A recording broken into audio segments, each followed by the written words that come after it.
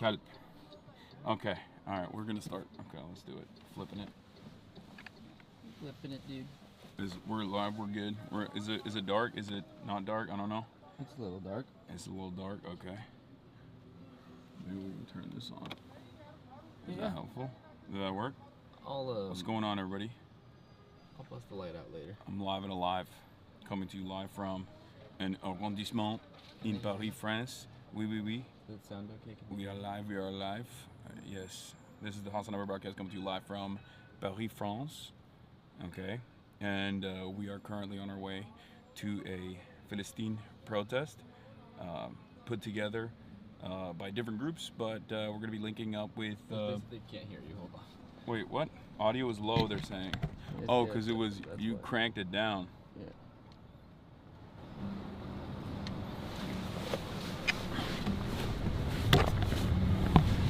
I have to redo that intro. Typical March, dude. What's going on, everybody? I'm Hasan Piker, and this is the Hasanabi broadcast coming to you live from somewhat sunny, somewhat gloomy Paris, France, in one of the arrondissements.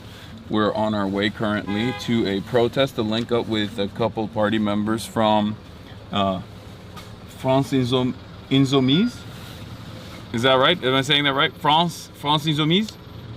France Insoumise. France Insoumise. Ah, Insoumise. And, yeah. France Insoumise. Le France Insoumise. And, yeah, we're about to get it popping. We hear a lot about how the French protest different, and today might seem like it's yet another day out here, and in some respects it really is, but there were mass strikes taking place all over the city today. Numerous unions participated in a work stoppage, and also on top of that protested, engaged in acts of demonstration against the Macron government's austerity measures, something that we've talked about quite a bit. But this is separate from that, or this is on top of that. This is compounding on top of that. This was a protest put together weeks in advance when the Sumud flotilla, which has a bunch of French nationals in it, including Rima Hasan, also from the party, France Insoumise party, made their way to potentially penetrate the illegal blockade, the illegal naval blockade that was instituted by the Israeli government as it's conducting its genocide, a blockade that existed before this genocide as well. And they were trying to bring in with nationals from, I believe, 49 different countries, humanitarian aid, baby formula, and numerous other things like that. And of course, Israel predictably apprehended the flotilla yesterday. They intercepted the flotilla, and I believe with the exception of one boat, took over all of the boats. And in anticipation of that, the French had already set up a protest for tonight, and we're going to go and participate in the protest. We're going to do some protest coverage as we're known to do, and we'll see what the similarities and the differences are in terms of police apprehensions, in terms of the response from the French police force, because I've heard a lot of crazy things. We see the ways in which French protests are covered after in American news, and the way it's covered in American news oftentimes is, showing all the flipped cars and everything's on fire, and there's this perhaps stereotype of the French constantly engaging in some pretty wild protests over minor instances of discontent. I don't agree with that framing, for the record. I think that protest is just, it's righteous, and the French do it very well. So we're going to see how that looks. We're going to see on the ground exactly what that looks like from this Palestine protest that's taking place. We're on our way right now to Republic Plaza, where a lot of these protests have historically happened. There's a historical significance for this plaza as well. Let me just look it up real quick. But Republic Place. Also, I'm here. Hi, chat. Yes, March is on the 1s and 2s as always. My ride or die. Place de Place de la République, as we know it today, took shape in the 19th century during the reign of Napoleon III, formerly known as Place du Château. It was renamed in 1879 to honor the nascent republic, symbolizing the ideals of liberté, equalité, and fraternité. So, a lot of protests take place there in France right now, and these are some values that are very important to the French, very important to everyone in honestly liberal democracies all around the world. And it does seem to me as though our governments, my government, our government in the United States of America, and certainly the French government as well, has not really abided by the same standards that they played a role in designing historically, that played a role in upholding historically. So we'll see how it goes, but I hope you guys are excited. Obviously, after the protest coverage, we'll be heading back to the hotel, to home base, and I'll be doing more coverage on the regular news of the day. The government shutdown, obviously, we'll be talking quite a bit about that because, well, the French government is seemingly collapsing every other week because of Macron's inability to abide by the democratic wishes of the majority of the country, or the plurality of the country. The American government is also collapsing because that's what happens when the far right wins. The far right being the Republican Party in our country, obviously. So, chat, I'm new. Who is March, please? Damn, there's people who don't know you, bro. They don't know. Building. They don't know you, little bro. Yeah, this is my favorite thing about France, is like all that colonial plunder did actually build a beautiful city, I'm gonna be honest. And I do really like that. I've talked about this before, not to get all architectural digest on everybody here. You know, my mom would be very proud of me for saying this, but I do think that the city planning, the beautiful buildings, the historical significance of these buildings, and keeping up with, there it is, that's March. Keeping up with the old design of the city, I think plays a role. It plays a formative role in shaping people's understanding of the world.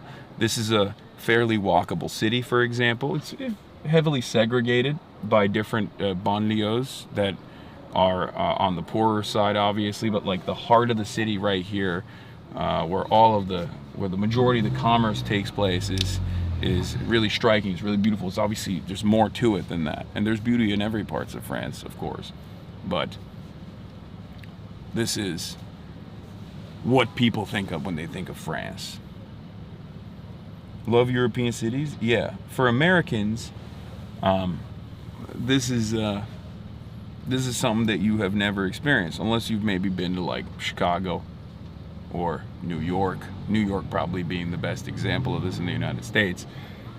This is a very walkable city. Where are all the 8-lane highways? Yeah, there are no 8-lane super highways. There's still a decent amount of car reliance here. One of the things I have noticed in France last time I was here was the fact that a lot of the cars, including the one that we're in, are Chinese. A lot of well, actually, this one might not be. MG? Is MG Chinese? I don't know. But yeah, a lot of the vehicles are. MG is Chinese, no? Isn't it? I mean, we're all Chinese if you go back far enough. Yeah, that's true. Now that we know for a fact that everyone is technically Chinese. Feeling extra Chinese lately. No, MG isn't. MG's English. MG's British. Wait, didn't they get bought out by the Chinese too, though? Am I crazy? I'm going to choose to believe that. MG stands for Mao the Great. MG is Chinese. It's a UK brand, but owned and made in China. Chatters are wrong saying it's UK. Yeah. Well, there you MG is bought by the Chinese too, just like Volvo was like partially purchased by. Yeah. MG, yes. Is Britannic of fabrication of China. yeah, it's China made. China. Yeah. A lot of the cars here now, like the electric vehicles and whatnot, a big chunk of them are Chinese EVs now. Like the Chinese EVs have been dominating the market. Here, he's showing off the moonroof. Right? Isn't that what it's called? The sunroof or the moonroof? What is all the way? Look at that. Top G. Wow.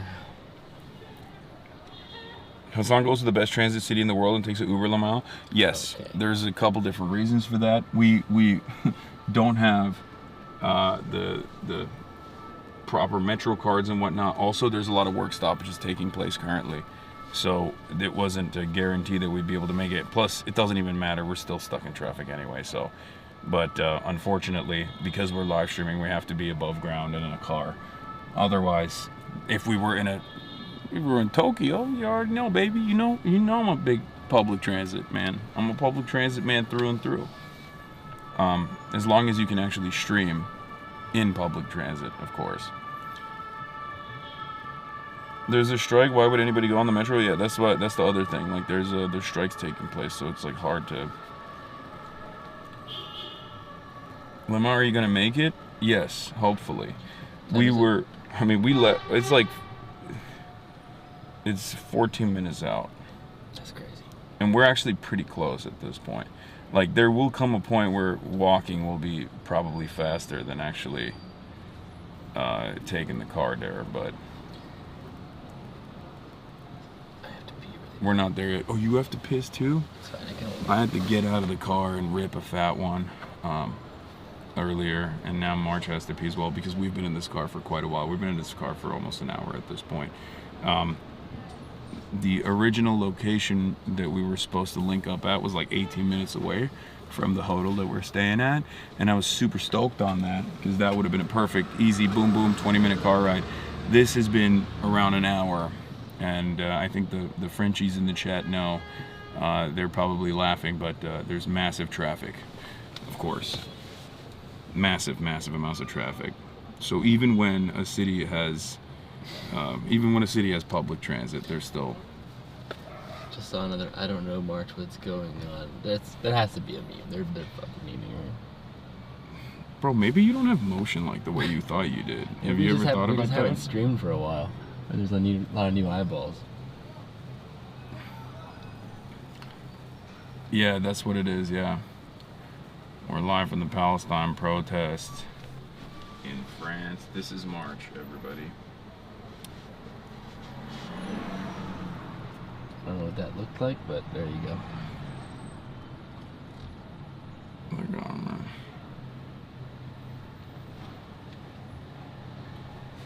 Talking about the government shutdown.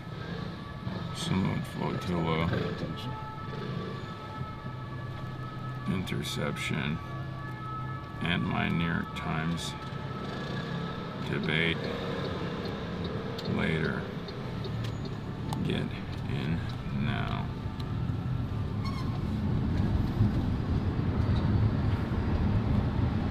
Linking up with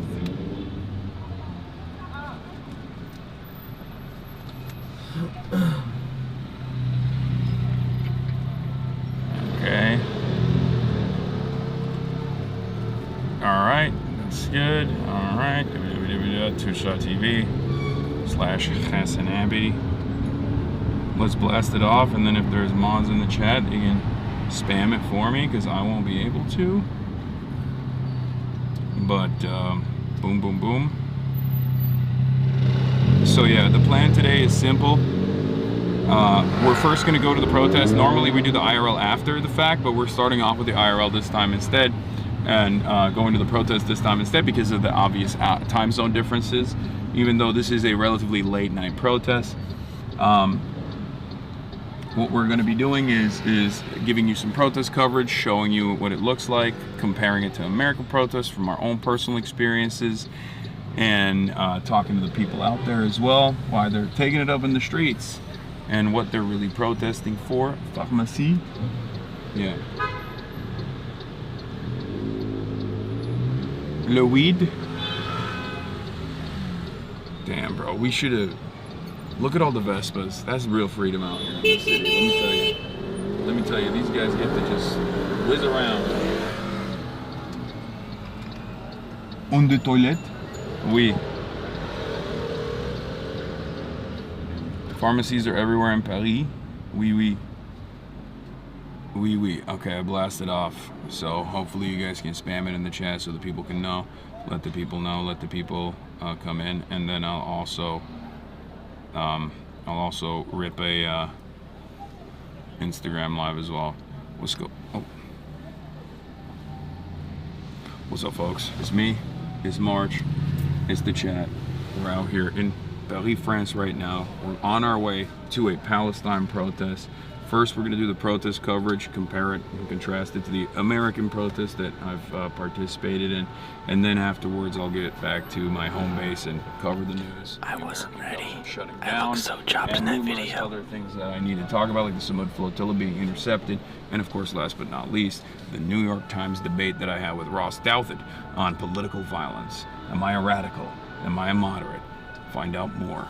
Get in now. Let's get started, baby. Let's go. There you go. You got to see it. You got to see it in real time. Yeah. This is how the sausage is made.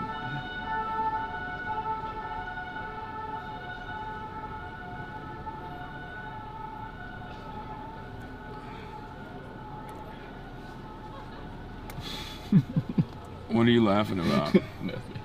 What? Nothing. What? I don't know, man. You're doing great. I'm not laughing at you. I'm laughing at myself. I swear, I'm not laughing at you. Why? What are you laughing at? What? How you found yourself in this situation? No. It's like you're probably wondering how I got here. This is great. This is exactly where I saw myself. Yeah. Yo, Chad, what's good with Lemon? Le Mans? Lemon. Le Mans? Isn't it Le Mans? Lemon. Yeah. Grand Prix. Explorer. Très. Cat. Cat. Cat. Is that how you say 3? Say 4. No, it's the third one. I thought it was 4. No, it's Formula 4, but it's the third one. Oh. GP Explorer. Hein? Toi. Un, deux, trois. Oh, toi. Yeah. Un, deux, trois. Six. Sept. Did you learn French at all? Neuf. Dix. You learn French in Onze. school? Dix. Yeah. So you know Spanish and you habla inglés, you habla español and habla français? Parle français. Parle français? Not really though. I've been pretty Habla chopped out here. española. Sí, hablo español. Habla española. Do you speak Spanish? Un petit peu. My man speaks only French, Arabic, and every language that I don't speak. We tried to talk to our guy earlier for a little bit. Okay, American government shutdown.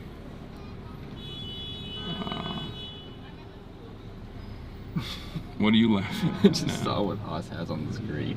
What does it have on the screen? Oh wow, you are Mr. Baguette. I have yet to have a baguette. The only place I've had a baguette was at the Air France airport lounge. Ugh.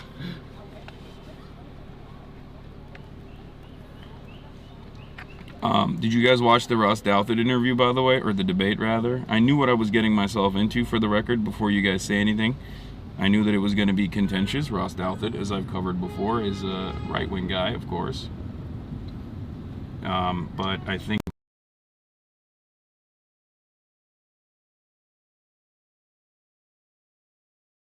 doing the conversation, it felt like he was not speaking to me directly, but instead speaking to the Trump administration to be like, arrest this man, please. This man is a dangerous radical that must be arrested.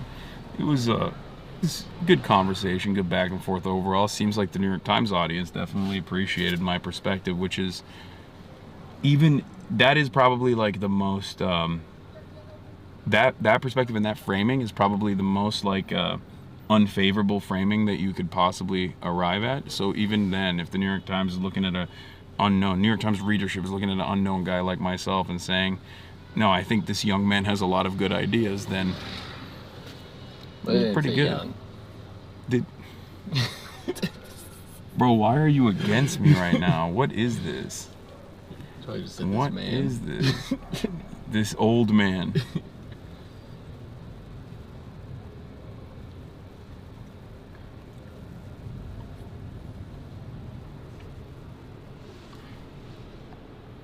It's crazy.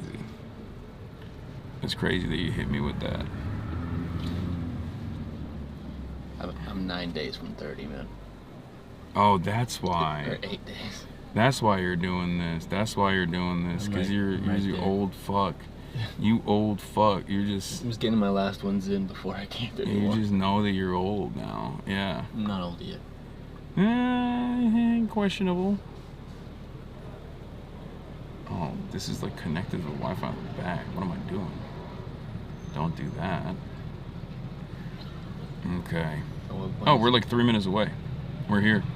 Should we walk? Would you?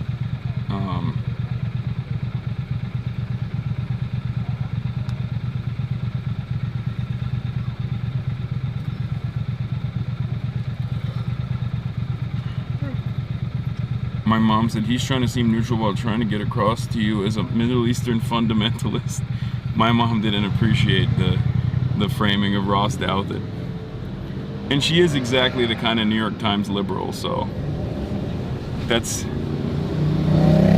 to be fair, she is from Turkey, so while she abhors any sort of fundamentalist Islam personally, she probably has a different perspective on foreign policy. And not only does she have a different perspective on foreign policy, but she knows what my position is.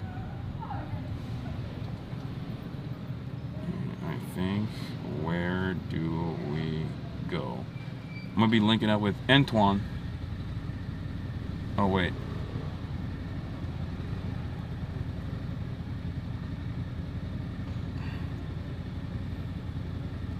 Okay.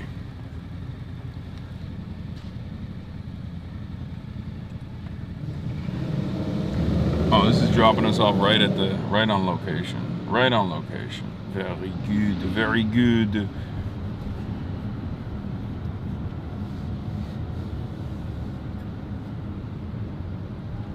What's thank you in French? Gracias? Bonjour? Merci. Merci. Merci beaucoup. Buongiorno. Merci. Buenos días. All right. Maybe somewhere near the metro station, if possible. Do you know where it is? Metro station? Mm-hmm. Yeah. And Place République? Uh-huh. Oui. Nice, bro.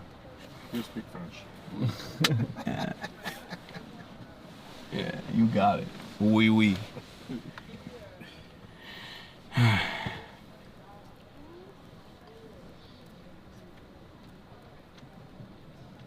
Wait.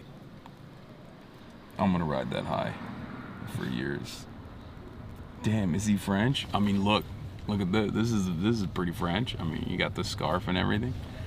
You know, this is the most French. 37, by the way. I'm 34. Shut up.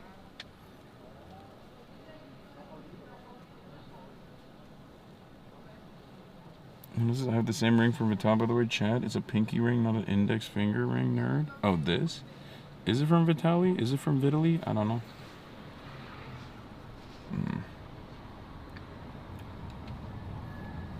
I don't know where it's from.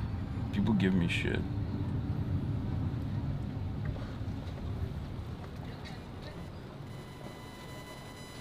Bro, this is crazy. Should we just walk? Probably. I also want to pee anyway.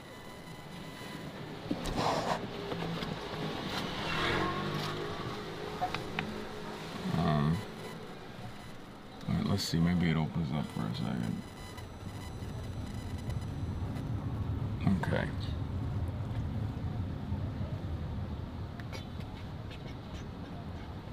It's pretty quiet. So I don't know how big this protest is, but it's supposed to be pretty big, I heard. And we're only like half an hour into the Demonstration.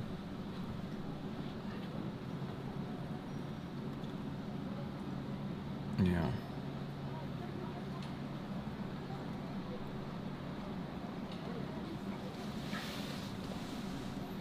Police Nationale. I mean, there's cops. There's like a bunch of paddy wagons here. Should we just get out? Yeah. All right, we'll get out here. Thank you, sir. Okay. All right. No problem. Okay. Have a good one. Merci. Merci beaucoup. Merci.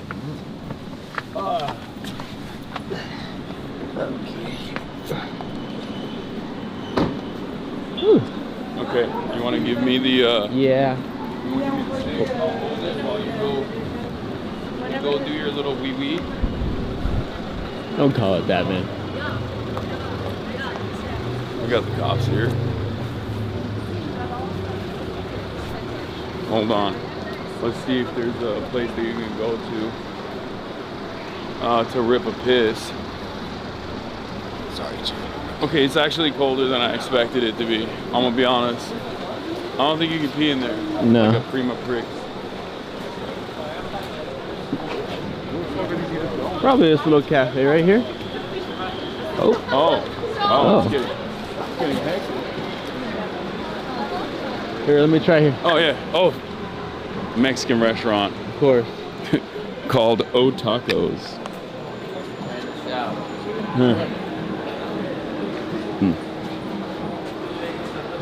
All right, everybody, you stuck with me right now. Okay, I can hear the drums of liberation.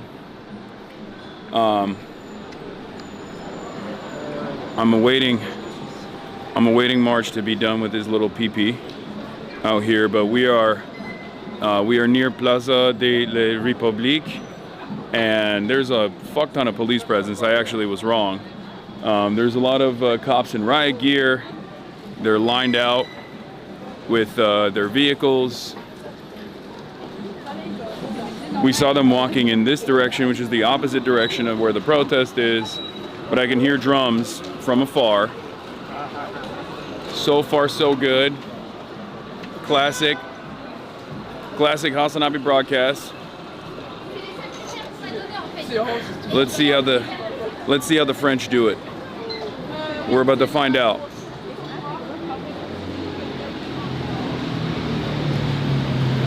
But yeah, obviously we're under the imperial order of the great Jupiterian Emperor Macron, who fancies himself to be a bit like a Napoleonic figure. It's so fun. Oh, they're rolling out. The police are rolling out already.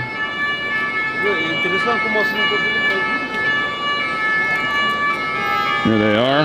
There was no restroom in there. There was none? No. Oh, shit. That's okay. Let's go. Okay, we'll figure it out. We'll get you a restroom. It's okay. Let's move in. What did you All right, do? so I was saying we're going to the Republic Plaza right now. Historically significant area. A lot of protests take place here. But even judging by the riot gear that the cops have, this is Gendarma, which is the military police. So you got numerous units. What's up?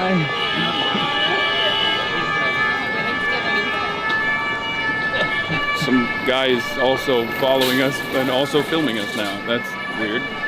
Anyway, let's see where we're supposed to be going. Okay. We're going to a statue. Oh wow, look at that. A lot of people, lots of Palestine flags. Yeah. Are you sure you're gonna be fine without pissing? Yeah, I'm good. Although there is a Five Guys right here. Oh, get in there. All right. Here, give me I'll be quick. Move the camera and get in there. And then I'll be straight. Okay.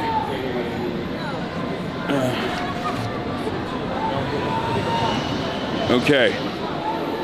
Once again, another setback, but it's all good. Sometimes the boys gotta piss, you know what I'm saying? All right, so once again, we're here. Protests seemingly are fairly large. Waiting for Marsh to take a piss. Lots of fucking police presence. God damn. I mean, I guess it's a little different because they don't have the same gear that our boys have. The American police is nowhere. I mean, the French police is nowhere near as heavily armed. Hi. Pretty nice to meet you. Nice to meet you as well. Oh yeah. Do you watch the stream? Yeah. Oh hell yeah. Nice to meet you. You want to take a photo? Yeah, sure. Thank you. Okay. No problem. All right, let's do it. Thank you. You too. But yeah, as I was saying, French Hasanabi heads. But yeah, cops are, interestingly enough, the police are not as heavily armed, I would say. And even their riot gear is not as bad. But there's already some mobilization happening here. They're like running around fast. And I know my American hogs, I know my American cops, when they start running, especially because they're super fat, you gotta worry about that. But I don't know how the French cops operate, because they are seemingly in much better shape than the American police is. But yeah, we're gonna head in there in a second. But yeah, they have a Macron Stop Genocide poster over there as well. For those of you who don't speak perfect French like I do, that means Macron Stop the Genocide. Cops are also filming as well, I guess, to make sure that they don't miss on the mass surveillance. They don't skip a beat on that. Making sure that everyone's faces are photographed. I guess technically that's what we're doing too, but that is what it is, folks. National ID coming to a European capital near you so that you can very quickly be identified and can no longer use Wikipedia or TikTok. That is, of course, I mean, TikTok's already been bought by the Ellisons, so it's already gone. Sky's the limit when you really think about it.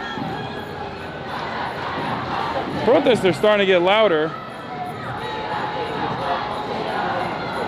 At Five Guys, my producer was pissing.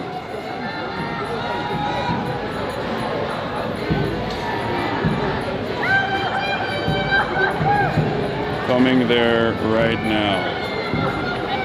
All right. I already outed you to the France on Bound guys as a pisser. What? Yeah, I told you pissing is fun. All right, we're going. Hello, hi Mark. Hi Hasan. I'm a big fan, as I could probably tell. I'm just protesting just a second ago. Any chance I could take a picture of you?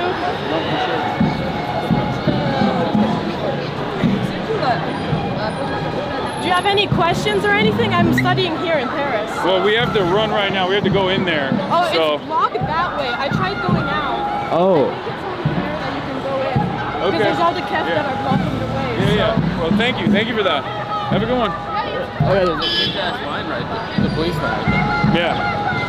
I guess they're already pedaling. Trying to cross. I don't know. I mean, I saw people crossing across. I don't know. There is, so he wanted us to link up on the other side, I think. Ah, there we go. Go, go, go.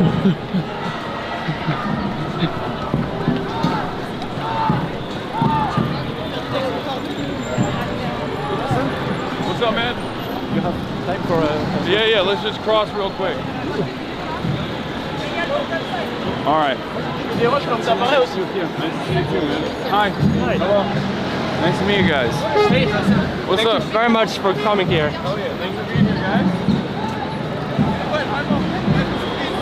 You want me to take it here? Yeah. All right. Here you go. Can I get one as well? Sure.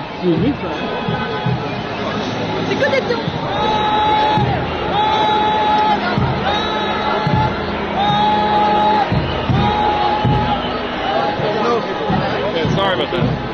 What's up, man? What's up, man? How you been? What's going on? Hope all's good, man. Oh shit, they got flares up.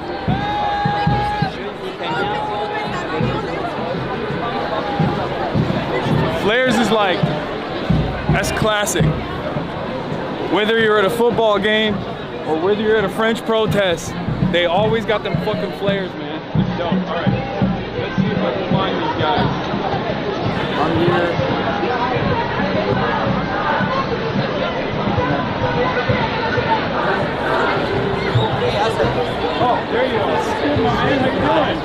and you? Yeah, good. Hi. Nice to meet you. Hi. All right, we're here. You wanna tell everybody what's going on here?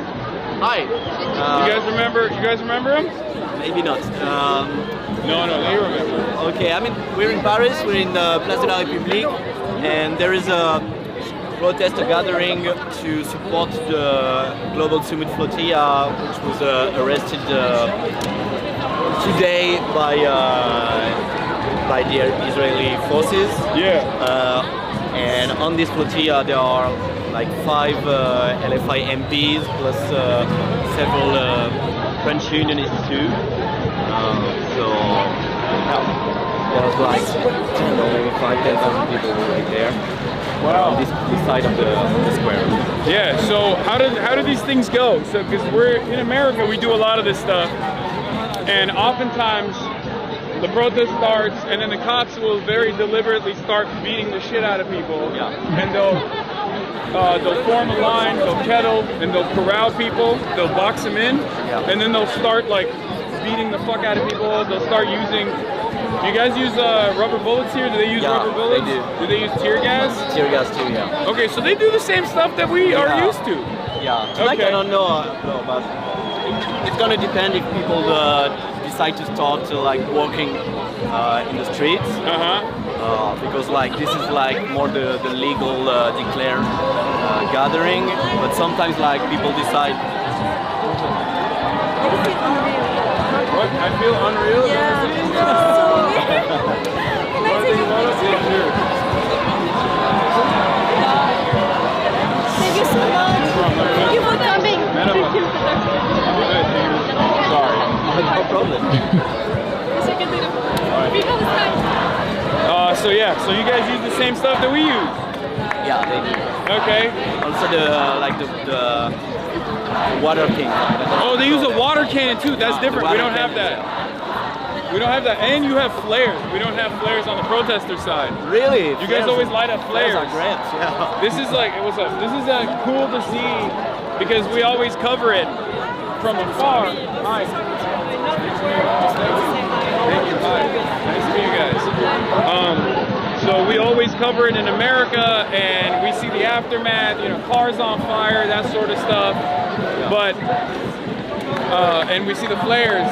But it's interesting seeing it here in person. Yeah. Generally, what's happening is like there is like the official protest, which is like negotiated with the authorities, and then people will decide to go on more spontaneous protest, like rather than the street, and that's where like the police start to hit. Okay. Yeah. I feel that. I mean that's usually how it goes in America as well. But are they super aggressive? The cops are also aggressive. Yeah, the cops are awful. Yeah. They are. Yeah. I mean that's a universal thing. That's a universal So we'll thing, see. yeah. Do they? Because in America they fire directly at you. Yeah. Like they deliberately will target your head. Not here too. There has been an escalation in the violence of the police since like 2018, the yellow vests. That's when we started to see like very violent stuff from the cops. And now each time there is like a serious protest, there are people that are injured. Several people have lost their eye or even their hand or stuff like that. Okay, so do you want to show us around and we'll get in there in a little bit, but hey, you guys want to take photos? What's up? Yeah, of course. Here, let's do it. You have a phone, or are you gonna take it off the stream? You screenshot it off the stream. Bro thinks he's at show speed. Huge fan. Nice to meet you, man. I usually not that guy that's like No, it's all good. Thank you for being here. it's once in a lifetime you're gonna be in Paris. Yeah. I was at the embassy of Israel this afternoon. The police rallied us, they fined everybody. They find people. Yeah, they fined all of us. Huh? Because we were They find people, he says. They find them at the Israeli embassy rally. We were protesting really peacefully in front of the embassy. How much they fine you? Full of cops. I don't know yet. I don't know if I'm gonna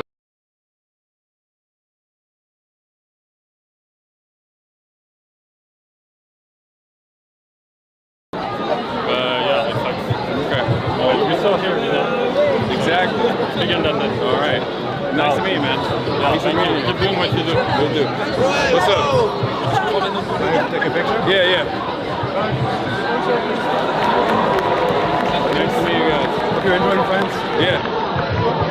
What's going on? Pretty big fan. Watch you every day. Hell yeah. All right. This is gonna happen a lot, so we're just gonna start getting rude. Hey, nice to meet you, man. We're gonna keep walking. So we're gonna do it right now and do it like that. All right. My man instantly rips a boat. Yep. Classic. Classic. You know, it's a lot colder than I thought it was gonna be. Yeah, I thought it was like, whoa.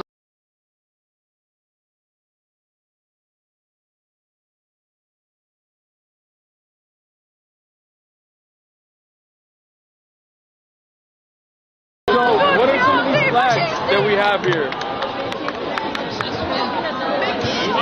This group of red flags are Permanent Revolution, which is like a Trotskyist organization. Flag from Solidaire, which is one of the main unions. And they're the like Palestinian flags. And then just like Palestinian flags, okay. Are there a lot of big trucks from France? We are not really an electoral force, but in the movements there are Yeah, they're too busy writing. Yeah. They're too busy typing stuff out on Marxist.web. Exactly. What is it? WWWS? Oops, sorry.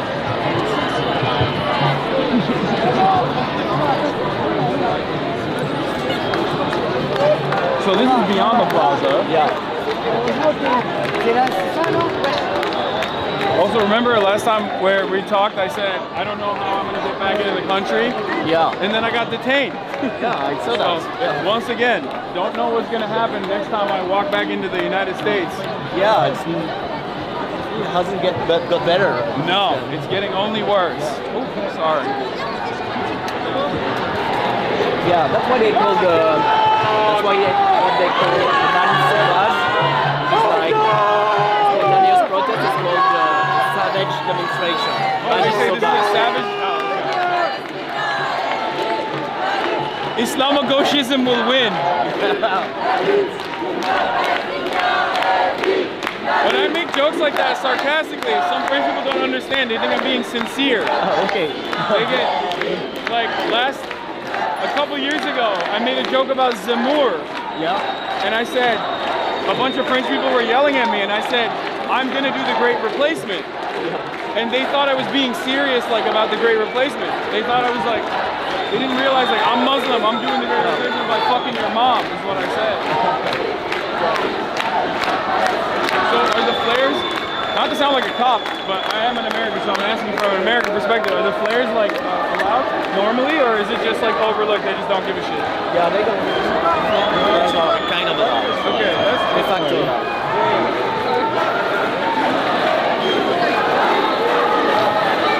It's also something that comes from the football stadiums. Yeah. A lot of links between the ultra supporters of football and protesters. So the ultras here are leftists? Yeah, a lot of them. Some of them are far right, but some of them are leftists. Yeah. Would you say, what is the balance? Would you say the ultras are more left or more right? Depends on the club. Okay. It's like in Italy you have Lazio, and those guys are super far right. Yeah, they're fascists.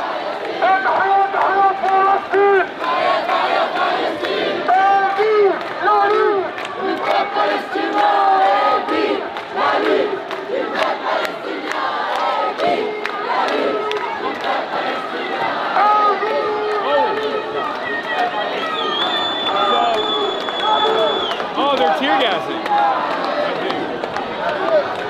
So cops have started pushing already. What a sight for sore eyes this is.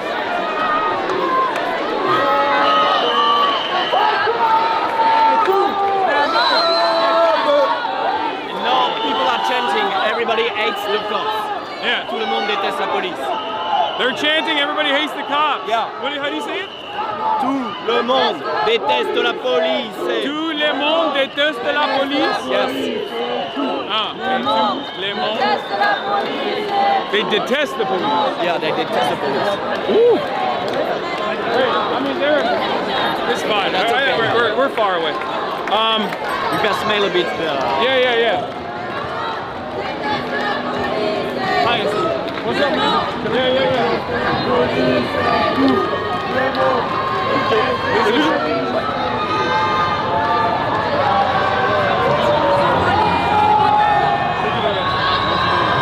This is universal. In America, when we do the ice, when we go to the ice protest, are they riding up with the car? Yeah, this is the worst kind of cops, the one that are on motorcycle. They are the more violent one. Ah, okay.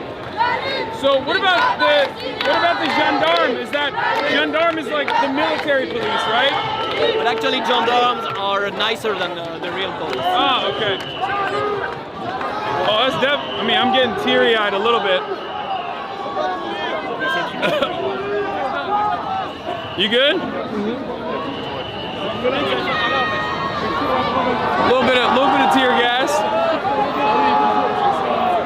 Oh, do they have oh, never mind. They're just picking up trash. So in America, we got like a lot of like anarchist mutual aid groups and stuff that will at protests like this will bring in like water, mutual aid, stuff like that. Yeah, here too you have the sometimes you can see like the people with the medic signs. Selam. İyiyim, sen nasılsın? Merhaba Gökçe. Merhaba, my boyfriend Gabriel. What's up? Nice to meet you guys. Oh, well, thank you for watching. Thank you for being here. Thank you for being here. It was not in the bingo card today. No, it was not in my bingo card either, but I heard that these guys were throwing a protest. I was like, I gotta see how the French do it. Hi. Spicy now. Hi, nice to meet you. Love meeting you. Let's do it. Sure. Yeah. Let's do it. Let's do it. Like we love him too. Yes. It's really cool.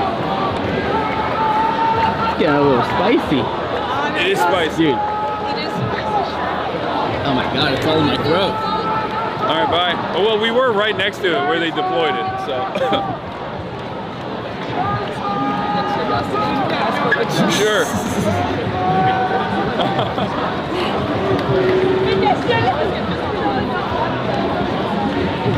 Good luck, guys. Also, I don't know if you got that, but people were chanting a cab, like all cops are bastards. Yeah, but in the French way, like a cab. A cab. That's good to know. Hi. Sure.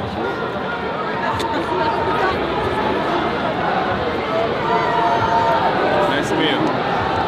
A lot of people think because of what I do, all of my fans are at home. Yeah. They never go outside. No, yeah. But every time we go to a protest, it's always like this. Yeah. It's just, they're always outside. You know? What's that? Oh, this is the Red Star? Yeah, this is like the organization from like the revolutionary organization of the Kurds. Like oh, Kurds yeah, okay. Yeah, you can do it, it's fine. Yeah, we got ACAB on the ground right there. Oh, perfect.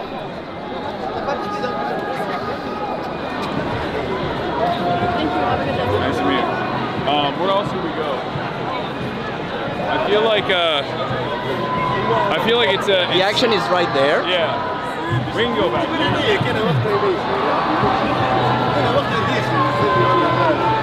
Now that the tear gas is dissipated a little bit.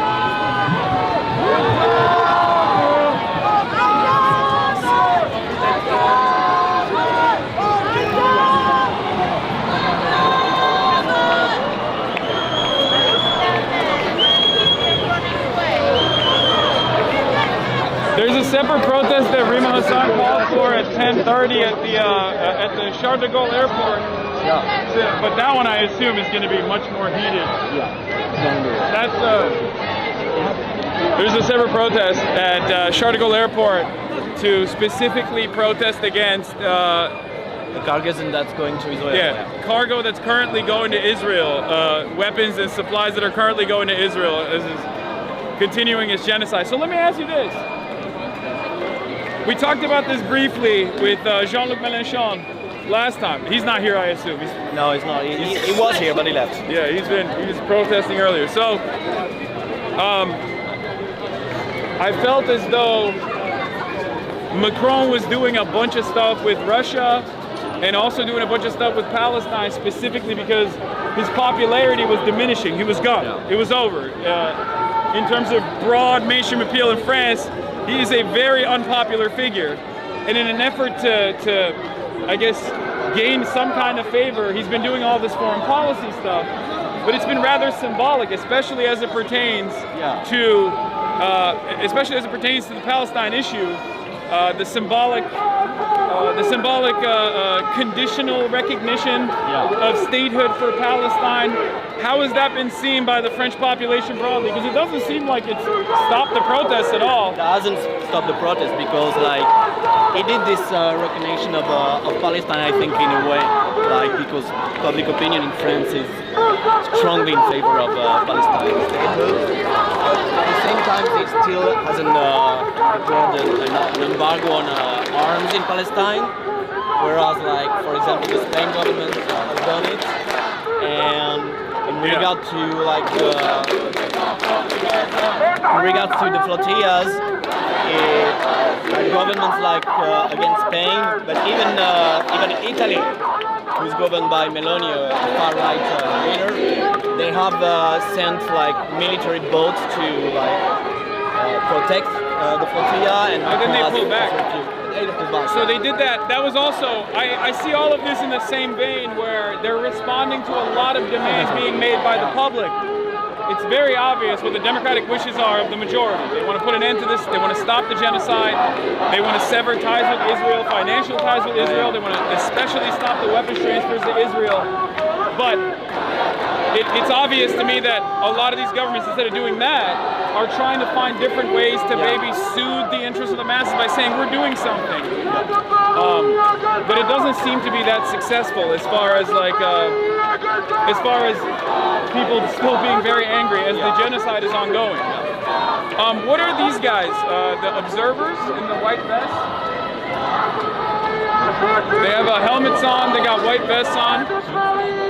Ah, okay. It's the observers? They are observers from an organization called the Ligue des Droits de l'Homme, the Human Rights League. They're like a very old and big organization. So we have a National Guild of Lawyers. Yeah. And they wear like highlighter green hats when they go to protest, and they're legal observers that take note of all the police brutality. Exactly, that's what they do. If someone gets detained, they get their identification and they log it. These guys are wearing helmets. So do the cops actually also brutalize them as well? Yeah, there have been several times where these kind of observers will also brutalize. Yeah, because in America, there's a new designation for anti-fascism. They consider it terrorism. They consider anti-fascism to be a terrorist designation. And you know that also in France, like the biggest anti-fascist organization, which is called the Jeune Garde, the Youth Guard, was dissolved by a government decree a few months ago. Oh, really? Yeah. Were they mobilizing around the issue of Palestine? Is that the reason? Yeah, they were mobilizing against the issue of Palestine, but they were also doing like auto-defense against far-right violent groups in several cities of France, and that's why like the government said, okay, there are violence, we can have them. I don't get it. I thought Macron wanted to stop the far-right. That's why he had to keep... Yeah, you saw that. What happened? What happened? It kind of feels like he doesn't want to stop the far-right. What's up? Hi. Bonjour. How are you? I'm good. How are you? Fine. So you're doing some protest? Yeah. Good to see it. Of course. Can I take a selfie? Of course, yeah. I just have something to ask. What's up? Don't be this nice with Macron, please. Wait, I'm not nice to Macron. A little bit. You think I'm too nice to him? Yeah, no, with... Yeah, you are very too nice, yeah. Yeah. No, I shit on him.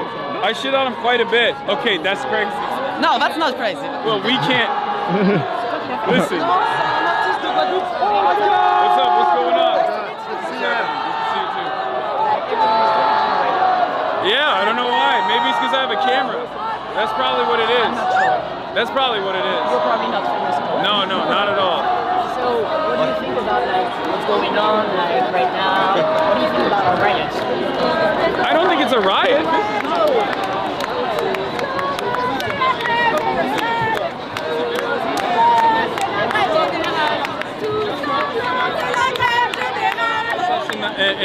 In LA, we cover protests in America all the time, and I'm seeing the exact same things happen here.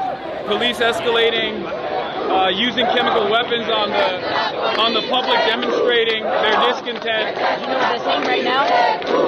Yeah, they're saying they detest the police. Yeah. Do you know what they're saying? I forgot already. Déteste la... Tout le monde déteste la police. Tout le monde déteste la police. That's it. Yeah, there you go. The whole world hates the police. Yeah, and they're doing ACAB as well. I didn't know that was good. I guess that's also universal. Yeah. Police brutality is universal, and the protest slogans against police brutality also seems to be universal here. Yeah, of course. Yeah. But, like, I mean, it's kind of reassuring, so to say. Like, I saw, like, did you see what happened in Italy? Like, Yes, that was huge.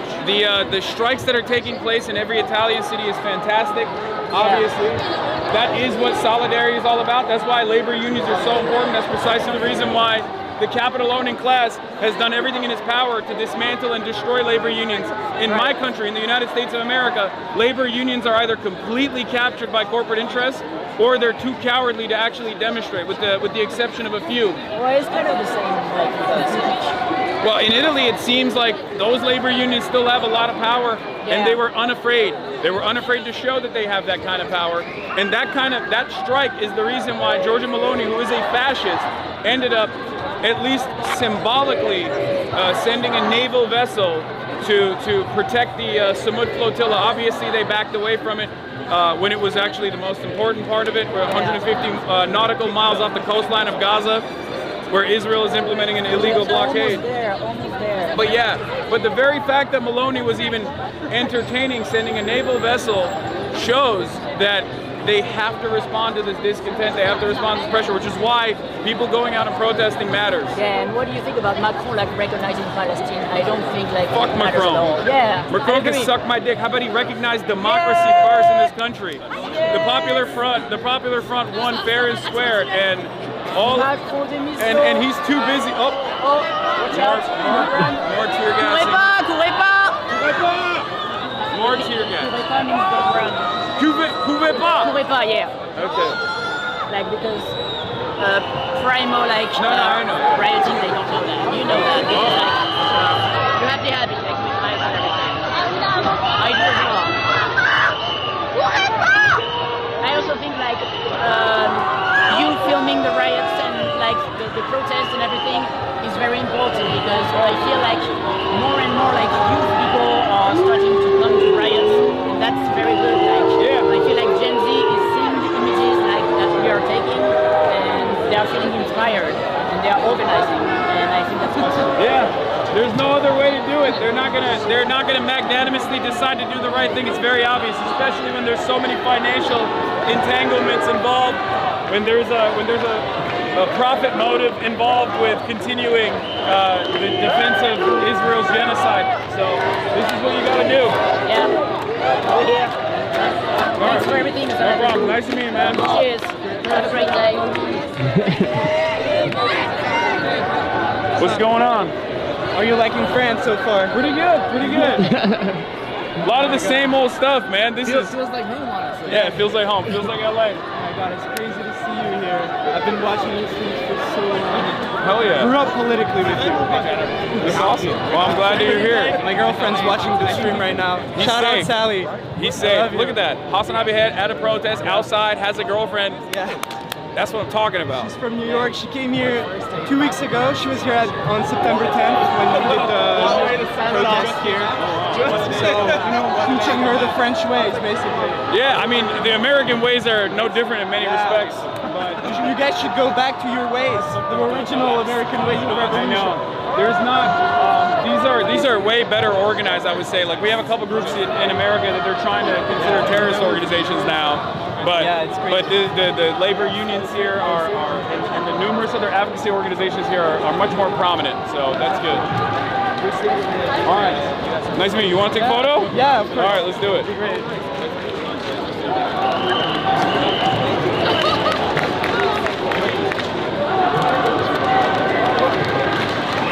Thanks, man. No problem. Just have a good one. Thanks for being here. Hi. Oh, thank you. Thank you for watching. She's a good friend of mine. Yeah. Oh, hell yeah. We work together, so yeah. So you got the observers, you have numerous different advocacy organizations, you have labor unions, you have party members here. Yeah. That's actually different, I will say. In comparison to protests in America, that is very different. The presence of like actual, sometimes militant labor unions is totally unique in comparison to America. We do have some labor unions that will participate in protests every now and then, but I wouldn't say that it's as common as I've seen it here. Especially when it comes to politicians or you know, members of political parties. Like, I mean, we have two significant ones, two major parties, and I want them, I talk to them all the time, I want them to actually be out in the streets and to participate in this sort of protest, but like, they never do it. Like, very rarely. We actually also have like some of the young LFI MPs would go like have the contact with the police, like to report the infractions and to like remind the rights of the demonstrators or stuff like that. Yeah, it is kind of. So what I will say is this: so far, they've only deployed tear gas twice. Yeah. That is also a little different. Normally, once the first tear gas is deployed, that means they push people back into the square. They're coming in. Like, our cops are also very fat. Oh, they're very fat. They're very fat. So when you see them start to run, that means you're fucked. That's what I always say. If you see a pig gets very scared of loud noises, shiny objects, free speech. But when you see a pig running, they don't like to run. So when they're running, it's intentional. It seems your guys are in much better shape, but also at the same time, they don't push as hard. Yeah, they're not surprisingly shooting like constantly. Yeah, they're not like once the first tear gas is deployed, there's no more. Like, they just permanent tear gas, permanent rubber bullets, pepper spray. We have also civilian clothing, plainclothes officers all around the crowd. I'm sure you guys have that too, where I've seen plainclothes officers run up to the press pool from underneath from underneath the bridge, and like you have federal law enforcement on top on the rooftops shooting at the press, and then you have plainclothes officers that are running around with big fire extinguishers like this, and the fire extinguisher is just bear mace, and they're just macing the press. Yeah. So also no flashbangs here. Yeah. Also, you don't use flashbangs. Do you have flashbangs here? What's flashbang? They just blow up and it's a big sound, and you get like fucked up. They use it, but not like for a demonstration like this. I think they wouldn't use it. Yeah. They would use it if it was for us more like. Yeah, you don't. It's definitely they were more like. You know what? Maybe Macron's austerity is not so bad. They don't have enough gear. They don't want to waste it. No, I'm kidding. In America, our government is shut down right now. And Trump is using that as an opportunity to cut previously allocated funds to like blue cities and blue states. Yeah. And on top of that, he said that one of the only departments that is, run by the federal government that will continue to work tirelessly is going to be Customs and Border Patrol, ICE. Yeah. Okay. Yeah. So they're going to continue doing their deportations, but they're going to cut from like the National Weather Service or the parks and the military even. So. The ICE protests, are they ongoing or? Yes and no. It's a problem. A big problem is they deploy the military. So now On top of, what's up, Piker? On top of the ICE protests, you have like the military coming in to help facilitate with the deportations. And there are protests that are ongoing, but none as big as this. But I assume that because they're going to continue doing these mass deportations, and because the anger and resentment is going to continue to grow, I'm sure the people will mobilize against that too. But it's all systems go right now in America. There are so many things to protest against that I think like people are having a hard time what to protest in favor of. Also, Americans unfortunately are not as they don't have the dog in them. You know, they don't have that revolutionary culture. They don't have the revolutionary spirit. That's a big problem. What's up, man? You want to take a photo? Oh, that'd be great, man. Yeah, of course. Like a year ago or so. All right, you got your phone? My turn to say. What do you got on there? That's the POI. That's the Trotskyist party with like the Friends and Barrett. We're good folks. Okay. No, we're with Friends and Barrett in Mélenchon. Okay. All right, let's do it. All right. Let's go.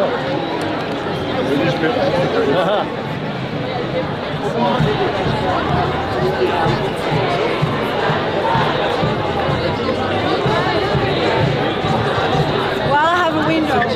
Nice to meet you. Very nice. Yeah. I'm sorry, of course. No, it's all good.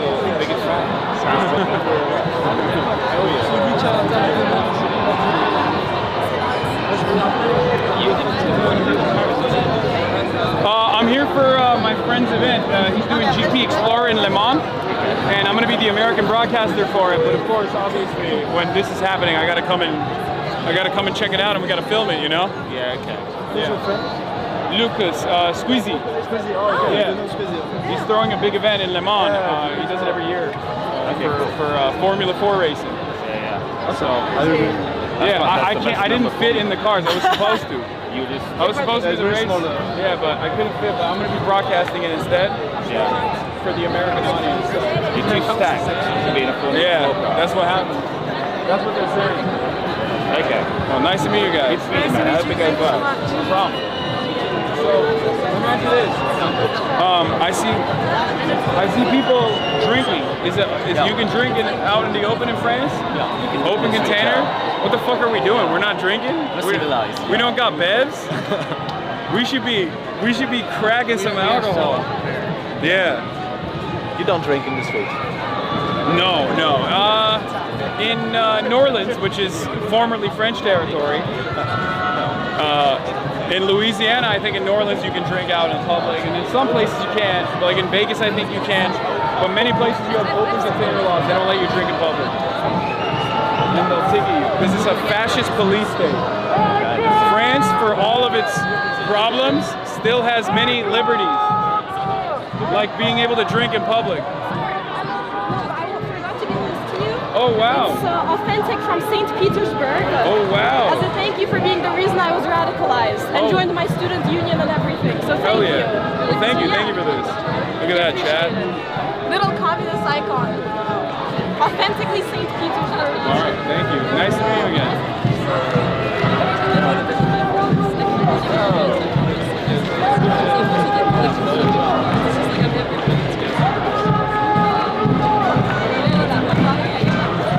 So, just like in America, what I've noticed is the protests are very diverse. Like the crowd here is very diverse. It's not just young people. There's a lot of young people, for sure. But it's not the way that it's presented in the news. When we go to the ICE protests, for example, they'll say, "Oh, it's just like Mexicans. It's just Guatemalans. It's just people from El Salvador protesting." But that's not the case. And here, I assume they say Islamogauchism, and they say it's all like, people from Algeria, Morocco, and other Arab countries from the Middle East, but that's not the case, clearly. Would you say it's more so like a youth-backed movement than anything else? Yeah, the Palestine movement has been like really a youth movement. But like if you were like this afternoon, there was also an anti-austerity protest. Yeah. Where there is a lot more of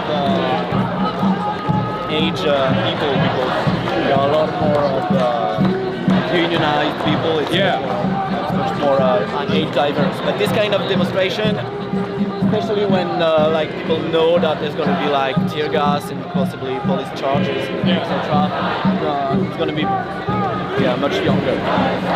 So, as far as the union mobilization goes, have the unions not necessarily mobilized against or for Palestine at all in this country? It has been difficult. They have, to be fair, but it has been difficult. Like at first, there was like this pro-Palestine coalition, which is called Urgence Palestine, Urgency Palestine, plus NFI, and we were both organizing all the demonstrations. But more recently, like I would say, like it's been a year that the unions, the big unions in France, have joined the protest. But they haven't participated in any work stoppages, major work stoppages specifically about this issue, though, right? Sorry? They haven't done any strikes specifically on this issue, right? There was, but yeah. Oh, there was. The dockers of Marseille and Le Havre have done a strike against boats that were delivering arms to Israel. They have done in several occasions. Oh wow, okay, that's cool. Do you feel like the Italian general strike that took place and the one that's supposed to happen tomorrow, I believe? Yeah.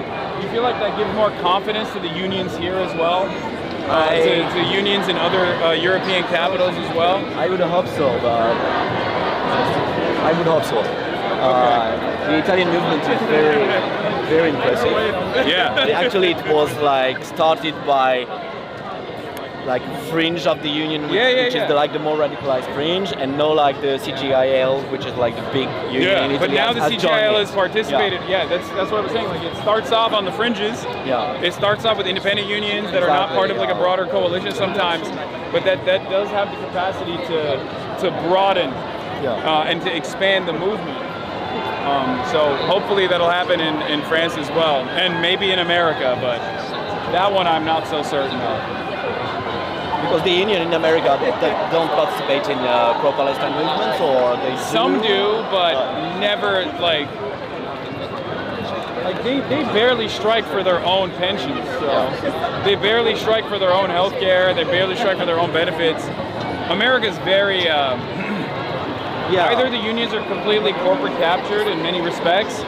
The rank and file might have discontent, but oftentimes they just like kind of squash that. Many people don't even know that they have this power. I think that's one of the big issues. Is like, at least in my experience, talking to labor union organizers, labor union leadership, and rank and file members, both in my community and beyond.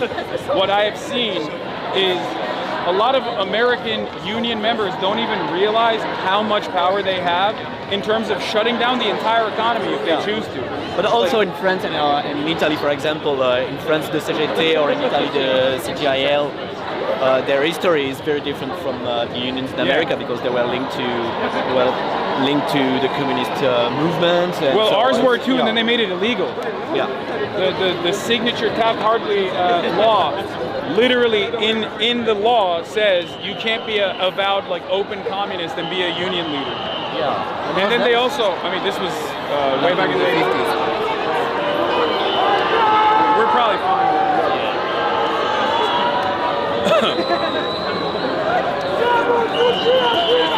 Not only they make it illegal to be a leader in a union if you're communist, they obviously heavily prosecuted communists as well in the McCarthy era, with the rest era. So there is no, like the closest that we have to that kind of sentiment being expressed right now is from Champagne, the head of the United Auto Workers, one of the largest unions in the country. And the UAW also obviously has like like different branches, like they cover grad student unions in many parts of the country as well. And the UAW is a fairly powerful union. But they have not, as far as I know, they have not expressed any sort of interest we were talking about potentially organizing for 2028 a general strike across the board in the country, but that requires a lot of preparation in a country like ours, where our unions are not even aware of the power that they have. What I'm saying is it's bad.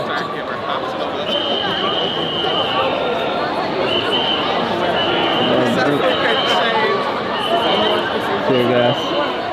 Oh wow, they're throwing back the tear gas right now. They're definitely pushing up. That's gonna get bad.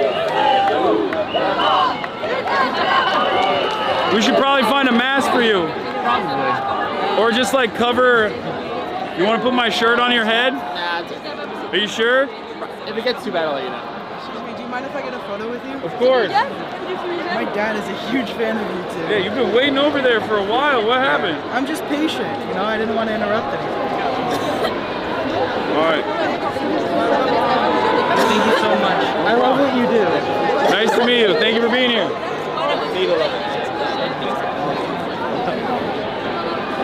Classic.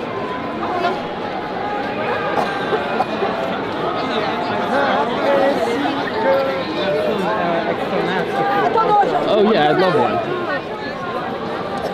Yeah, I think she might need one too. Oh fuck. Okay, hold this for 2 seconds. Oh god, it got right in my fucking eye. Oh Jesus. Oh.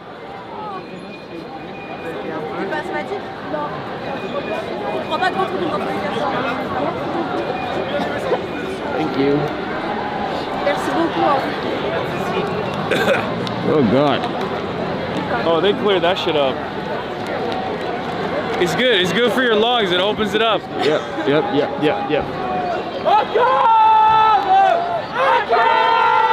Akaba!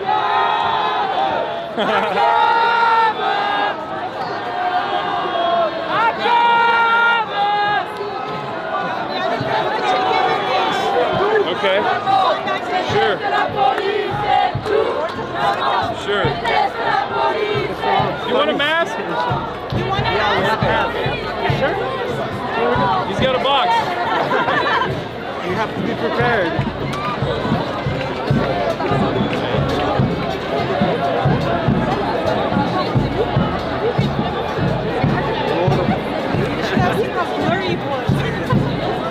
Cops are cops everywhere, you know? Oh yeah, I see that. How is it compared to It's a little more. I don't want to bother you during your stream or anything. It's just that I saw like a buddy of mine show me the comments like when like he was like the trots and stuff. They were like L trots and stuff, just for the information. We're with the ones organized the talking between Friends Unbowed and DSA in the States. So we're not the trots that you hate. We're the alright ones. I don't want to bother you. No, it's all good. Nice to see you. Nice to see you. So, as I was saying, it's not as the cops, at least so far, are not as militant, even though they are definitely still very aggressive. But it's they do let people push back in rather than continuously beat the shit out of people, from, as far as I've seen. So there is that.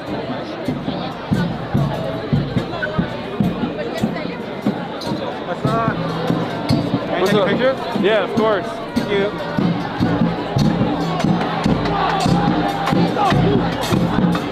Much. Nice to meet you. Dude, we need to start drinking. Wow. Music to my ears, really. Yeah.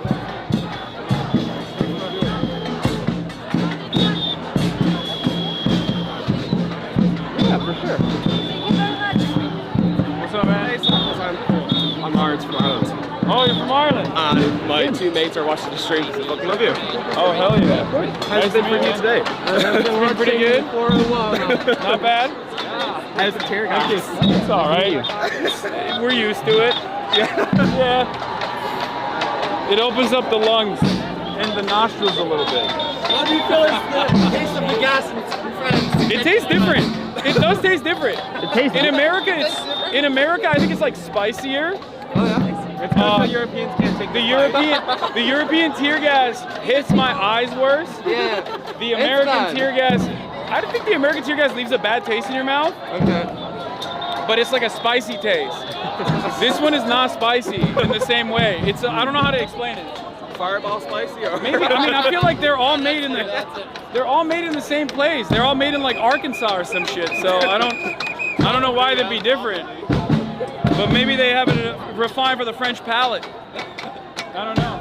Yeah, that's it. Maybe. Nice to meet you guys. Where's Antoine? Stay safe.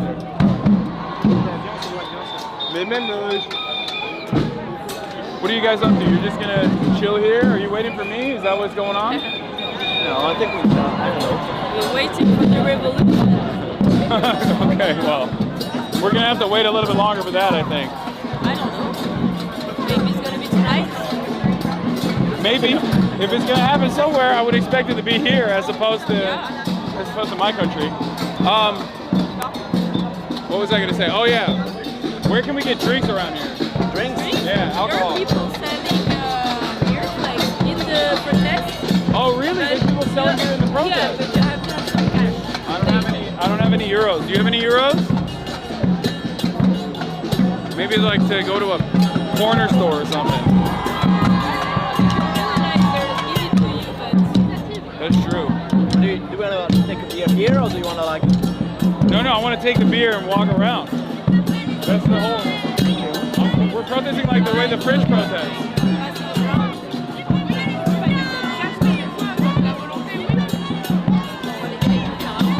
What's that hourglass? This is the... This is the Extinction Rebellion. This is an ecologist movement. It's called Extinction Rebellion. Okay. It exists too in the UK. Yeah. They are a movement that went on civil disobedience for... they're the ones who like stick themselves to like paintings and stuff, right? Yeah. And then people get really mad about that. Yeah. But then like, what are they supposed to do? Blow up pipelines, you know what I mean? Like, it's just, you can't, the whole point is, you can't do any sort of protest. No peaceful protests, no peaceful civil disobedience, no work stoppages, no hurdles whatsoever, no blocking traffic. Also here there was like a big, there is a big ecologist radical movement called Les Soulèvements de la Terre, like the Earth Uprising, and the government tried to dissolve them too, because they engaged in like blockades of sites that were like of capital fossil fuel sites and so the government said like they are eco-terrorists. And, yeah, they do that to our eco protesters as well.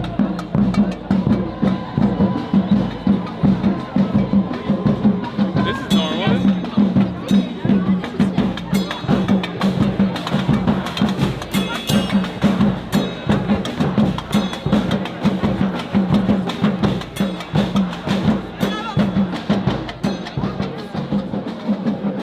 The drums of liberation. You want to go over there? What? Want to go over there? Sure.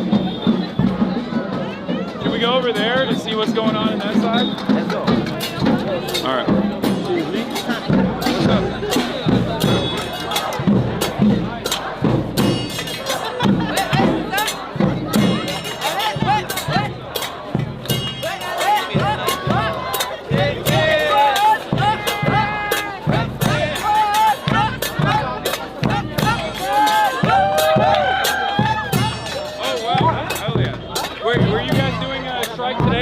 With the austerity strike? Are you participating? Samedi aussi for Palestine, Yeah. Saturday. Oh, okay. They go on strike for Palestine. Oh, wow, okay. On essaye de s'inspirer des dockers en Italie à Gênes, d'essayer d'utiliser la grève des dockers à Gênes et d'essayer de dire qu'ici il faut qu'il y ait un mouvement de grève. Oh wow, okay, that's awesome. Et moi j'ai un procès pour apologie du terrorisme l'année prochaine.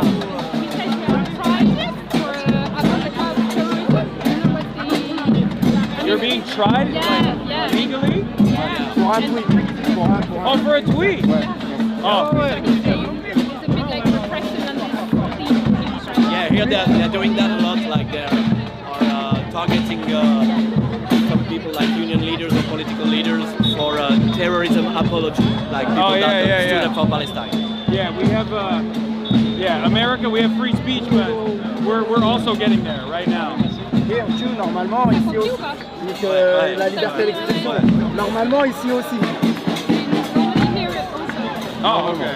Because they don't have it in England, you know. They have the prescriptions where they'll prescribe Palestine action in England, in the UK. Oh, really? Oh, wow. Okay. I think it's worse because they started by forbidding all demonstrations in Palestine in October 2003, and then I feel like that's failed. That has failed. Yeah, that hasn't really worked in their favor.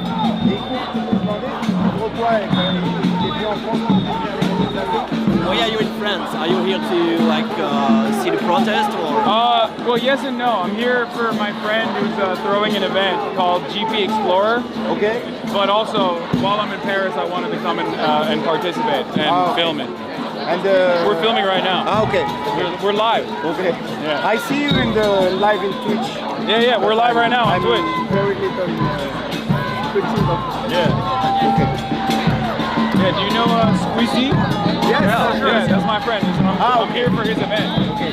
Yeah. But you don't come Squeezy here. I'll tell him. We need most of. I'll tell him when I see him. Yes, of Squeezy and many guys. Arrête de te foutre de ma gueule. In America, it's the same as well. Not many people go out and protest because they're scared. They're scared of the cops. US c'est pareil, il y avait beaucoup de gens à la coupage. Scared of the cops. Yeah, I will. Comment? Elle a dit qu'il faut que lui dise de venir. Ah oui. What's up, man? Ils ont de l'influence. I'm Yassine. Maybe you remember once we... Yassine Manilogua. Je te laisse. Thank you so much. Thank you. Bye. Merci. We're live right now? Yeah, we're live. Kind of impression. Once we rate you on Twitch, we are Parole d'Honneur, French Colonial Media. We talk about this on stream. Oh, hell yeah. Just want to salute you, salute the stream, and maybe if I can talk about the political review we work in. That's some political text. Yeah, of course. I want you to watch this. I'm going to show her, but I want you to look at it. I mean, it's in French, so it's going to be very difficult for me to understand. Yeah, for sure. But some people are watching you all around Europe, you see, and we're selling it in a protest and stuff, principally in France, and people can buy it on internet. And it's all about decolonialism. It's all about anti-racism and stuff like that. I love that. Just wanted to say hello, that we see you, we watch you in France. Of course, yeah. And yeah.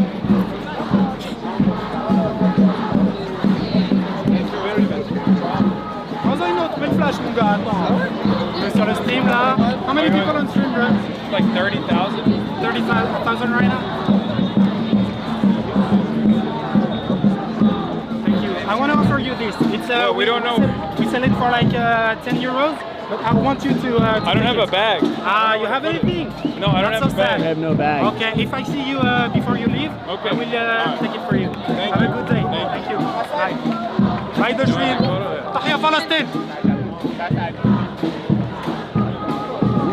Ah merde, attends, j'ai plus de batterie. No battery. Oh, your battery just died. That's crazy.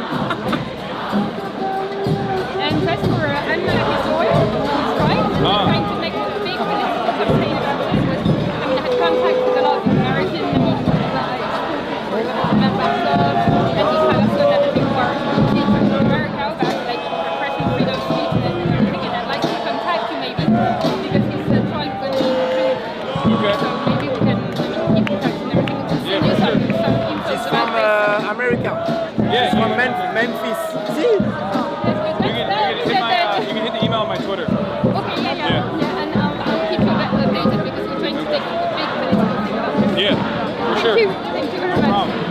my friend. Thank you. Sure.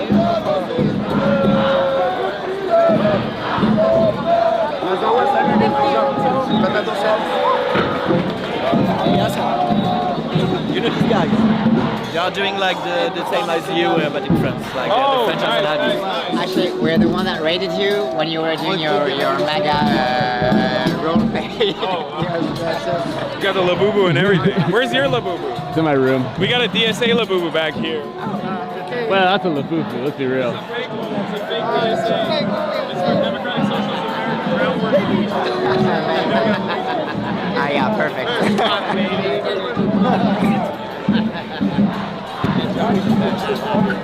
So are you gonna like settle in France forever? Maybe. It's legal to be socialist here, so. Yeah, we'll see. We'll see what happens in America. I don't know. I'm too stubborn to leave America. I want to keep fighting and try to get more people on board. Hopefully, one day. It's kind of depressing though. Very depressing. I follow a lot of American Jews, and it's I don't know how you live it. It is what it is, you know. It's got a lot of. It's got a lot of. It's got a lot of potential. It's got a lot of promise. It's got a lot of potential. It's just people need to wake up. That's what it is. I mean, we look a lot towards America in terms of theory, in terms of inspiration. I mean, we're Twitch streamers, so it's so started because of y'all. So. But I think America is looking towards Europe too in terms of social movements. Well, there's definitely a lot more. There's definitely a lot more organizing here than in the States, I would say. But you know who else is looking? You know who else is looking to America? The cops. The way that the police are behaving here is consistent. Have you tasted the tear gas? Yeah, it tastes a little different. I don't know, but the way that they're behaving here. Is there Paris revolutionary around here or just tourists? We're not tourists. Okay. I'm a tourist. Yeah, welcome. Welcome to Paris Revolution. Welcome home. Well, je recrute. On monte un tiers-lieu sur une péniche à Nanterre par un QG révolutionnaire. He's gonna translate for you. Like a finish. Oh, they're pushing it in. What is he saying? What is he saying? I don't know how to. Yeah, they're doing a squat on a boat. On a boat on the river side.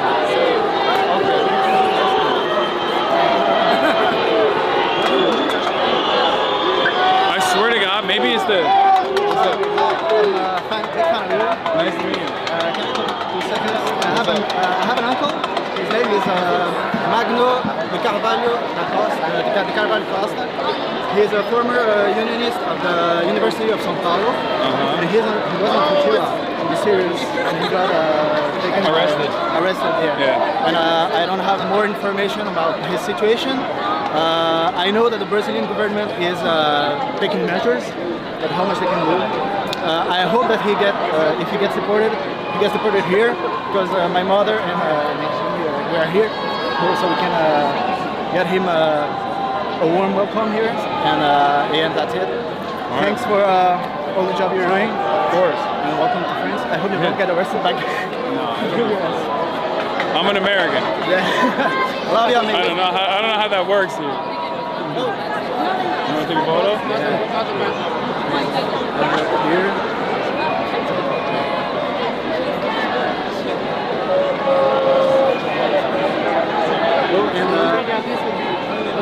That was the look of the place like last week. Yeah. So it was really great here. Love you. Should we go over there or over there? Maybe? I don't know. I kind of want to get closer and see what they're up to. Track the police movements a little bit.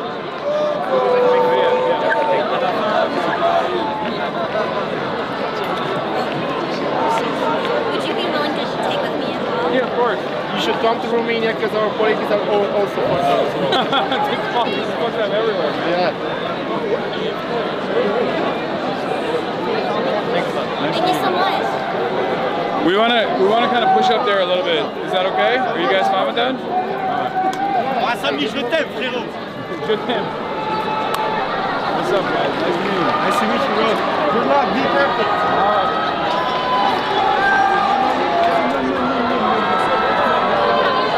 I know je t'aime. Oh, see, one thing got thrown in the competition. Watch, your gas can come and cut them up like this. Actually, that's surprising because we were doing it. Wow. Wow. Oh my God. I just saw a plastic bottle fly in the direction of cops and they didn't instantly mobilize. Oh no. What the fuck? They're well protected, no?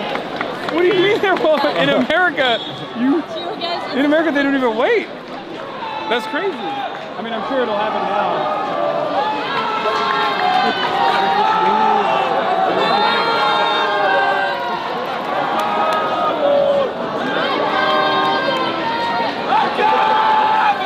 It does feel a little bit more civilized here. I'm serious.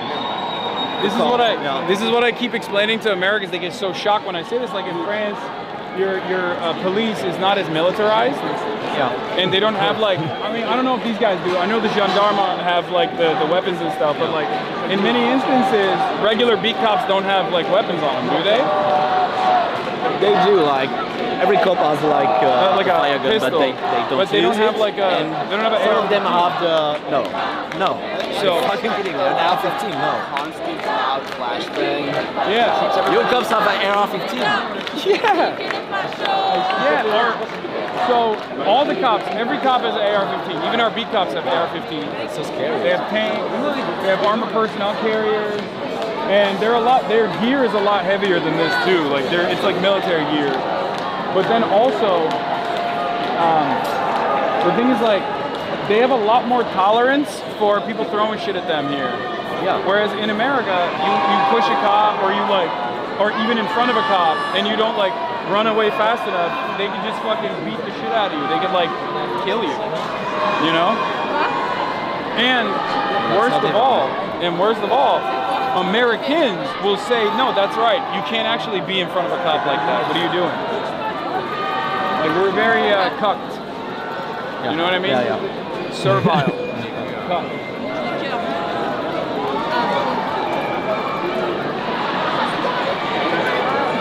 So when I say like in more civilized nations, you can kind of like duke it out with cops a little bit because they're just people. Just because they have a badge doesn't mean that they're like gods. Americans don't understand that, but this is what it is. Also in the States, they like corral people. Yeah. Yeah, but also I think it's like tactics, like they're waiting like for the right moment, they're not like moving at every instant. Yeah, no, this is much more tempered response. Not to say that this isn't fucked up, it is. It certainly is. But it's been much more tempered than I thought it was going to be. Okay. Right? Yeah, I feel like they would have packed this up by now. From here at least, and then we would have pushed them away. Yeah, we'd be half a mile away at this point. This is also smarter because then you just keep people in this area instead of like all around the city. Keep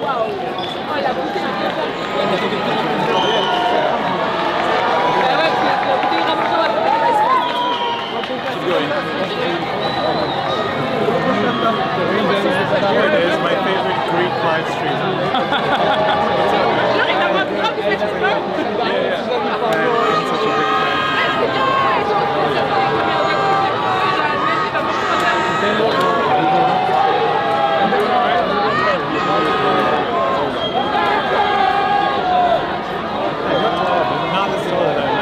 Oh wow, really?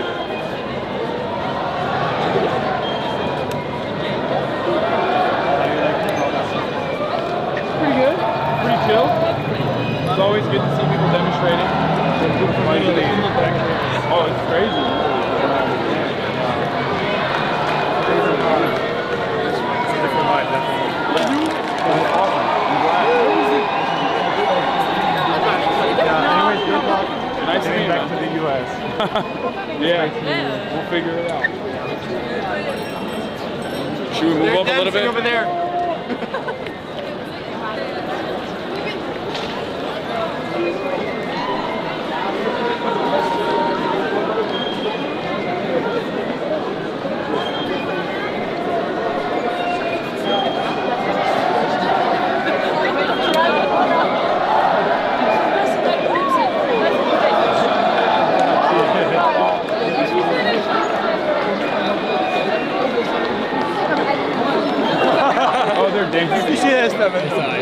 What is it? Can, right? Is that what it is called, I think?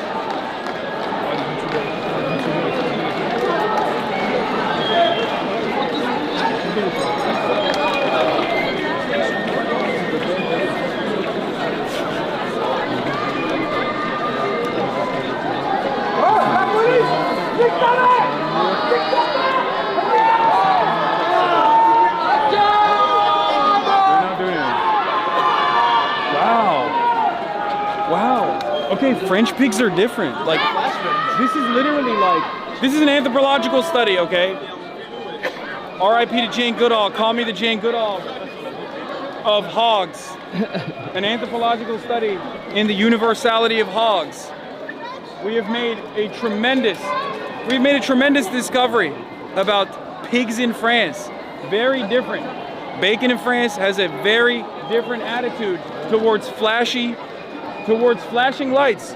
And the American hog cannot comprehend flashy lights without immediate, over-the-top militant response. It seems as though the French hog is unafraid of the flashing lights and does not use it. And even bottles being thrown in the direction of the French hog does not scare the French hog into immediately escalating for violence. Incredible. Incredible, as they say.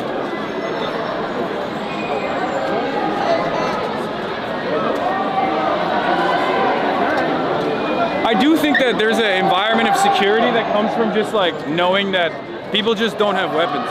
Yeah. You know? Everybody's way less on edge. Yeah. I feel certainly a lot more secure. Something to think for the Americans. What's up, man? Yeah. Been fans since 2019. Oh, hell yeah. All the way from Lebanon. And I just watched it real quick before they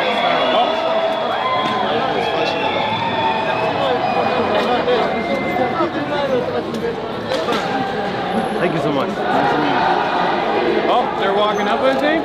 No?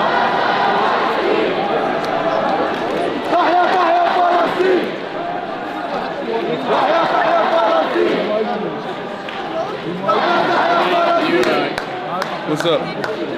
Sure. We need to do a camera battery swap in like a few minutes. Okay. Yeah.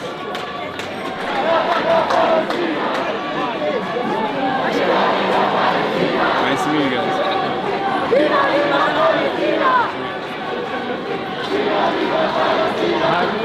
Hello. What's going on? Hi. Yeah. Free Palestine!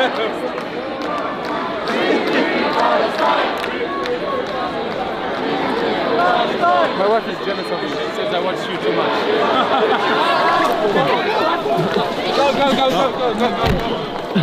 Go. Okay. That was... It's fine. Seems unnecessary to run there.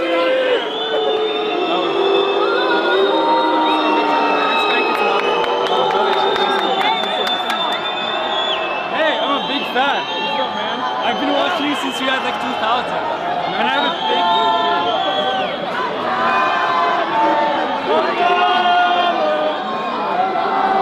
beautiful. Nice to meet you. Be safe. Yes, me too.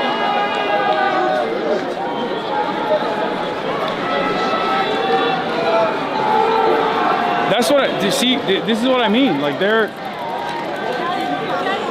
they are. This is not a defense of the French police at all, by any measure. But in comparison to the over-the-top militant response that you normally see from the American police force and the brutality that you see, this is how the American police should be. And then the French police should be even kinder and gentler in a perfect world.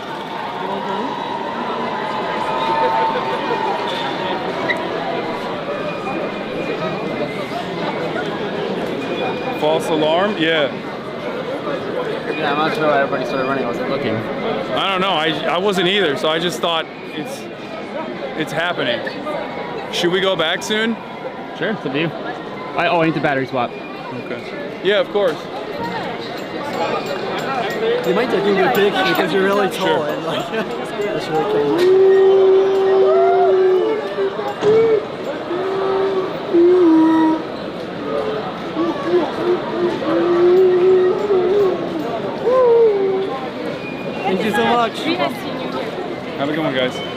let's pull off to the side so I can battery swap. Yeah.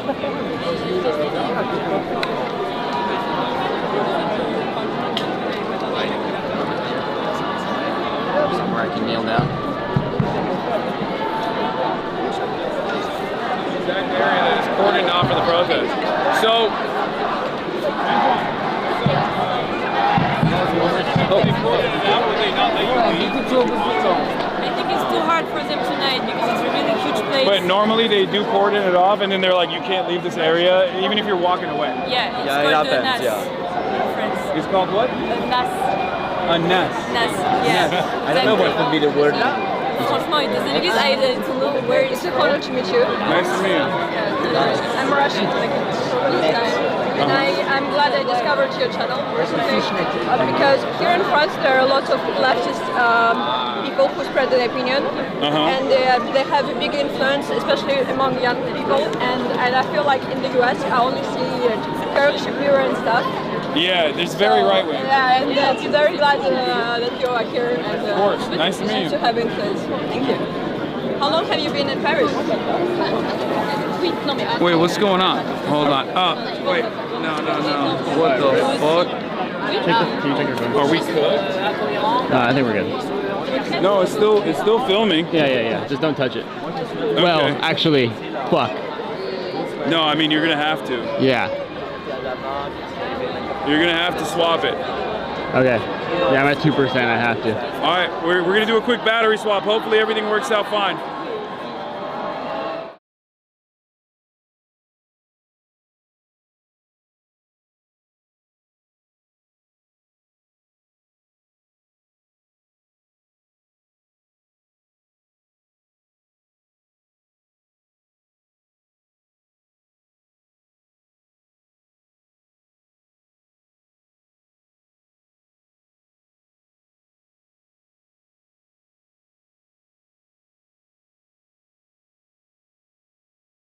Oh, it's back. It's back. That was actually faster than I thought it was going to be. You did a good job with that. Do you want to take a photo before you? Sorry, we had to do something for the stream. You want to take a photo? Yeah. Sorry, I was. No, it's all good. Don't worry about it. I interrupted you. Yeah. No, don't worry about it. We just had to restart the stream real quick. Okay. Sorry, thank you very much. Very nice of you. Nice to meet you. You too. All right, I'm gonna look at how long it takes to get back. Yeah, we're at the beginning of this area to get picked up.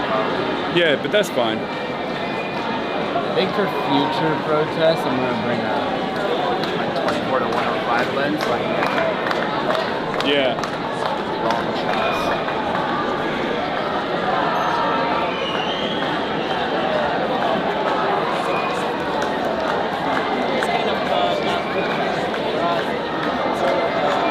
Oh, the ride back is not as bad.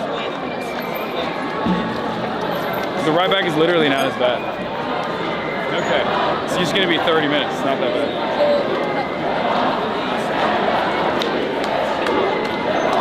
We should head back, right? I think. All right. Hey guys, we're gonna head back. Right back. Yeah. We have some American news to cover as well. Okay. Thank you so much for everything. No, thank you. Thank you. Nice to meet you. Nice to meet you. And okay. If you come back to France, you invite me. Okay. All right. Don't forget to tell Squeezy to I will. French protest. I will. There's all the French content that is going to be at the Explorer. If we come here, protest next to It's true. All right. See you. Good seeing you guys. Bye. Yeah, what time is it back home? It's like noon? Right now? By the time you get back, it's 12, yeah. Yeah, that's pretty good timing. Right around the time you'd be doing your news coverage. Yeah. Quick start with the. We did it topsy-turvy this time around. Instead of doing protest coverage after I do the regular news coverage, the protest obviously started. At a certain time, so We had to be here for that. Let me just call it. Well, I think we can just call it from here. Yeah. You want to walk down a bit? It's fine. We're just gonna call it from right here.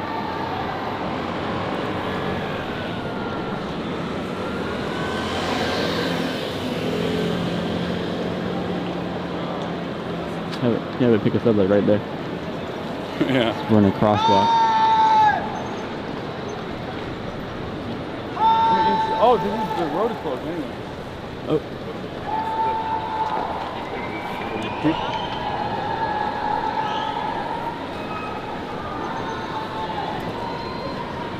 Maybe. Oh wait, yeah, it's right here. Yeah, it's gonna be right here. Fuck, I haven't eaten yet today. You should just order something to meet you at your hotel. Ah, brilliant. Brilliant. I'm the logistics guy. Bomb me, bro. You want banh mi from Paris? I mean, it's French. It's French Vietnamese. It's Vietnamese, but like it's French. Yeah, don't say that. It's Vietnamese. No, it is Vietnamese. But I'm saying like maybe there's some. You know what? No, don't say that. There's actually, as far as like colonial occupation, and like what they were producing, and people. No. As far as like colonial occupation goes, like normally, there's a reason why there's a lot of Indian people and Pakistani people in the UK, right? Like the colonial population oftentimes, or at least the collaborators, oftentimes will create like a migration pipeline to the colonial entity historically. You're saying it's not allowed yet? There's not a lot of Vietnamese people in France. Chat, what's that about? I never even considered that. Like there are far more like Algerian people here than there are Vietnamese people. Interesting that. What's going on, guys? Yeah.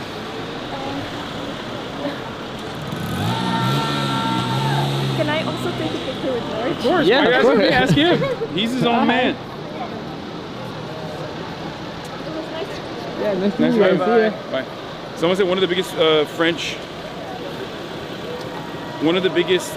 streamers is Vietnamese. Huh.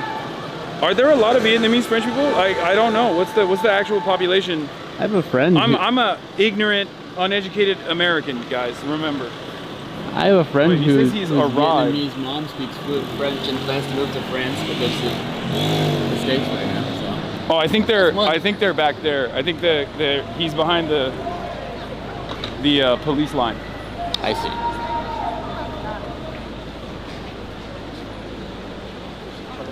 Maybe I said some real ignorant shit right there, but excuse me for being American. American.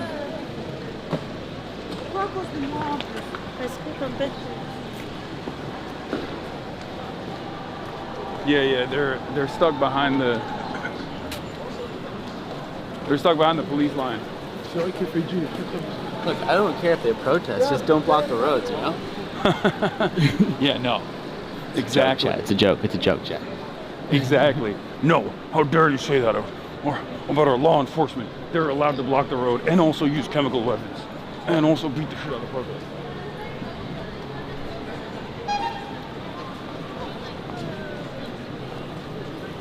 I think my dude is straight up stuck behind the cars. Like right. Watch out. Oh, he's right there. Oh. Sorry, chat. Yeah. Alright, you gotta scooch. Actually, I'll go over this.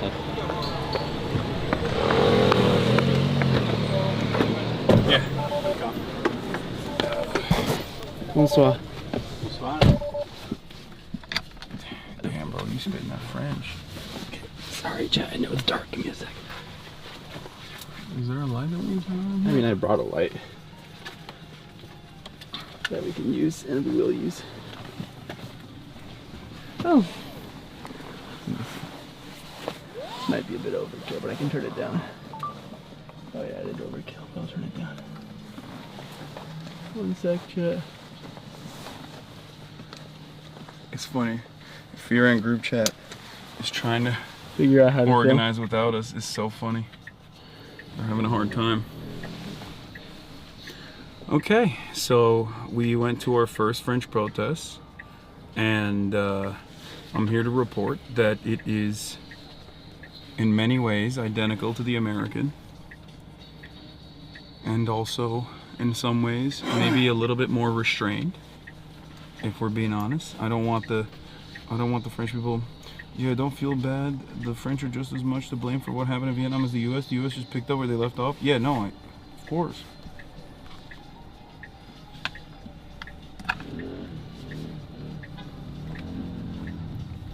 Tastier gas, no shot French protests go hard. No, they go way harder than the American ones do, for sure. I'm saying that it's more restrained on the police side. Like, yeah. Which is how it's supposed to be. That's what I tried to explain. Remember, there's like a famous clip of me out there somewhere that people love using when they talk about like how silly and crazy I am and how violent I am, where I say like in a civilized country, like people duke it out with the cops a lot more than they do in a place like the United States of America. Oh. Sorry. Stupid American. He's a stupid American. It's just... Shut up. No respect for the rules and safety.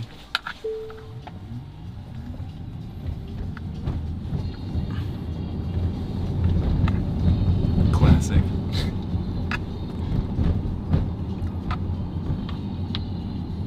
What do you mean when you said American unions are captured by corporate interests? Like, American unions don't realize the power that they hold in terms of work stoppages. There are some who do engage in protests. There are some who engage in work stoppages, but it's like far more restrained, and I would say it's rarely ever for like an express political purpose. Like some of the most significant labor union movements that take place, with the exception of like the UAW strike or the threat for a port closing from the longshoremen, for example, in recent years, one of the most impactful union movements was a wildcat strike, because it was in Oklahoma with the teachers. So when teachers unions actually protest, in many instances they're not supposed to be, right? It's like it's illegal.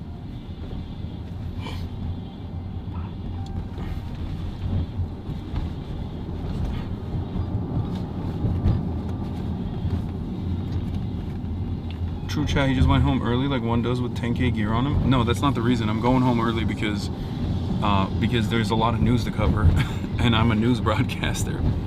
It's like noon at home. Yeah, it's 12 p.m.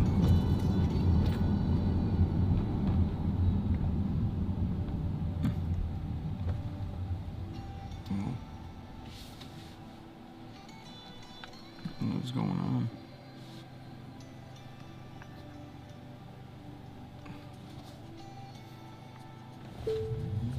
You're going home to protect your highly valuable beige jacket? Yeah, that's what it is. That's what it is. And I'm sure they get more rowdy as the night goes on, of course. But like, usually by nighttime, like this protest started at 7, okay? Usually in America, the mobilization that takes place after 7 or around 7 is usually when it's like black bloc or what people consider, what like cops consider to be like completely unacceptable. Usually by nighttime they're like, nope, it's time to pack it up. This is where it started. But I guess like when you think about it, that makes sense, because these guys eat dinner at like 9:30. You know what I mean? Yeah. They're used to being out and smoking cigarettes all night. No, and also, again, just like the lack of constant, like, loud booms from flashbangs, and also like the kind of baseline understanding that people aren't all potentially carrying guns. Everybody's just like way less tense as a whole. Yeah. Yeah, no, there was no... Like, even when people started like scattering, they quickly like realigned, whereas like it just wasn't the case in the States. I mean, they know, they've seen it, they've participated in it. I will say, like, this isn't, again, I mean, cops are cops everywhere, right? They're fucking assholes everywhere. They they were still deploying tear gas. It's not like they weren't doing that. Yeah. But I understand why, like, in some ways it's really interesting because I feel like there's more anti-cop sentiment in places like Europe than places like the United States. Like, in America, cops are they're seen as heroes. They're seen as, like, the saviors of mankind. They're treated with tremendous reverence. Whereas, I feel like in a lot of other places, in a lot of European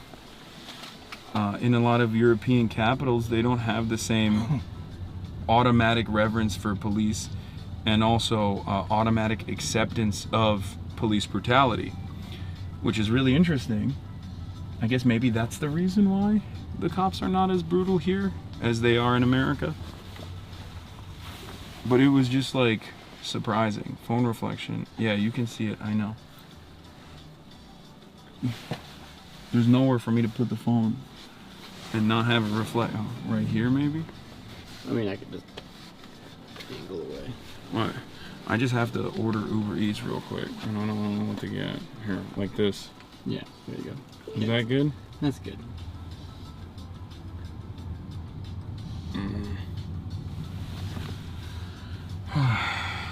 Let's see if I can get some. Just get some French McDonald's. Call it a day, man. No, it's a girl to boycott. Oh, right. It's crazy. My bad, I forgot. I mean, I don't eat McDonald's. Bro, the most significant component of a good banh mi. I think you're gonna be very disappointed with the French banh mi. I'm not gonna lie. The most significant part of it is the baguette, and this is the baguette country. Yeah, but true banh mi uses Vietnamese baguette. That's true. Should I not do it? Chat, what should I get? There's a different kind. Trust me on this. Chat, what should I get?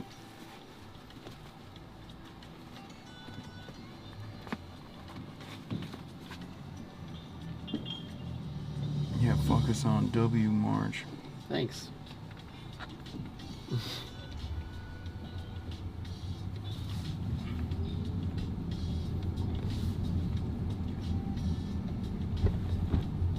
Burgle, croissant, French onion soup. I'm beginning to realize that my audience is entirely comprised of Midwestern alcoholic dads, I think. That's literally the response that you would hear from a burger American. Like, I'm in France, what should I eat? Oh, I don't know, escargot. Don't they eat fucking snails over there? Like, Have you had escargot? It's yummy. Yeah, I have had escargot. But I'm just saying that, like, that's crazy. They're like, get a cheeseburger. Get a cheeseburger. What the fuck you mean? Get a goddamn cheeseburger. What the hell?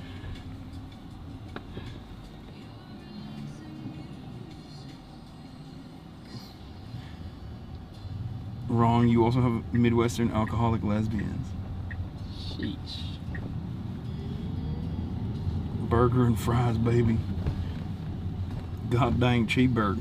Remember, it's like 9/2, so like, and I'm ordering on Postmates, so like there's limitations to what I can get, but you guys have given me 0 good opinions. That's crazy.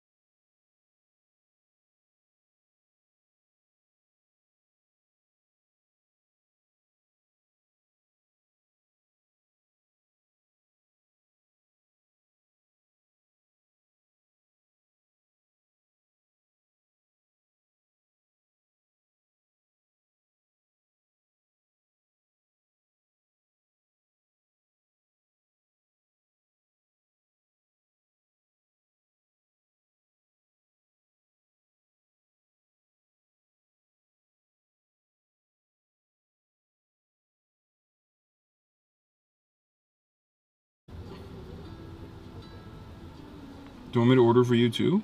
No, I'm good. Why not? I might go grab dinner with a friend. What? Yeah. Yeah? Not like that. Like, you have friends out here? Yeah. Oh, that's so true. 'Cause many there's people here. mad people out here. That's right. I forgot. I didn't even think about that.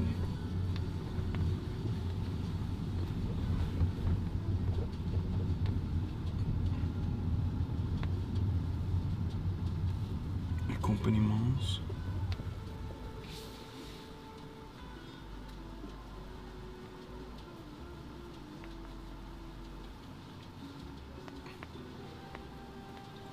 Knuffe fromage, halva. Oh my god. Kadayıf. Oh, what the hell?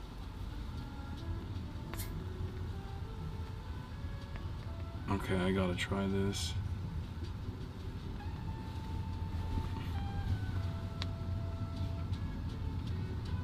I gotta try all the different. I ordered so much. I don't even care. I haven't eaten yet. Okay.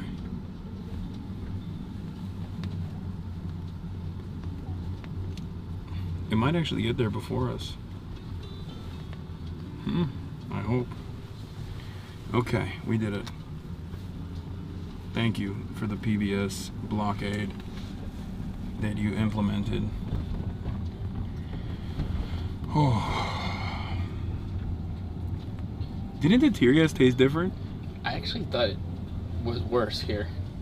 The eye stuff was worse, but I got more fucked up here. Well, that's not true. I felt like it got worse in my eyes, but it was better. It was better in my throat and my mouth. We can still see the phone. Tell him to move it. Okay, calm down. It's fine. I'm just looking at the chat now.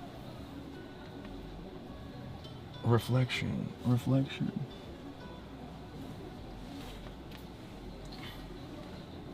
I'd have to look at it like this. I have to look at the phone like this.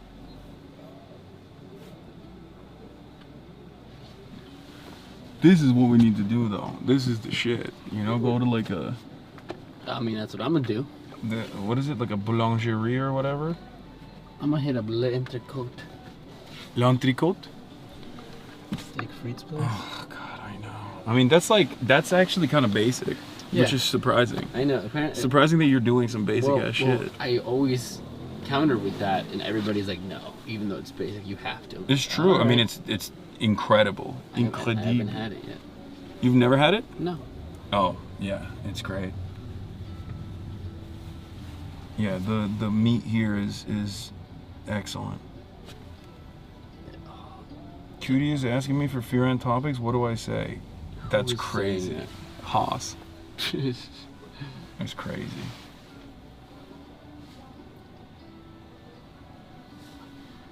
They should try to find a guess. We French have the worst non-lethal weapons, and they have a lot of money and research for worst tear gas that you don't even have in the U.S. Austin Show, I have some topics. What is happening? Why is the entire podcast in the chat right now? Get to work. Find a guest. Get to freaking work, man. Lumière.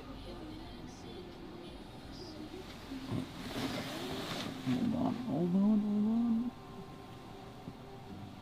What are you doing? I'm trying to not show a reflection while I'm looking at something. You just tell me. Move the camera to myself. Hi, chat. It's me. Probably can't see me. I'm pretty dark. Oh, fuck. Almost threw my neck muscle. Oh. Moving fast. I didn't realize how hungry I got.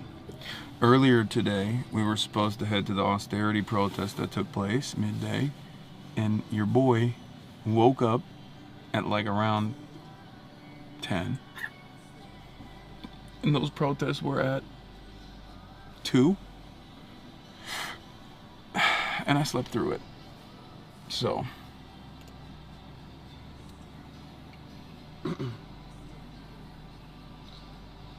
Fan is literally staying with Cutie. Get her as a guest. Austin, March, Hasan. Yeah, what are we doing? What are we doing? Are you fucking kidding me, Cutie Cinderella? You have people at your house that you can have as a guest? What? I'm gonna text her. I'm gonna text her in the group chat right now. That's crazy.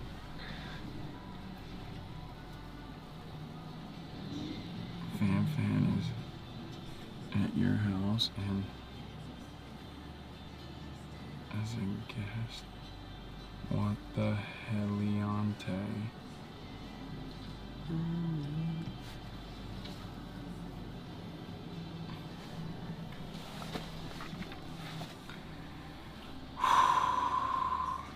She don't fuck with us. No, it's true. It's hot, man. Oh, why didn't I just do this? No more reflection. True. I'm so stupid. Yeah, what's up now? Stop trying to make Heliante happen. Unk watch.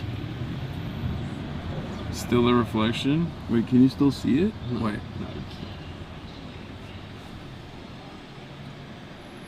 No, Yeah, you can't see shit. You can't see shit, big dog.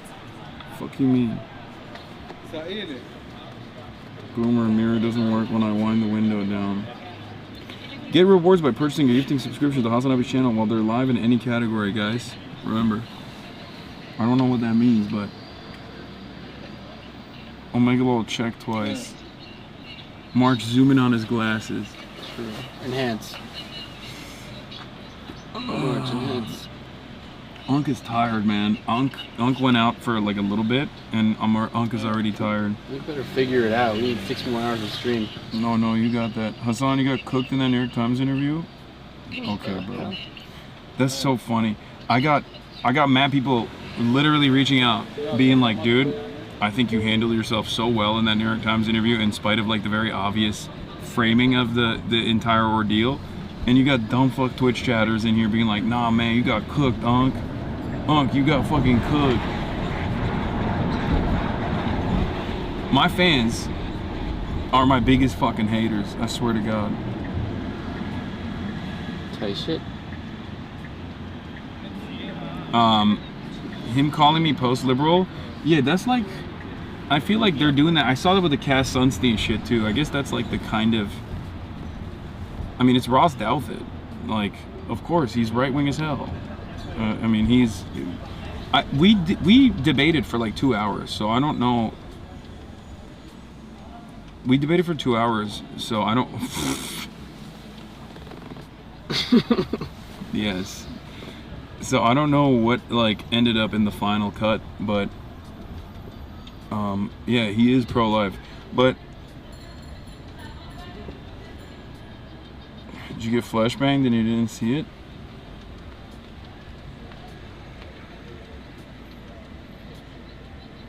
I literally only know anything about him because of Chapo. Yeah, I've covered him before as well.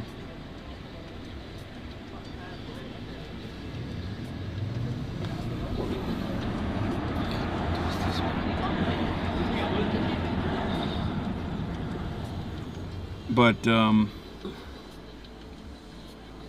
basically, the takeaway from that is like my goal there. I know that Ross was going to talk about like political violence and like my role in it or whatever. But a couple things I wanted to get across, which I think I did a pretty decent job in, unless the final cut doesn't reflect it, I don't know, was number one, we're holding the president to a lower standard than Twitch streamers, and number two, in terms of my own personal role in all of this, I'm here to describe to people the violence of systems. Like I'm merely an onlooker, and I think one of the main parts that Ross personally did not understand was when I was talking about adventurism. In the Marxist perspective, adventurism, or decentralized forms of violence in the hands of vigilantes, is not looked upon in a positive manner. And this is precisely what I was trying to explain to him, but I think he thought adventurism is a positive term, like going on an adventure. So we were having two different conversations at the same time, basically. The hog Jane Goodall, some might say. Yeah. Okay. He said adventurer, so we clearly missed it. Yeah. The first part about the lower standard definitely got cut. The adventurism cut is what people are saying you got cooked on. Yeah, I think he misunderstood what that meant, and he just kept saying, I thought he understood what I was talking about. I don't think he did. And I did actually clarify what I mean by like decentralized violence as a response in the absence of like proper legislation.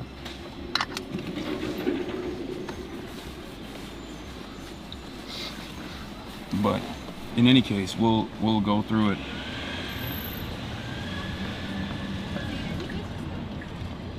We'll watch it because I haven't seen. His opening was like, look at this violent streamer, and then he just showed clips of you saying normal ass shit.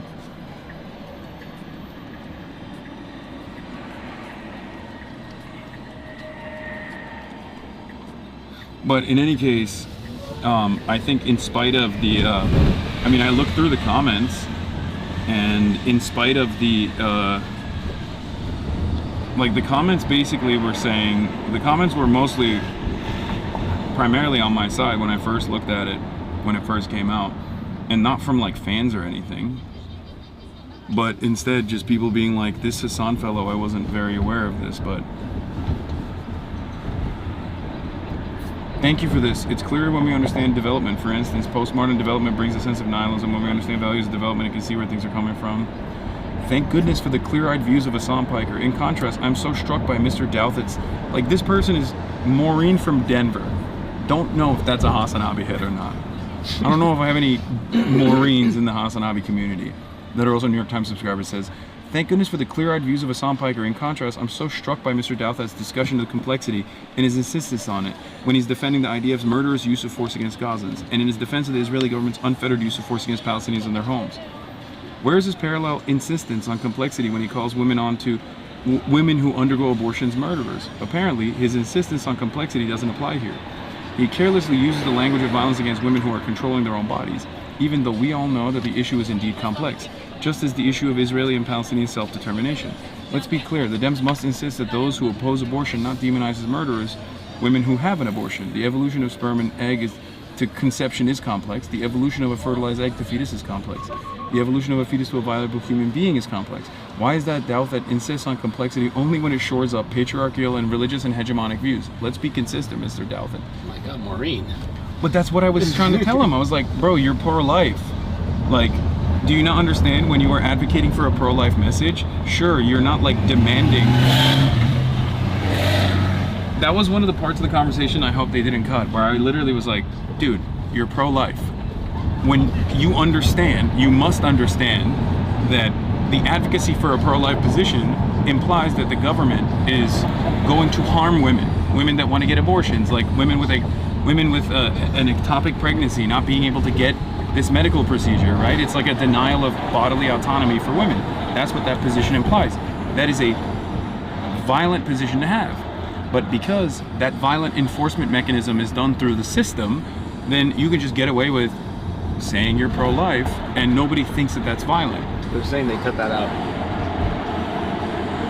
Wait, they chopped that segment up? They didn't cut. Some people are saying they didn't cut, some people are saying they did cut.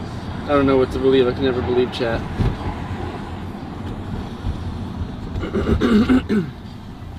No, they left it in. Yeah, so that was what I was trying to get across, which is like the asymmetry of violence coming from conservative rhetoric, because conservatives can just lean on the violent systems and the enforcement to make it seem as though they're not actually like demanding more violence when they very much are. As a matter of fact, the type of violence that they're demanding is all too commonplace.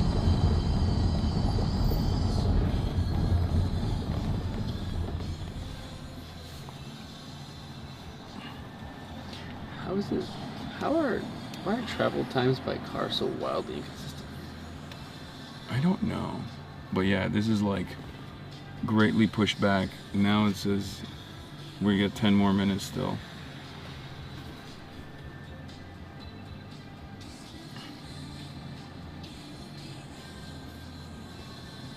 I listened to the entire thing. Fascinating. I was not very familiar with Piker, and of course have not heard him enough now to form any significant opinion. I think an important distinction he makes is that being an anti-Zionist does not mean that you are anti-Semitic by any stretch.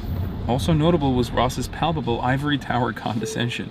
Christopher Hitchens had made some compelling arguments against Zionism, but I wonder how Ross would have behaved with Hitch in this very same environment. Something tells me it would be very different.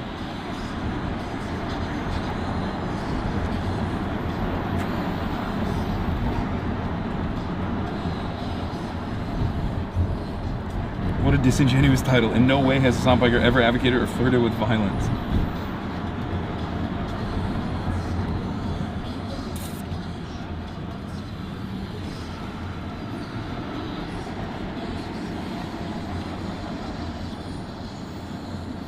Just another example of how the internet drives everyone insane. He sounds very sane to me. Paul from Indiana. This whole conversation was way more sane and coherent than some of Ross's other guests, notably the intellectual, in air quotes, LOL, Peter Thiel. I also find the comparison to Joe Rogan hard to square, because if there's one thing that Joe Rogan makes abundantly clear in all of his work, it is that he is an idiot.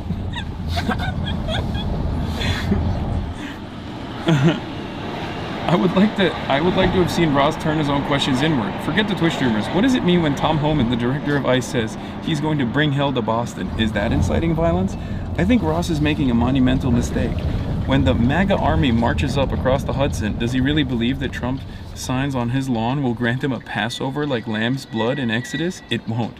They will be just as happy to be hurling Yankees in a blue state, and the good old boys don't care much for Catholics either. Sure, they'll pose as your right-wing friends for now, until the night of the long knives. They're cooking him. Douthit seems to have a problem with Hasan pointing out the shortcomings of our society, because just maybe that would lead someone to engage in violence. One could just as well argue that defending injustice is wrong because it could lead to violent actions. Pointing out why some people might engage in violence is not the same as advocating for violence.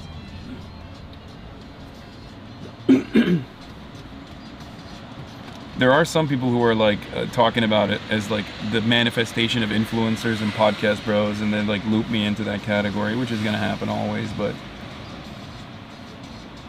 you know.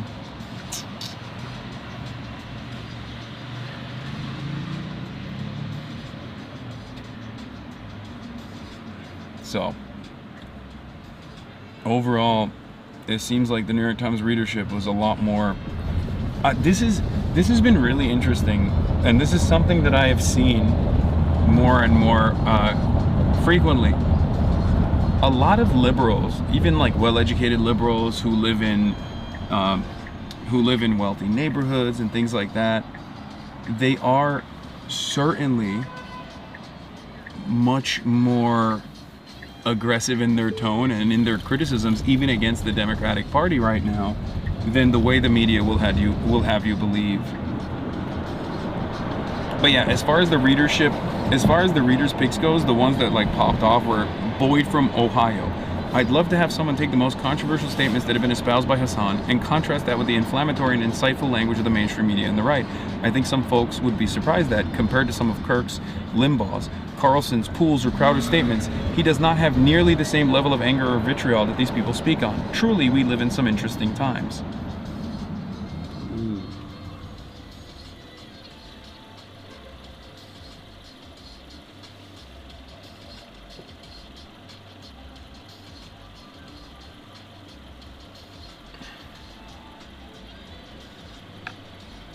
Especially at the end, Ross comes across as totally out of his depth in a conversation that he's ostensibly leading. Hard not to see this whole exchange being emblematic of the media landscape. The traditional media seems to be operating in an outdated paradigm that stopped in Trump's first term, which was nearly a decade ago now. There's no doubt, these are the top picks, readers' picks. So these are the ones that got recommended the most. There's no doubt in my mind that Donald Trump is far more inflammatory than anything this man Hasan Piker can possibly say. And Donald Trump and his disgraceful minions have proven that they will attempt to carry out every one of their violent and divisive acts in the name of my government. Whatever Mr. Hasan expresses, and I'm not at all familiar with him, I cannot express just how disturbing I find the blasé manner in which Mr. Douthit attempts to associate people like me with violent rhetoric wherever it rears its ugly head, especially while he winks away through the disgrace of this administration. He explicitly says he doesn't endorse violence. So strange title. The double standard that the left has to be a paragon of virtue, while they say everyone deserves healthcare, food, and a roof over their heads is insane. Advocating for policies that end state violence is far less violent than what the right does and says.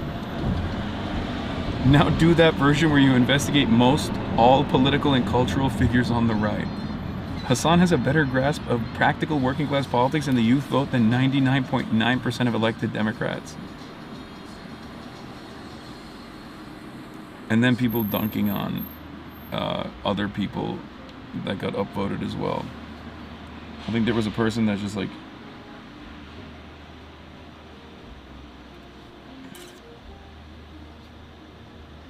there's Adam Weissman says, Douthit responds to Piker using the term adventurism by describing Luigi Mangione as an adventurer, implying that Hasan is expressing admiration by the use of the term adventurism. He reveals a lack of understanding of the usage of and its history of the term among Marxists like Hasan. Marxists, going all the way back to Marx himself, have frowned upon individuals and small groups committing violent acts, believing that a transition to socialism can only come through the creation of an organized and politically educated working class. From this vantage, the kind of assassinations advocated by revolutionaries like the authoritarian Louis Auguste Blanqui and the anarchist Bakunin were viewed as impatient, thrill-seeking behavior and as ultimately counterproductive. Marx advocated a transition to socialism by parliamentary means in advanced Western democracies like the United States, viewing revolutionary violence as a means appropriate for tyrannies where democratic transitions were impossible. When Hasan uses the term adventurism, he's criticizing this behavior, and this is well understood by his audience. Perhaps Ross misses this because hearing the term as an expression of admiration fulfills his confirmation bias as someone who has decided to view Hasan Piker as an inciter of political violence. This dude wrote my name with a double S. Just so you know. Not a fan, I think. How should we do this? What do you mean? We're pulling up soon. It's fine. We'll just like hide the camera a little bit. Okay. And then we'll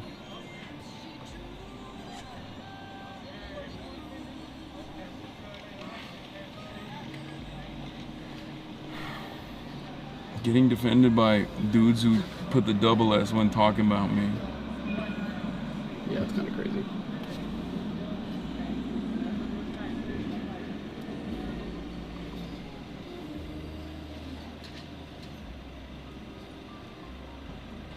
I'd like to see it.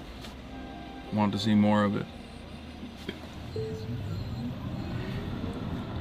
Bro, I'm so hungry that my tummy and my insides like feel as though they're shrinking within.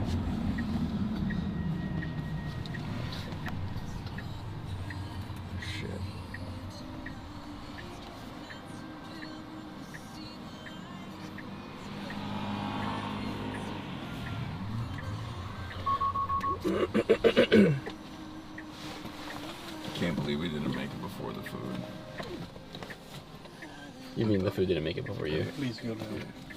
No. What? Here. For the light. Oh. Of course.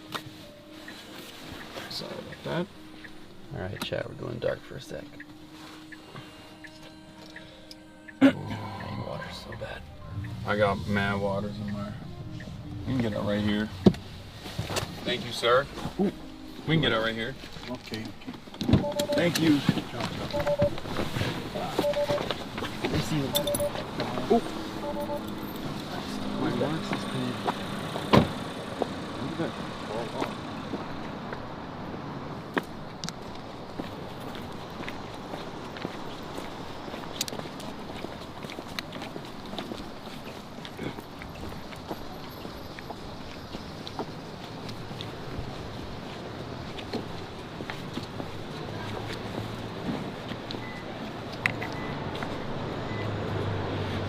Chest cam for a bit, chat.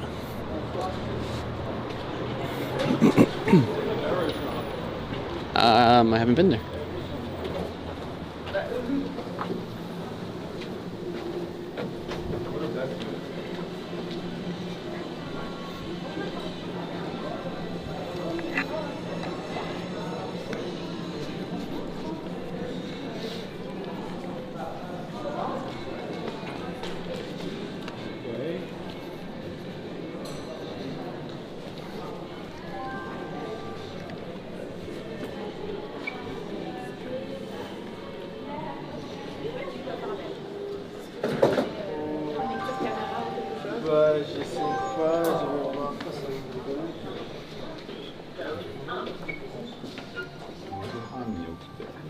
なかなかっすね。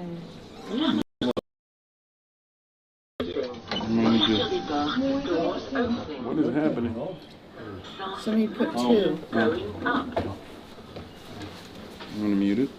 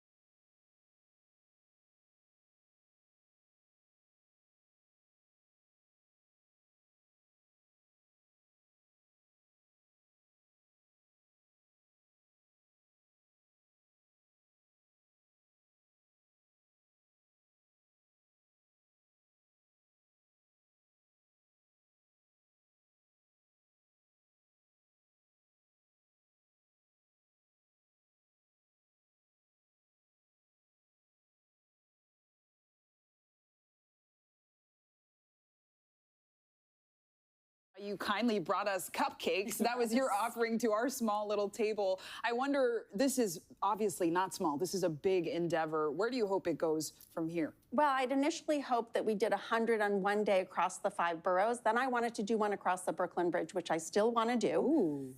You know, I now think you can do it across the country and the world. One happened in Paris just a couple weeks ago. Oh, wow. It can be as simple as you doing it for 6 people. You don't have to do 1,000 people.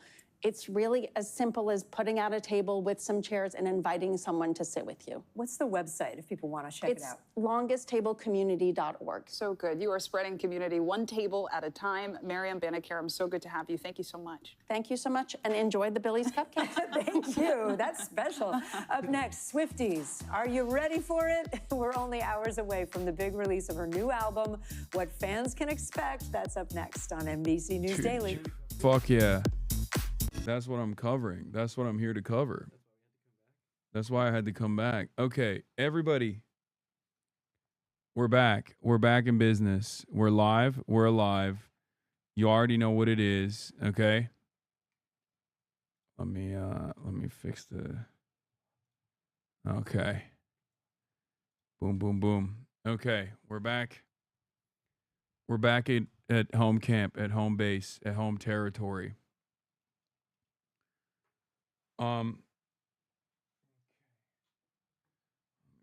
That Hasanabi new 9/11. What is that?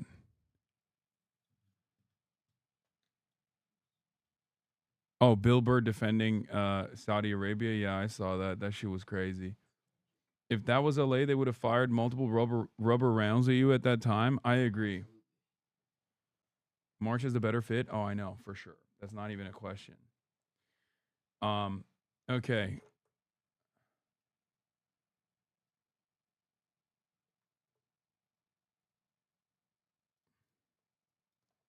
What is this question? Are you there on a work visa or a tourism visa? For real. Sounds like some fed ass questions right there. Strange line of questioning. The French riot police used sting ball grenades on protests. It exploded violently, shooting rubber ball in every direction. People lost their hand, feet, or died. Jesus Christ. Well, we're lucky enough not to see that one. Do you have the charger? This one. Is it? Okay. All right. Where's the Themasius playlist?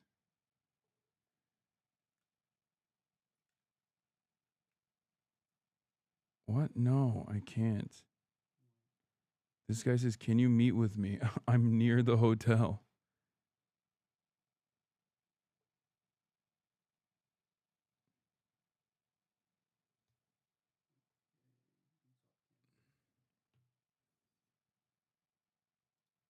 Boom.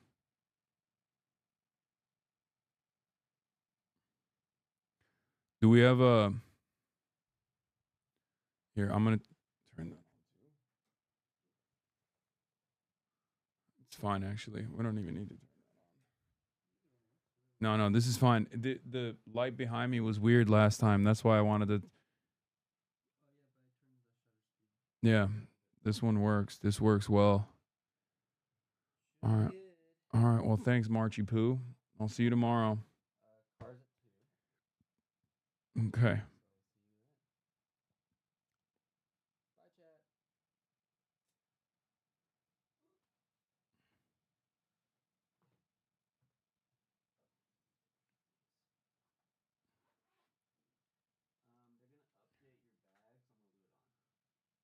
Oh, okay. What is this meme, chat? Oh, hold on. Let me turn this off. What the fuck? This is so stupid. Barry Weiss is going to be CBS's editor-in-chief. Oh, fantastic. Finally.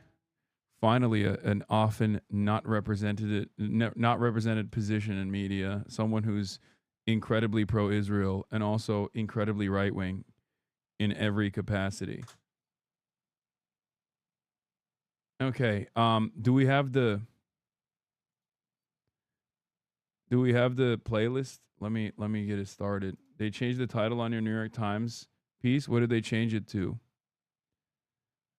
Hasan Piker is flirting with the revolution. Ooh, I like it. Okay, we're not going to start there, obviously. We're going to start with the news, and then Turning we'll get now to that. to Washington. We'll get to that later. Nepo failures abound. Yeah, I know that there's also obviously major strikes that are going to be taking place in Italy. And I'm going to have to go back downstairs to grab my fucking food anyway, but is the protest over?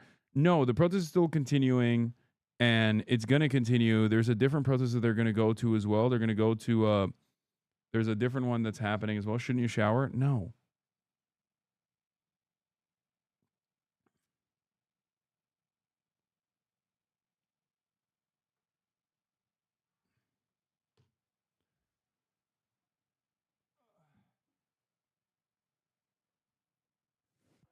Fine. Anarchist, I showered before I went out today. Yeah, I saw this one. Dems at record low approval because instead of walking out the moment they saw the Trump 2028 hats, they sat down for a friendly chat and let themselves be photographed. It's true. It's just a weak moment for the Dems. Like, that's just, like, one could argue, like, you have to literally let it happen. What are you supposed to do? Like, he's not going to... In the Middle East! What is this guy talking about? Okay, I can't look at that right now. Hold on. Oh, I have so much shit happening.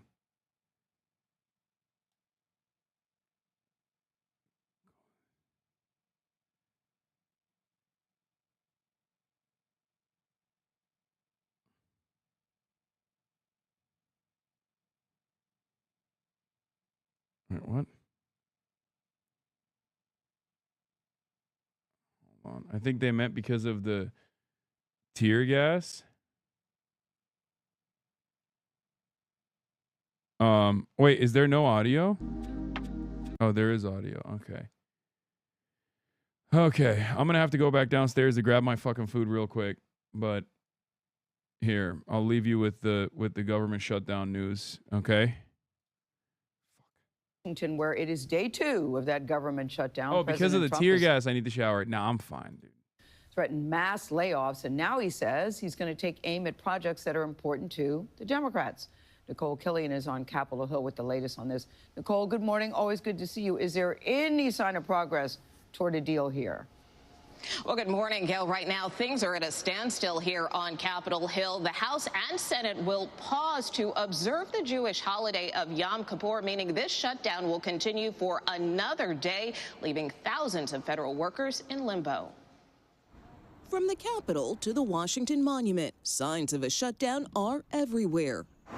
The National Zoo, part of the Smithsonian, is open for now, but could run out of funding by next week. No treat for Yael Krigman, who has owned a bakery across the street for more than a decade. When they don't go to the zoo, they don't come across the street to Baked by Yael, and we lose out on sales. Around the country, the federal fallout is growing, with an estimated 750,000 government workers furloughed. And in a call with House Republicans Wednesday, White House Budget Director Russ Vought warned mass layoffs could come within the next 2 days. President Trump claimed Democrats would be to blame. Well, there could be firings, and that's their fault. And it could also be other things. I mean, we could cut projects that they wanted, favorite projects, and they'd be permanently cut. The Trump administration announced Wednesday it would withhold $18 billion in funding for transportation projects in New York City, home to Democratic leaders Chuck Schumer and Hakeem Jeffries.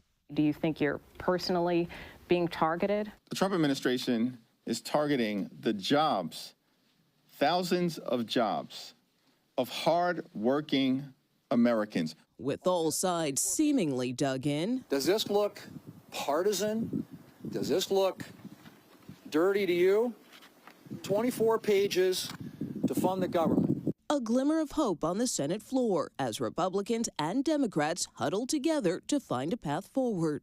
We are not that far apart. This is not that difficult to solve. Krigman hopes they cook up a solution soon. Decisions have consequences. I know that as a small business owner, and I think that the government needs to understand that their actions have consequences and they hurt real people. While furloughed federal workers will get back pay, many of these small businesses that rely on them do not. When the Senate returns Friday, Republicans plan to push for another clean funding extension, but Democrats insist any deal must address rising health care costs. Tony? Nicole, thank you very much. This morning, millions of federal workers already forced to work without pay, including TSA agents and some 2 million troops. The Trump administration ready to take it even further. Sources say Republicans were told layoffs could begin as early as today. Well, there could be firings, and that's their fault, and it could also be other things. The White House has already started targeting projects important to Democrats, freezing $18 billion in infrastructure funding for New York City, home of both Democratic leaders Chuck Schumer and Hakeem Jeffries, and blocking $8 billion for energy projects in 16 states that voted Democrat in the last presidential election. Some Republicans warning all this could backfire and hurt bipartisan negotiations. You would caution against, firing people. Response. I would caution against that because it makes it harder for us to get those last 5 Democrats on board with opening the government. Democrats holding firm on their demands, calling on Republicans to reverse Medicaid cuts and prevent health insurance premiums from rising for millions. It is not radical to say we want to prevent the average American family from getting these huge increases. But Republicans say Democrats are holding the country hostage and are calling for moderates in the party to break ranks. I think a lot of these rank-and-file Democrats are looking for an off-ramp, and so I'm hoping at some point they'll come to their senses and join us in voting to reopen the government. The administration now splashing messages like this one across government websites, pinning the blame on, quote, radical left Democrats for the shutdown. Caught in the middle of the stalemate, millions of federal workers, 750,000 furloughed. Mark Cochran works for the National Park Service in Newburgh, Pennsylvania, and leads the local AFGE union. His daughter just started college. Now we have to try and figure out how we're going to, continue affording that while this is going on for who knows how long. And here in Washington, Willie Jo Price is a cafeteria worker at the Library of Congress. She says she won't receive back pay. The food is high, the electric bills and the gas bill, all of these things went up. So I'm already juggling paycheck to paycheck. You may not be able to make rent. Right. So as of right now, there is no end in sight. Congress is out of session today. The Senate returns tomorrow, the House on Monday. And it is important to note that even as these furloughs are happening, federal workers going without pay, these threats of mass firings throughout the federal workforce, lawmakers will still get their paychecks even during a government shutdown, Michael. Yeah, there are real people on the other side of this shutdown. Rachel, thank you for pointing that out. There was an OMB memo going around suggesting that there might be firings during the shutdown. Do you think that will happen if the shutdown goes for a little bit of time, sir? Well, there could be firings, and that's their fault. And it could also be other things. I mean, we could cut projects that they wanted, favorite projects, and they'd be permanently cut. So you could say, a lot of people are saying Trump wanted this, that I wanted this closing, and I didn't want it. But a lot of people are saying it because I'm allowed to cut things that should have never been approved in the first place. And I will probably do that.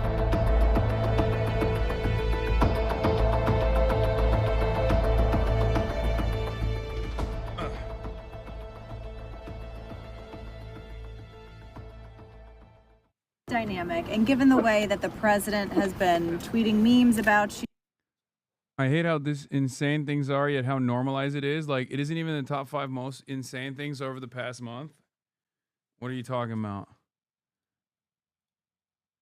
This could throw flames on the already looming economic crisis. Yeah, I think one of the most interesting aspects of the full faucet of psychotic behavior coming from this administration has been that, like, things like a violation of the Hatch Act, which in other circumstances would be considered consequential, is not even like the 8th most important thing that they've done today, this past week.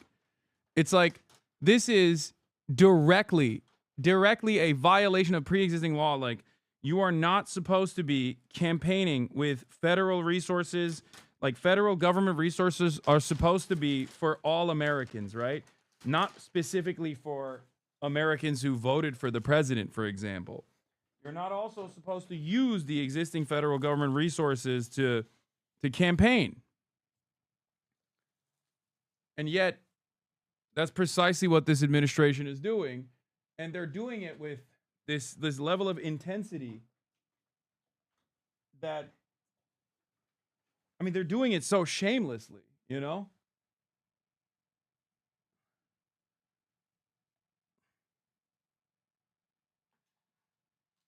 They're doing it like they don't feel like there's going to be another election. If you know what I mean. This is the violations are numerous.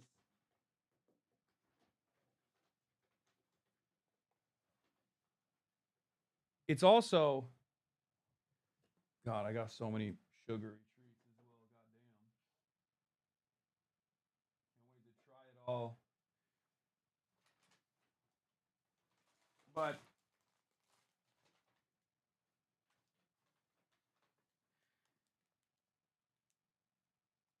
okay, this is Noura. I ordered food from the place that the Uber driver recommended. He was Lebanese himself. And I'm going to keep it $1.50. I'm going to be honest with you. This should look bomb. This shit already looks bomb as hell. Okay. Trump says be gay, do crime. Pretty much.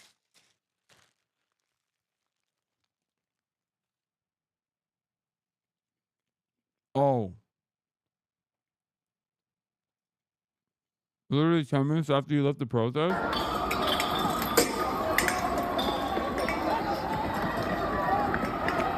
Oh, so we did miss it. They did rush. They did charge.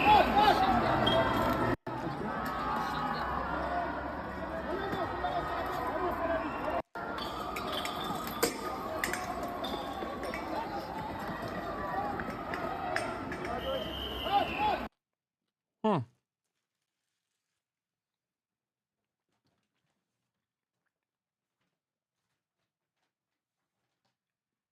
Now that's a site that I'm familiar with. Akaba. Or whatever the Frenchies were saying. Akaba. Akabre.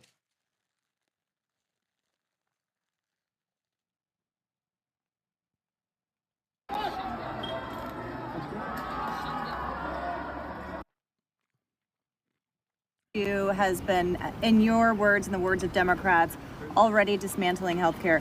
What makes you think that he will negotiate anything? What makes you think that he and Republicans will cave to you? Public sentiment.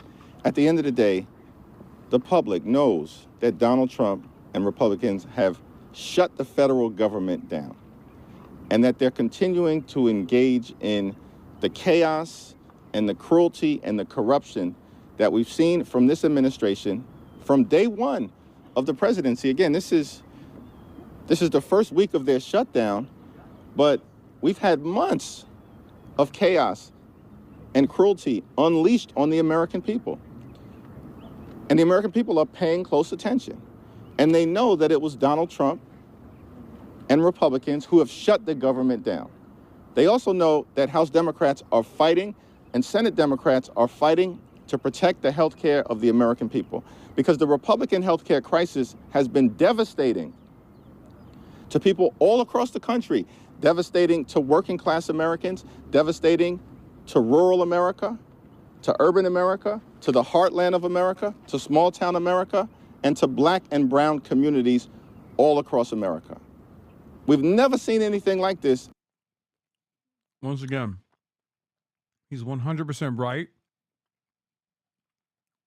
but also 100% Rizless. In terms of the pain that has been inflicted on the American people by Republicans, House Democrats are simply making the case that we need to cancel the cuts, lower the costs, and save health care. I'm going to once again show support for my Rizless champion, because in spite of it all, he's holding it down. He's keeping it together. So far, so good. They're doing the right thing. This is a moment to, at least for this issue, stand behind the Democrats. They are right. They are totally in the fucking right. Totally in the right. Not even a little bit. Not even at all. This is what Republicans love to do. Whenever we fight to elevate the minimum wage, to expand Social Security, to make healthcare better in this country, in order to derail that, Republicans love to dangle this shiny object that says, but what if someone not like you gets it? The fact of the matter is, undocumented people do not and cannot access and be covered by the ACA, Medicaid, Medicare, period. There are dozens of laws in the books that enforce that, and that can be a whole other conversation. However, the fact is the Democratic proposal doesn't change that either. We are trying to change the immediate cliff where the ACA, as well as community health center funding and other kinds of healthcare funding, are about to go off a cliff and hurt millions of people. Yeah, there's 20 lawmakers who are meeting informally trying to maybe circumvent their leadership to come up with ideas. But I think Democrats have totally overplayed their hand. Oh, yeah, totally. Totally overplayed their hand. As in played a hand. Any hand. That's what's going on here. They've played a hand for the first time ever. And that's why so many people are like panicking. So many politicians and media figures are reacting as though you're not supposed to play by these rules. Like, what's going on here? You're not supposed to fight back. You're the Democrats. Why are you fighting back? Totally overplaying your hand here, sir. That's what it is. It's like they are 100% right for forcing a government shutdown in this circumstance.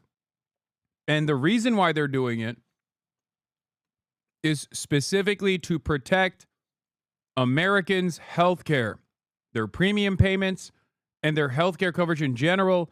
And what's so crazy to me is the overwhelming majority impacted by this will be fucking Republicans. They are literally, for once, not only playing politics, but are doing it at the behest of decent policy, at least within the confines of what we have. Obviously, the best possible thing would be universal health care or socialized medicine of some sorts. Obviously, we're not going to get that. We're on a defensive posture right now. And in terms of the defensive posture, these are literally Democrat politicians putting their social capital and their political capital on the fucking line to defend the health care of Right-wing MAGA rural areas, first and foremost. What an insane situation to observe. That's what's so fucking nutty about it. These guys are primarily, obviously this protects everybody, right? Like this initiative hurts everyone. But if we're looking at proportionality, if we're looking at who gets fucked over the most by this, it is unironically Republicans in rural areas. Okay? I cannot stress this enough.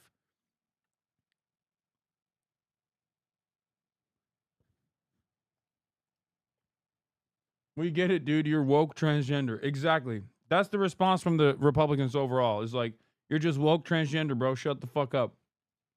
Well, they need 60 votes, and they have 55, so they need to get those 5 more. So they're, because Rand Paul was the only one on the Republican Party that didn't vote for it, so they need 5 more Democrats to come over. You have those 3 already. I don't know about y'all, but one thing that frustrates me about this process is one thing to have different policy prescriptions and debate the merits. But when one side says this is not in the bill, these things, I mean, I've been going through this morning. It's hard to read through this legislation and figure out. Yeah, bro, because you're not literate, okay? As is expected from a fucking Fox News host. Let's be real. Yeah. Your job requires you to not be literate. If you were literate, you wouldn't be able to do your job. So yeah, no wonder it's hard to read.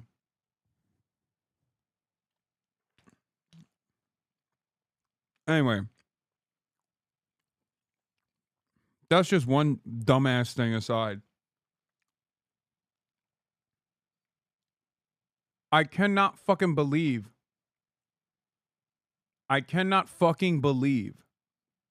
that a Fox News host has the audacity to say Democrats are lying about what's in the bill.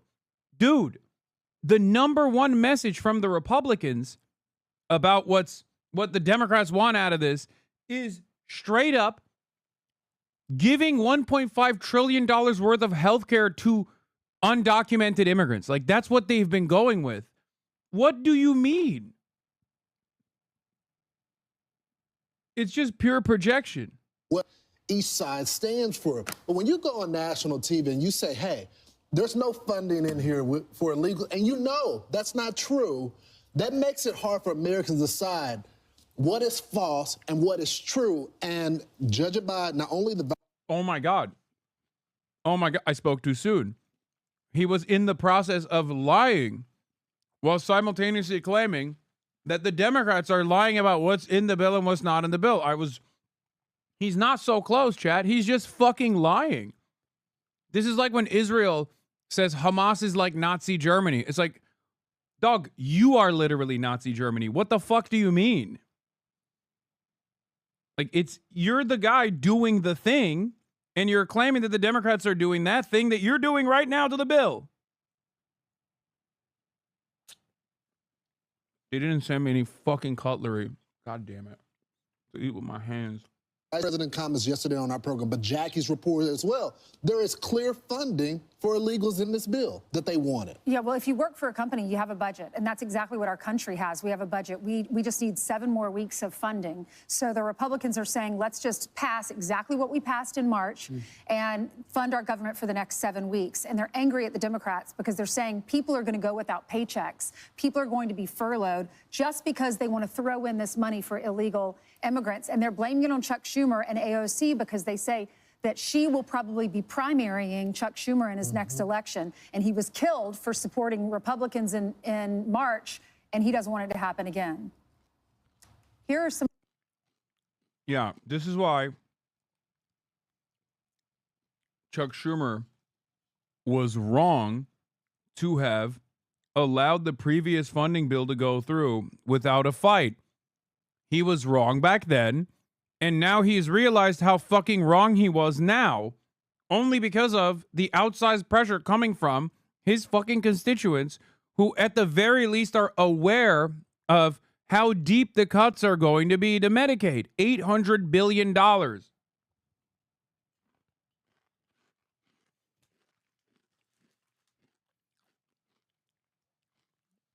All of this, like, oh, it's because he's worried about getting primaried. Oh, you mean democracy? Oh, you mean that, like, a politician has now, for one reason or another, decided to listen to his voters? Oh, how shocking of a concept. I know. What the fuck do you mean he's worried about a primary? What are we talking about? They should always be worried about being no longer elected. Like, that's the principle of electoral representation. That's literally what it is fundamentally.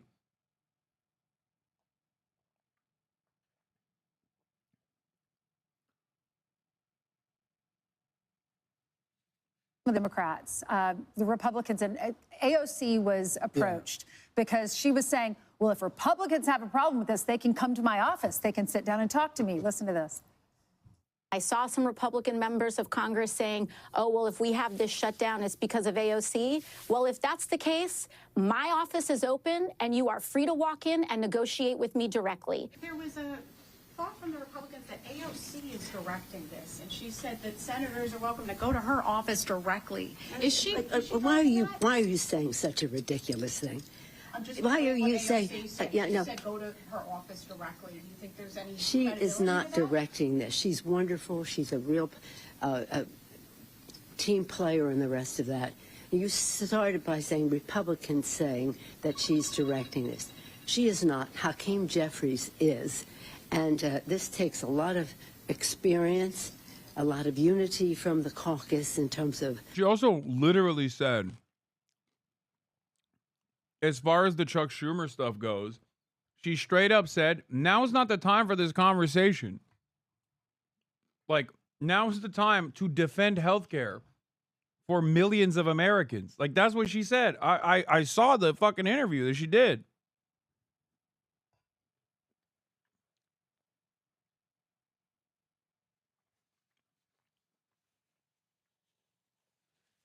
I hate the way American politics is conducted because, like, it's basically slop tubers all the way down. Like, people behave like fucking slop tubers. I guess that's just how politics is. But it just sounds so silly to be like, well, clearly she's the leader of the party now. Like, they're trying to fucking create division here amongst the ranks. Why are you causing drama? Is a wild defense towards the media. It's true. They are doing that. They are deliberately fucking... AOC said if Republicans think like I'm responsible for this, they can negotiate with me directly. They can come to my office and negotiate with me directly. This is not about that right now at all. That's the Republican claim. They invented the meta slop tubers and picked it up? Probably. That's true. Oppo has always worked that way.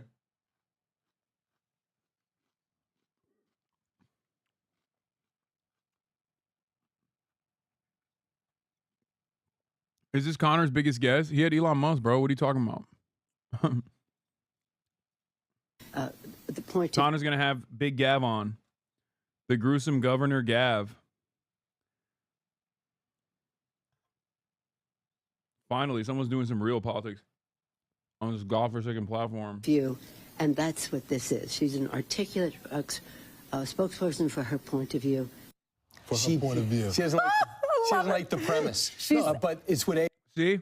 Once again, more drama. You reply to it, and then they derive more drama out of it.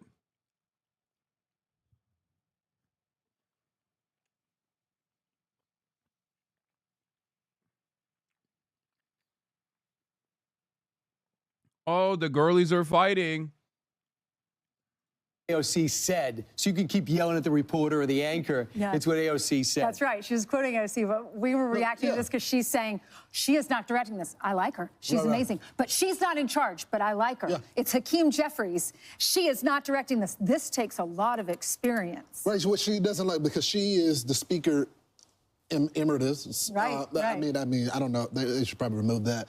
But she likes being in a position of power. But AOC is 100% right. The party is being governed by her ideology right now. And honestly, I don't know why we're inviting the leaders, Jeff. Bro, that's so funny. Like, yeah, they think positioning this as like positioning the government shutdown around AOC, they think is going to be a successful way to undermine it. They're trying to draw internal conflict from the party as well in an effort to tamper with messaging discipline. They're hoping that the Democrats will start panicking because they also are under the false notion that like AOC is actually an incredibly unpopular figure.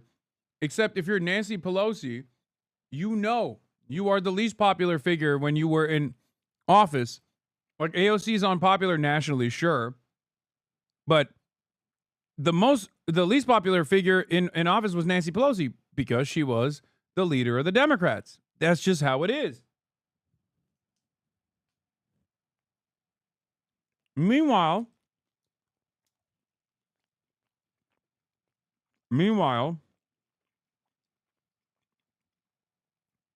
AOC being presented as the leader of the Democrats is actually going to boost the party's profile.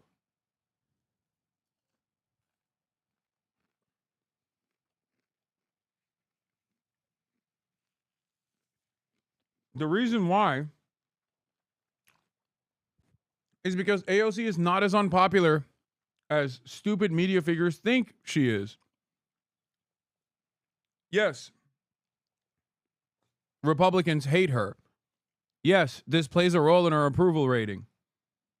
But she is nowhere near as unpopular as the way that these guys present her as. And especially if she has more leadership roles or more time in the spotlight and can potentially exhibit the same kind of like messaging discipline that Bernie did for years. I think if she could show herself as a strong figure for progressive politics, maybe even some radical policies, she could boost her media profile spectacularly. Ultimately, it's not about one person's charisma, even though charisma plays a role in this, and entirely about the policies. That's it.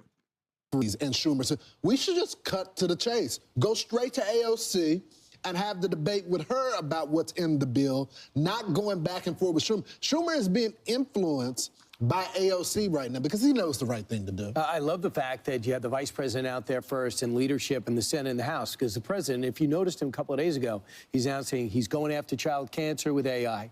He's talking about getting your health care bills knocked down. He's dealing with the military and their new, with Pfizer. He's dealing with the new military. So he can continue to govern, and he lets everybody else get into the mud. And you can stay in the mud. Let the president be the president. I think it's a great way to approach it. Don't you think, Brian, when you watch Nancy Pelosi, that's the problem with the Democratic Party. 100%. They're walking a fine line. She wants to be the establishment in the Democratic Party. I was in charge. Now it's Hakeem Jeffries. I passed the torch to him. Wait. So there is a difference. For as many years as I've been alive, they say Nancy Pelosi is a fucking communist. All of a sudden, now you have to present like drama within the ranks. You have to say, well, Nancy Pelosi is an establishment Democrat. She's more moderate. I thought she was a socialist communist. What happened? All of a sudden, now AOC is the socialist communist and Nancy Pelosi is the reasonable moderate? Wow, what a change of pace from the Fox News Republicans here. If you find this to be sincere in any way, shape, or form, by the way, I got a bridge to sell you. They're only doing this because there is a left flank of the party and it's gaining momentum. It's gaining popularity. That's why. AOC, we appreciate her. We're trying to appease all of the squad, but they're not really in charge. Do you remember, Ainsley, I know you do, why Joe Biden left? It was Nancy Pelosi that finally had to step up, sound off, because nobody else, including Barack Obama you're right. and Bill Clinton and Hillary Clinton, would say a word. So she finally had to take control She and again. George Clooney. Right. And so, yeah, George Clooney. And because Barack Obama didn't want to do it. So she had to do it again, and she might have to step forward here, but she has to realize, like Ted Cruz in 2013, like the Freedom Caucus in the past, you may agree with their premise, but they don't have the leverage. That's right. The leverage is on the right now. I'm Steve Ducey. I'm Brian Kilmeade. And I'm Ainsley Earhart. And click here. I don't know if you want to take ownership Hey, over everybody. all this stuff, man. I really don't.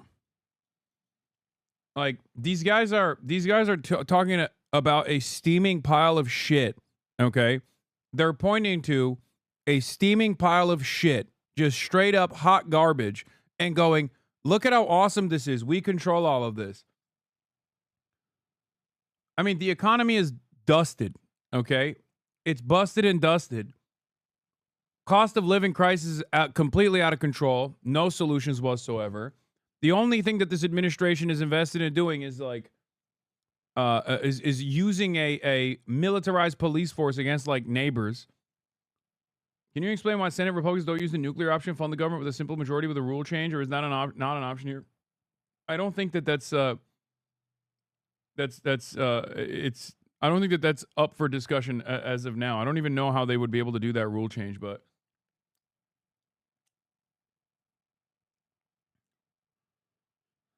I was walking here in Washington, D.C., and who did I bump into? One of my favorite members of the United States Congress, Alexandria Ocasio-Cortez. And one of my favorite senators. All right. Anyhow, as everybody knows, we are now in a government shutdown. Republicans are attacking Alexandria, attacking me. Why didn't you vote for this clean CR to keep the government open? Well, there's nothing clean about it. This is one of the dirtiest tricks that is being pulled on the American people right now.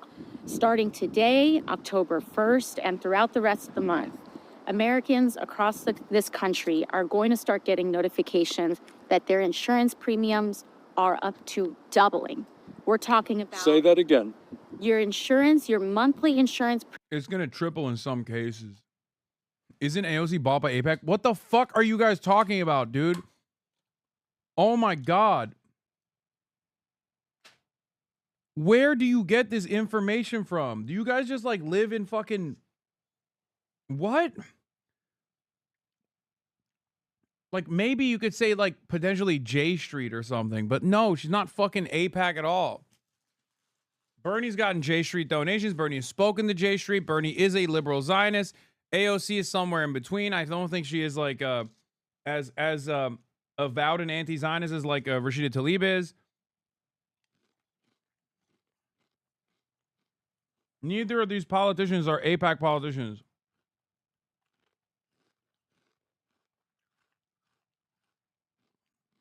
And no, she didn't just have like a bad vote on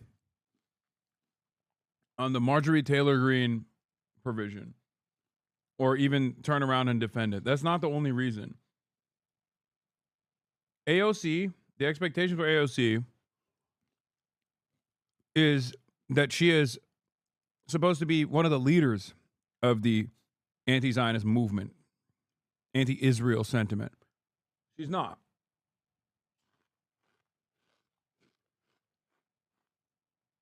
She should be, but she's not. But it's not because she's AIPAC.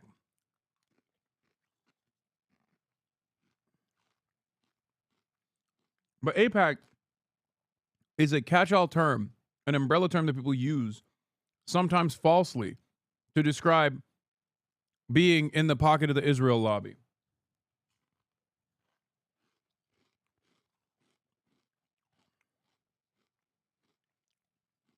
Also, Hakeem Jeffries is an AIPAC politician. And I'm fucking defending Hakeem Jeffries here. Because this issue is not pertinent to the other thing that we're talking about. If a Democratic politician is doing the right thing on an issue, you have to fucking acknowledge it.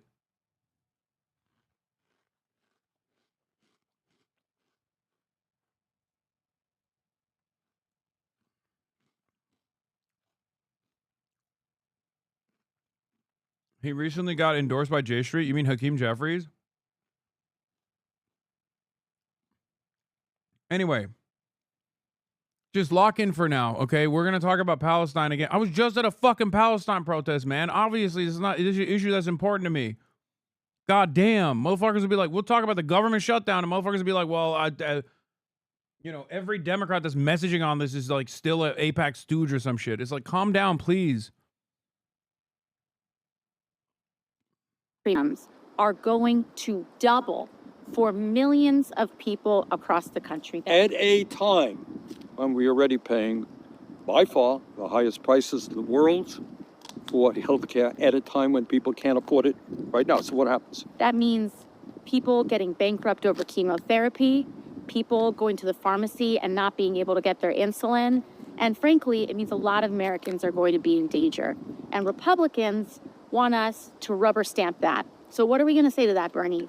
Well, I'll tell you, it's not only be in danger. Let's be clear. And I'm not, doesn't make me happy to have to say this, but there have been studies out there that when you combine doubling premiums for the ACA and then throwing 15 million people off of Medicaid and the ACA, the result is, according to studies at Yale and the University of Pennsylvania, 50,000 low-income, working-class Americans will die every single year.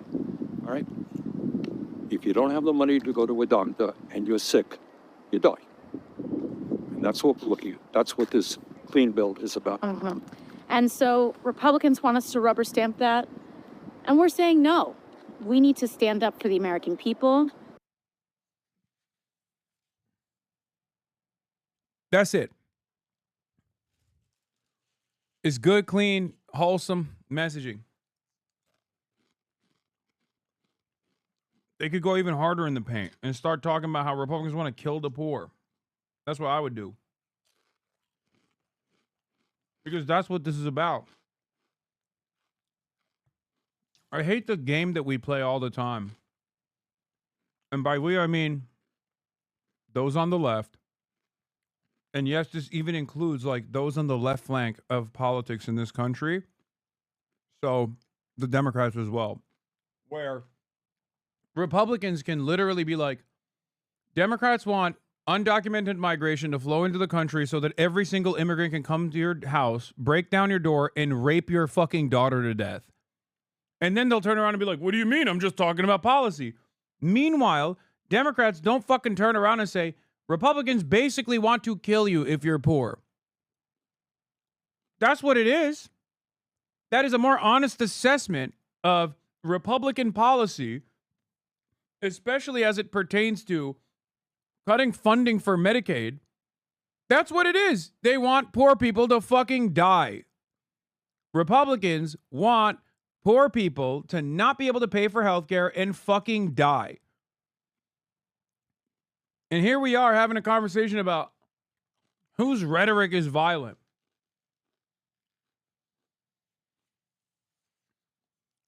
It is ridiculous.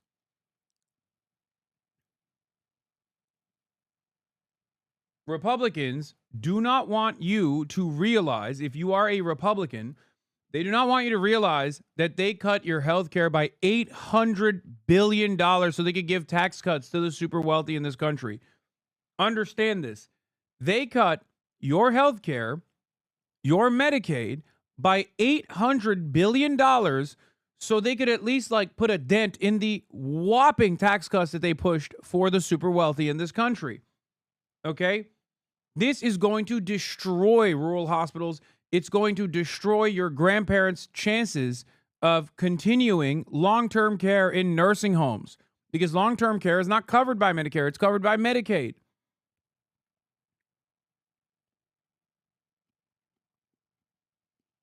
I cannot understand how people are not more overt with this. They should have been from the start. And that's precisely what the Democrats are trying to stop here to the best of their fucking ability, or at least make a bigger deal out of this. My fear now is that they're just going to only do this because they want to highlight this before the midterms, because they know that the cuts aren't coming until after the midterms, because Republicans are demons like that. That's the other side of the story, by the way. Republicans are not even openly cutting before the midterms so that they don't even suffer politically from this.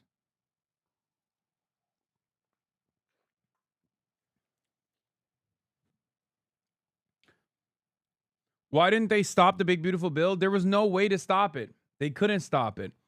They should have already had this exact same fight a couple months prior when there was another budget consideration. Now the Republicans are using the previous concessions that Chuck Schumer offered to continue funding the government against them. Now they're saying, oh, what now, Chuck? You didn't speak like this a couple months ago, Chuck. What's up? Is it because you're scared of AOC? Like, that's what they're saying. But he should have done it back then. We need to stand up for our healthcare system, and if they want our votes, they need to make sure that we're protecting every American and making sure that we can do what we can to continue to make healthcare accessible, affordable, as we work to make it a human right for all. Right. So let me just back that up.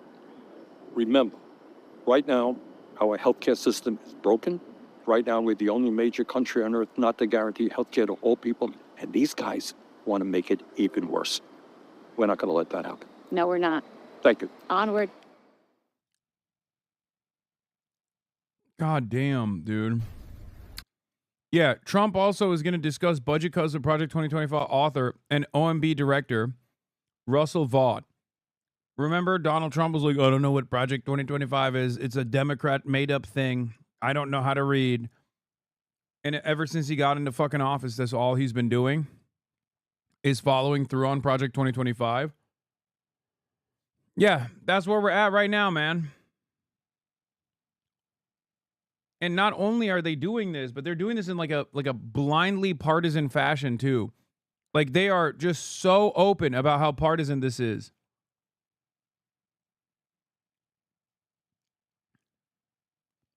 They want to use the federal government shutdown as an opportunity to lay off more of the workforce and even take out funds away from blue states, like energy projects in blue states. Energy investment that was allocated for blue states, they took out.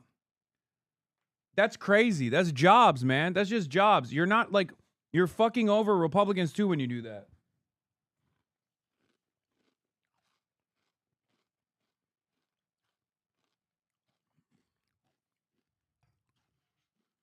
The more, yeah, we're fucking bailing out Argentina, by the way. We took away $18 billion from transportation funds to the state of New York so we can give $20 billion to Argentina. So that maybe we can get some soybeans from Argentina. Meanwhile, our fucking farmers, well, not soybeans from Argentina. Argentina will buy the soybeans, I assume, right? That makes a little bit more sense. Partially because China no longer purchases our soy. Money comes in, money comes out of one pocket, money goes back into another pocket.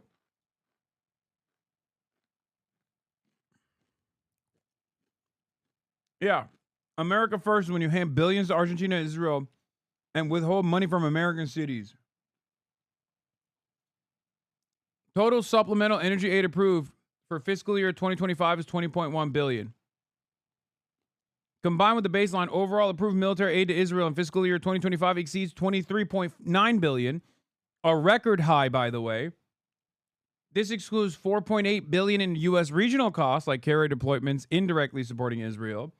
Meanwhile, we're also giving another $20 billion to Argentina. As Russ Vaught is talking about taking $18 billion away from New York City infrastructure projects to ensure funding is not flowing based on unconstitutional DEI principles. Dude, they are literally fucking America. They are raping America, okay? I'm using aggressive terminology here, not to do like rape culture or whatever. This is literally what it is. They are raping this country, okay? Openly.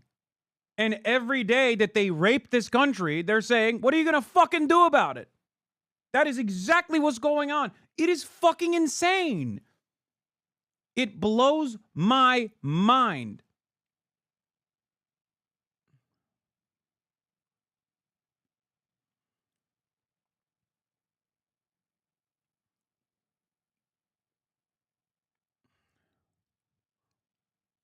This is not a partisan thing either, for the record. This is not like, oh, just the Democrats get fucked over. Oh, what now, libtards? Like, dude, that is a major city where millions of Republicans also live. Okay? What the fuck are we talking about? Like California, right? California. People love talking about California. Pussy ass California, right? Libtard soy California. California has more registered Republican voters than 3 red states combined. 4 red states, if you want to do the math. Like, there are more registered Republicans in California than 3 or 4 Republican states combined.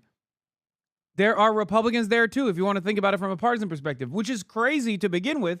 Why the fuck are we thinking about it from a partisan perspective? What is going on? Once you're in office, you're the president of everybody. You're not the president of just the dumbest, most racist monsters in this country. You're my president too. It sucks, but that's just the case. You got to start acting like it. What the fuck is this shit? No, I'm the president of an increasingly smaller constituency of psychopaths, rapists, drunk assholes, pedophiles, Zionists, the Argentinian population of anarcho-capitalists. Like what? What is that? Some of the worst douchebags you've ever seen in your entire fucking life, and these guys are sitting around being like, nope, those are the guys that we have to care about. Those are the guys who we have to defend the interests of, no matter how stupid it is. When back this morning, President Trump is saying he's moving forward with more cuts to federal agencies as the government shutdown moves into day 2. And helping him make those decisions, Russell Vogt, the head of the Office of Management and Budget. And as the president has mentioned, he's a key author of Project 2025. Plans that got so much attention during the campaign. Vogt has already announced several of the cuts since the shutdown began and has emerged as a key member of the president's team. You all know Russell Vogt. He's become very popular recently because he can trim the budget to a level that you couldn't do any other way. So they're taking a risk by having a shutdown. But who exactly is Russell Vogt, and how did he get all this power? Let's get more from New York Times Washington correspondent Coral Davenport, who just wrote a very extensive piece on the White House budget director. Coral, thanks so much for joining us. We just heard the president praising Vogt for his cuts. How did he come to earn the president's trust, and what do we know about his plans and priorities? Sure. So Russ Vogt has been with the Trump administration since the first term. He was deputy budget director and then budget director in the first term. In that first White House term, he was involved. He kind of tried to use the power of the White House. I didn't realize that's how you say his name either. I thought it was Vought, like on The Boys, like Vought Industries. White House to cut off spending. He was involved in the decision to cut off Ukraine spending, which ended up getting the president impeached, to reroute money for building the wall, which ended up getting canceled, to try to fire employees kind of at will, thousands of federal employees. All of those were ideas that he really embraced, that he wanted the president to be able to do, that kind of fell apart. And he spent the 4 years of the Biden administration kind of relentlessly working. He started his own think tank. He worked with Project 2025 on this project of how can the president do these things and have them stick? And because he's a budget director, he thought of using the tools, the levers of the federal budget. How can the president get the power to cut off spending, to stop spending, to shut? What? You cannot even recognize Armenian genocide? Are you talking about Russell Vought? Is he like, does he have a position on the Armenian genocide or something? Who's this guy talking to?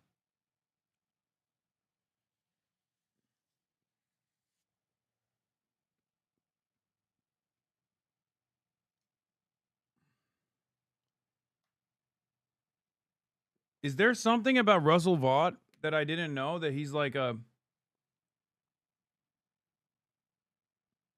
This world looks away when Azerbaijan desecrates ancient churches and monuments? I mean, that is true, but you're in one of the very few spaces on the internet, or anywhere really, that doesn't do that.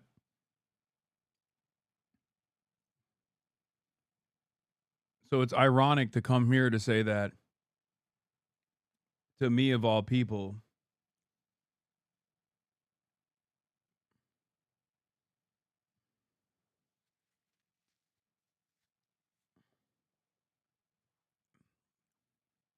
I honestly thought this guy was talking about something that I didn't know. Like maybe Russell Vought was like a weird Turkish nationalist or something. And it turns out he's just yelling in general. Federal agencies to fire workers, to shrink down the government to, you know, the size that you could fit it in a teacup. He has spent all this time really working, researching, planning, mapping, strategizing this in a deeply disciplined and focused way. And now Why is he so set on shrinking the federal government? Where does that even come from? Where were you in Azerbaijan? Blocked the population for a year and desecrated ancient Armenian churches and monuments. Israel does not recognize the Armenian genocide. Israel still denies the Armenian genocide along with Turkey.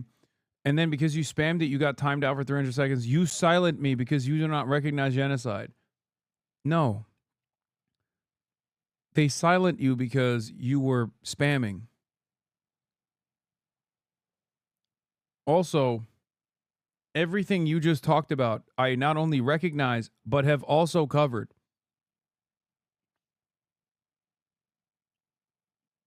Which is part of the reason why, because I've covered it so extensively that I genuinely thought you were talking about like Russell Vought being like weirdly into denying the Armenian genocide or something. No, you recognize, yes. Okay, then why are you yelling at me? He even spammed it in right-wing chat months ago. Oh, he's been doing it to Zach Rahr as well. You speak up against Israel or Russia, but where were you all for Armenia? Okay, never mind. This guy just kind of does that. Okay. I take it back. He does that. He's equal opportunity. Yeah, I mean, he's a conservative's conservative. You know, he grew up in a very Christian home. He's deeply religious. He went to an evangelical Christian college, Wheaton College in Illinois. His first job in what is this? I wonder what the Trump supporters who consistently attack me with lies that I've denied the Armenian genocide will have to say about Trump's actual denial. They don't give a shit. They'll just move on to the next thing. Damn, all the way back in 2019 too.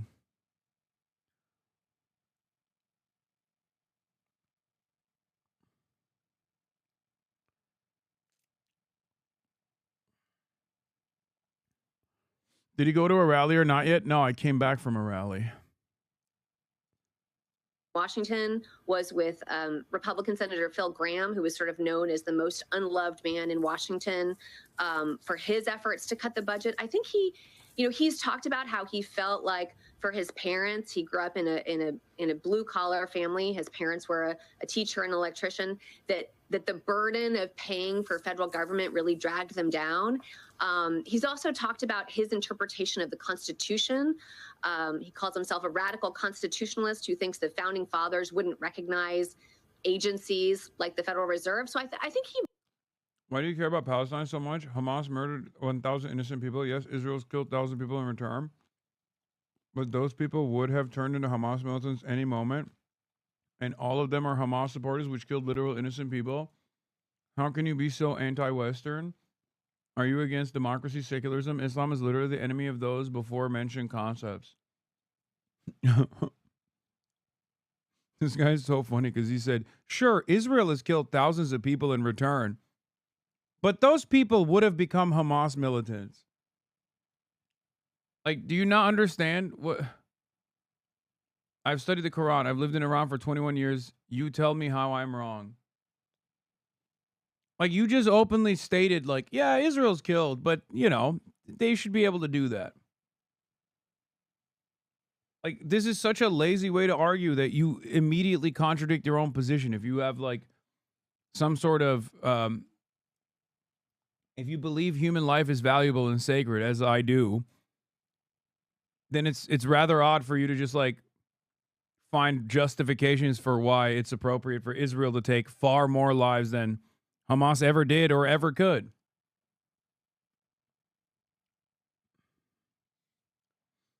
I don't think you understand your position, albeit a little brain broken from, I guess, living under the Islamic Republic, is far more militant and far more fundamentalist and far more violent than even the Iranian government's position is. I hope that sits with you for a moment.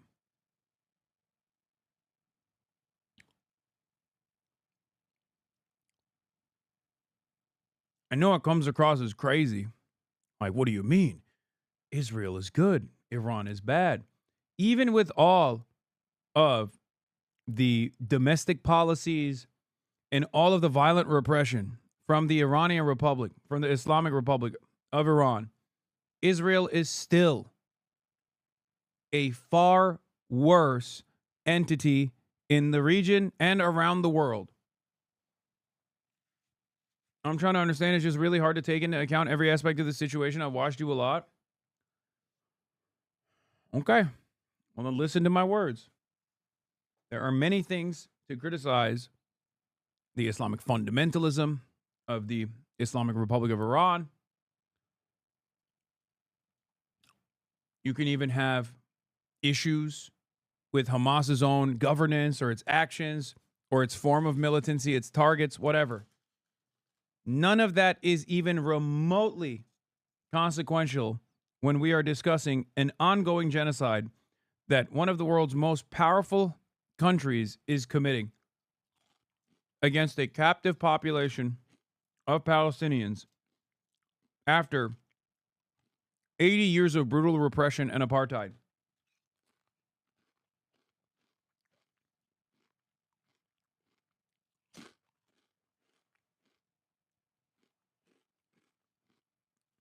You were not a chill Persian, my friend.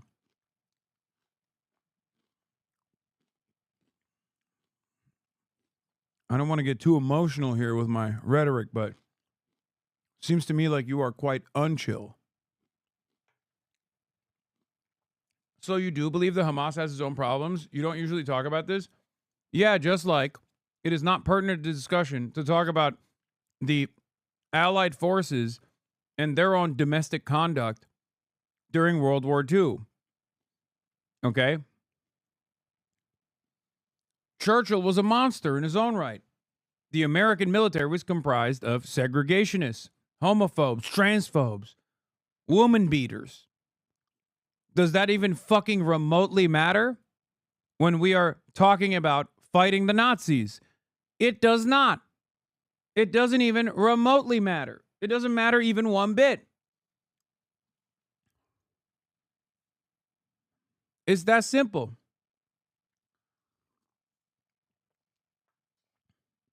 Why do you not fuck with Kurdish people? I don't think there's a single person that comes in here that actually watches me that has this opinion, right? Like this is got to be someone who just watched like people simply claiming that I don't fuck with Kurdish people. Dog, I've literally had Kurdish terrorists on my stream. What the fuck are you talking about?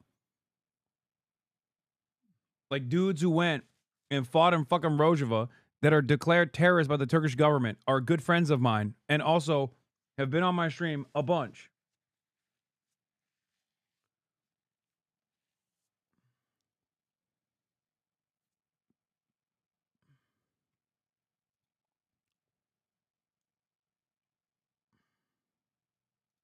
Really is a true believer. He thinks that, you know, the I feel crazy thinking that Democrats maintain the shutdown is only doing harm overall. They're the party with zero plan. The base is fully mobilized. I'm part of me thinks leaving the budget is going to get people taking action.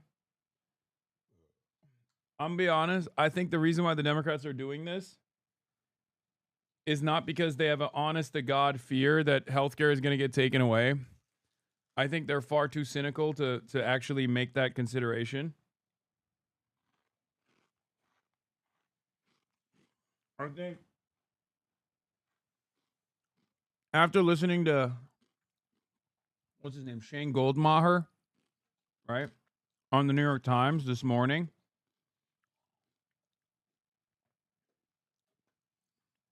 I realize that Democrats are probably doing this because they want to make healthcare a main priority, a main point of contention. They don't actually want to do something about healthcare, probably. If I'm looking at this super cynically, they just want the healthcare thing to be on the forefront so that people actually get mad.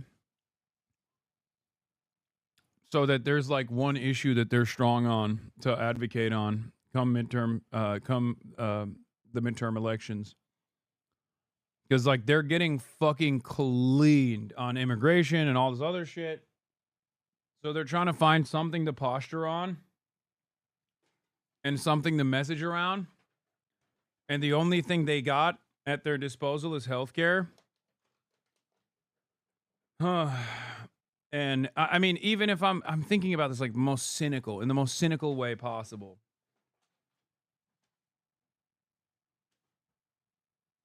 If I am a cynical operator like the average Democrat politician is, I'm still invested in this cause because at least it moves the conversation away from, like, I don't know, any number of different issues that I am fearful the Republicans are destroying me on.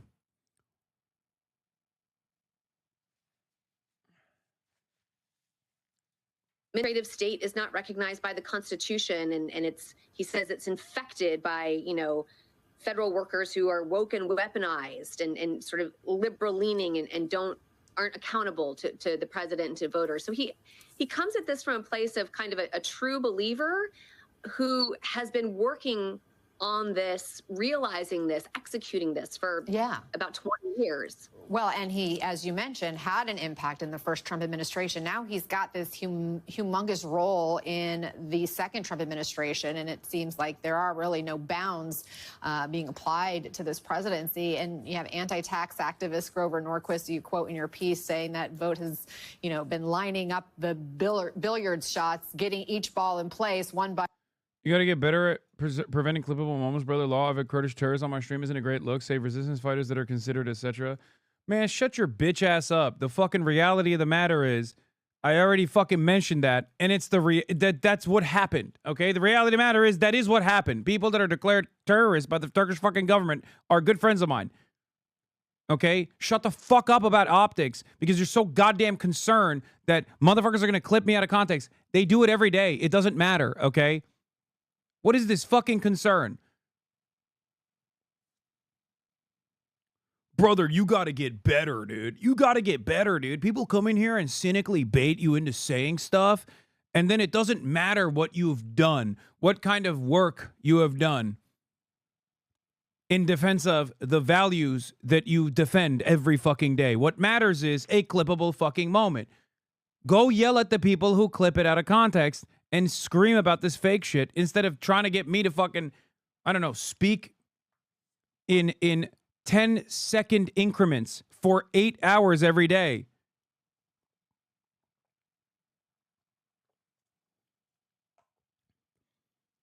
What's next? Don't make jokes. People can actually say that you're being sincere. One for each consecutive move. So help us understand the vision and what it looks like moving forward, because we already went through Doge. We already went through Elon Musk and all these, tens of thousands laid off. What else does Vogt have planned? What does he want to do?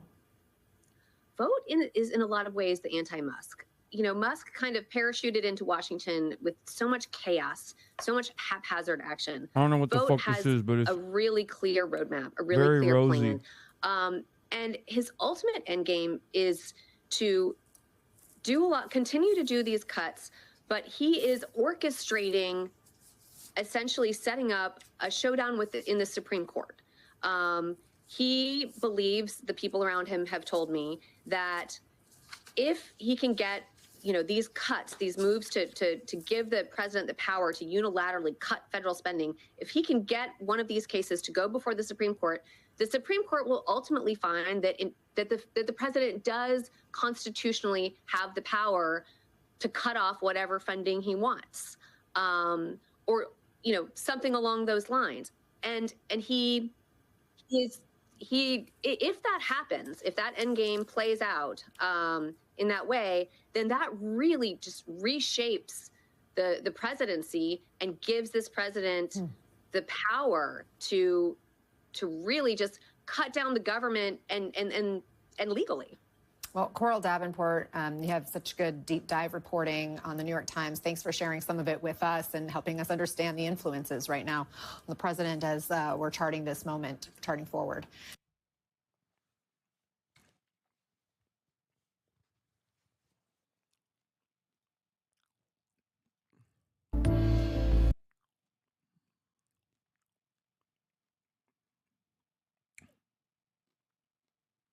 It is so ridiculous that this just goes on so often over there with you guys. Dude, America is not a real democracy. We have corporate oligarchs. They run the show. We stick to fighting ourselves over idiotic, petty shit. We stick to eating each other alive. And the corporate oligarchs keep doing whatever the fuck they want. They keep shafting the everyday guy. This is how it works. It's not even new. It has, however, gotten worse as of late. Republicans, as everybody know, controls the U.S. Senate, controls the U.S. House, and controls the White House. In other words, they are running the government. But what is happening now, which has never happened before, is they are not sitting down and negotiating. So as of this point, Democrats have had no input into the process at all. Now, what Republicans want is to pass what is called a clean CR. In other words, maintaining the status quo. Here's why that is an awful idea and why all of us are opposed to that.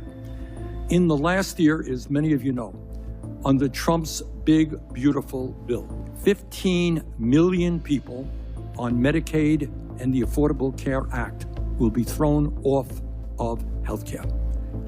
Very shortly, you are going to be receiving notices from your insurance companies that your rates, your insurance premiums, are going up by, on average, some more, some less, 75%. Yeah, you heard that correctly, 75%. Now, right now, we have a broken healthcare system. Nobody can afford healthcare. You're ready for a 75% increase in your insurance premium.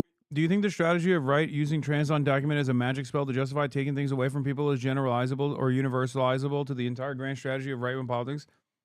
Yes, because it's not just about trans undocumented. Back in the day, it used to be black people. It still is black people. But now they say trans and undocumented too. But ultimately, that is the only way. That is the only way that the Republicans have been able to successfully demand cuts to social safety nets that every American takes advantage of. It's not a new nor unique position. Lee Atwater basically defined it when talking about the Southern strategy.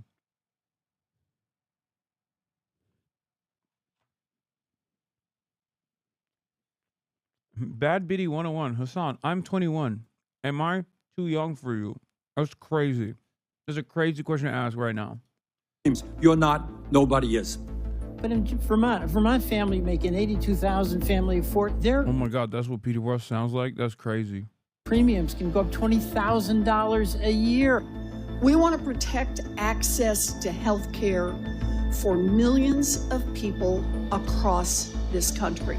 And we're willing to get in the fight for that because we've had it. The priorities that we have at the table, and they need Democratic votes in order to keep the government open, man, they're pretty reasonable. They're pretty reasonable. What are we asking for? Just don't increase people's premiums by 75%. Your grocery bills are going up, your utility bills are going up, and your healthcare costs, especially health insurance premiums, are going through the roof. Who voted to repeal all of these Medicaid and... Ed Mackey.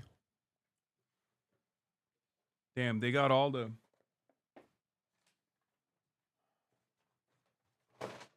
They got all the progressive senators out here. This is like the Congressional Progressive Caucus, but for the Senate.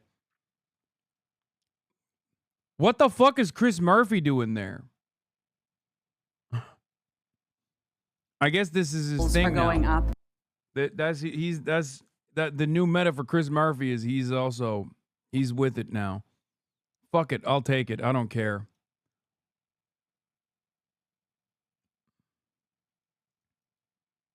Especially health insurance.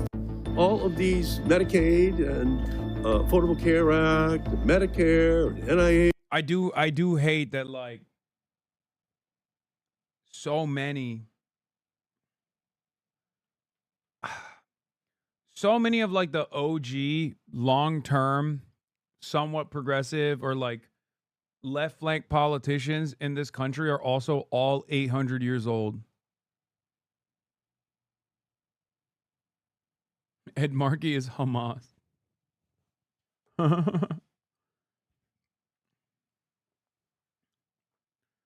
It's so crazy. Like, I like Ed Markey, you know. Like, a lot of these politicians that are in this room, I don't have, like, a lot of... I mean, I have a lot of disagreements with, but, like, it's not undeniable. It's not impossible to contend with. These are probably some of the best senators we have. And they're all incredibly old. Oh, my God. Funding Republicans. We're for a proposal that keeps the government open. But we also don't want to give Donald Trump, a lawless president, a blank check. Save healthcare and save our republic. Those are our two missions.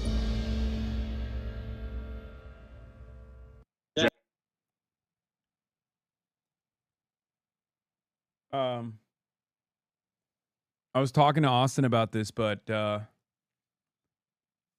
he found out that Merkley, Jeff Merkley is, I think, Jeff Merkley is a no AIPAC Democrat.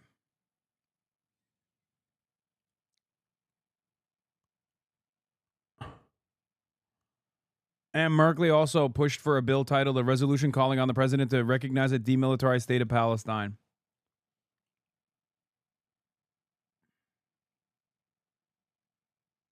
Source: New York Times. Was this a story that you covered? What the fuck is going on? What is this? This is just a Google share link.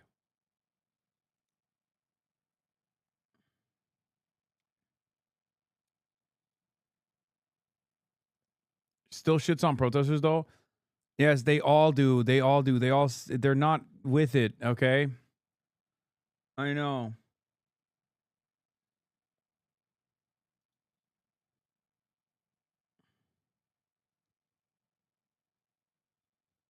Jeff Merkley's son is my primary care provider. That's funny. But yeah, he is one of the better Congress members from Oregon. Leader Jeffries, Speaker Johnson says he's got nothing to negotiate with you over. Will you accept anything less than a permanent extension of Affordable Care Act subsidies?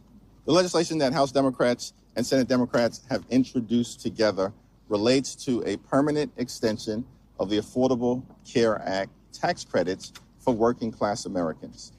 Understand, in the Republican One Big Ugly Bill, where they enacted the largest cut to Medicaid in American history, stole food from the mouths of hungry children, hungry seniors, and hungry veterans.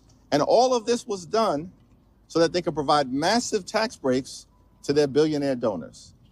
And you know what? Those massive tax breaks were made permanent. Why in the world should everyday Americans, working class Americans, hardworking American taxpayers accept anything less? I mean, literally this year, House Republicans, Senate Republicans, and Donald Trump enacted massive tax breaks for their billionaire donors, for the wealthy, the well-off, and the well-connected, all to subsidize the lifestyles of the rich and shameless. And this was done permanently, and now they want the American people, not us. He's right. It's hard to pay attention to his words because he's so sexy, but he's right. We must pay attention to his words. In spite of his sex appeal, stop objectifying Hakeem Jeffries. He is right about every single thing that he said. Democrats, the American people, to accept anything less than a permanent extension of tax credits that make their health care affordable? Understand this, over the last few days and over the next few days, what you're going to see is more than 20 million Americans experience dramatically increased health care premiums, copays, and deductibles because of the Republican unwillingness to extend the Affordable Care Act tax credits. They're not even willing to extend it for multiple years, let alone do what Republicans just did for billionaire donors, which is to extend the billionaire tax breaks permanently. Of course, the American people should accept nothing. Okay, he kind of flubbed it a little bit. I mean, everything he's saying is right, though. It's probably not great that the leader of the leader in the House for the Democrats is incapable of putting together a coherent narrative when he is 100% correct. I don't want to fucking shit on him too much because, like, I'm supporting him in this endeavor. I'm behind it. You know, AIPAC Shakur or not, whatever people call him, I don't care. On this issue, he's right. It's just explain the message again. It's simple.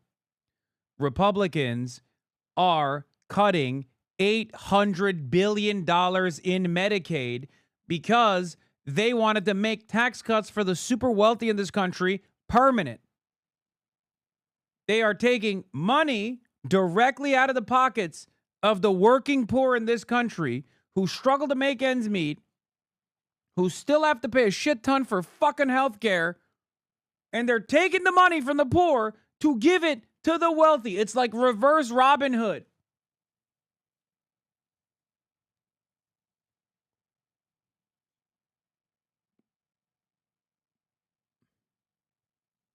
And we, the Democrats, must put an end to that.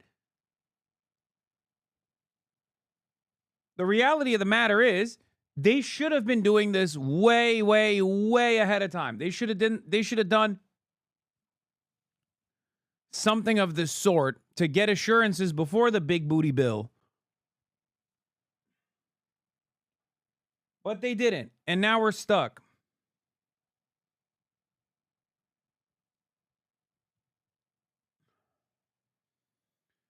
Oh, I hate it. I hate it so much. Yeah, instead of, okay, you're saying Robin the Hood, but I can totally see Hakeem Jeffries do that now and be like, Donald Trump, instead of Robin Hood, Donald Trump is Robin the Hood. Stop. We put that out there. Fuck, we put that out there. It's going to happen.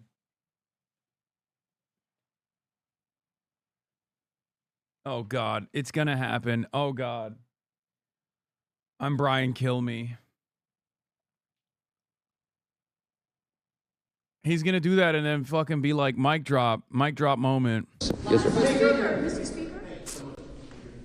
Democrats want to not only have health insurance for illegals, but some of your Democrats... You disgust me. I mean, sometimes we come up with shit in this community that is disgusting, but then it literally becomes reality once spoken.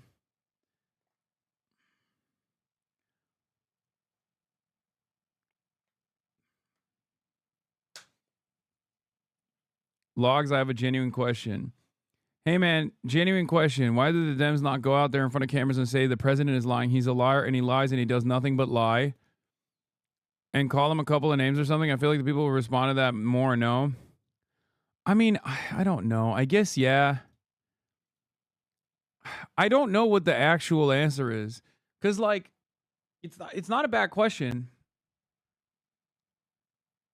I guess if the standards are so low now, maybe the Democrats should also shit smear. I personally don't give a shit about the optics of it all, because I think if they were loud and proud about like bold policies, about things that they actually care about, you know, free healthcare and shit, like I don't care how they message it beyond that. Like that would still be more galvanizing. That would still be more effective. People that don't support Trump know he's always lying. People that support Trump will never think he's lying. A Dem, especially Hakeem Jeffries, isn't going to convince Trump voters that Trump is lying to them. Yeah, that's true. Well, why don't you do performative bullshit?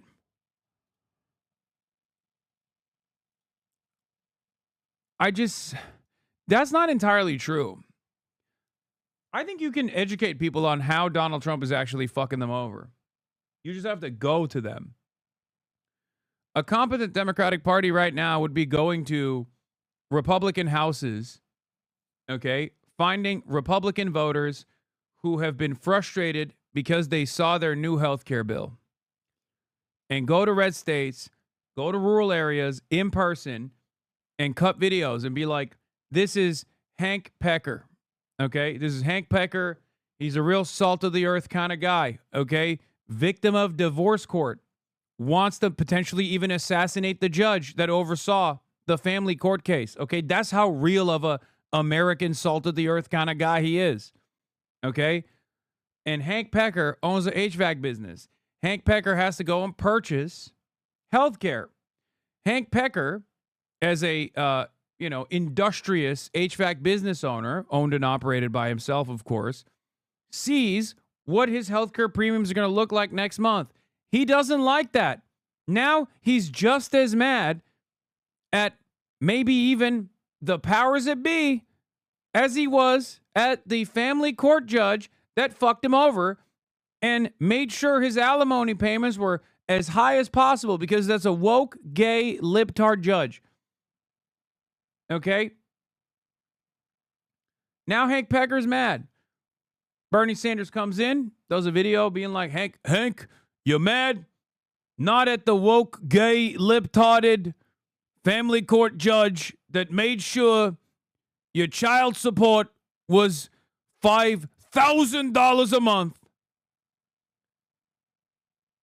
You are mad at the Republican Party for stealing money directly out of your pocket to give it to the billionaire and the millionaire class. You know? Boom. Do that like 1,000,000 times around the country. Is this the sort of dreams you get? It's very sad, but yeah, I do dream about shit like this. Exactly. Dave Weigel on messaging. Newsom stands out as the Dem who understands the how dare you is much less effective. Trump responds to mockery. Yes and no. Because Newsom does it directionless. Even though he is kind of my goat right now, because he's taking away all the attention from people like myself, so the Republicans aren't going to like prosecute me because they're too busy trying to prosecute Governor Newsom. So he is a little bit of my goat right now. He's kind of my goat. Low key. He's like a magnet for their fucking hatred.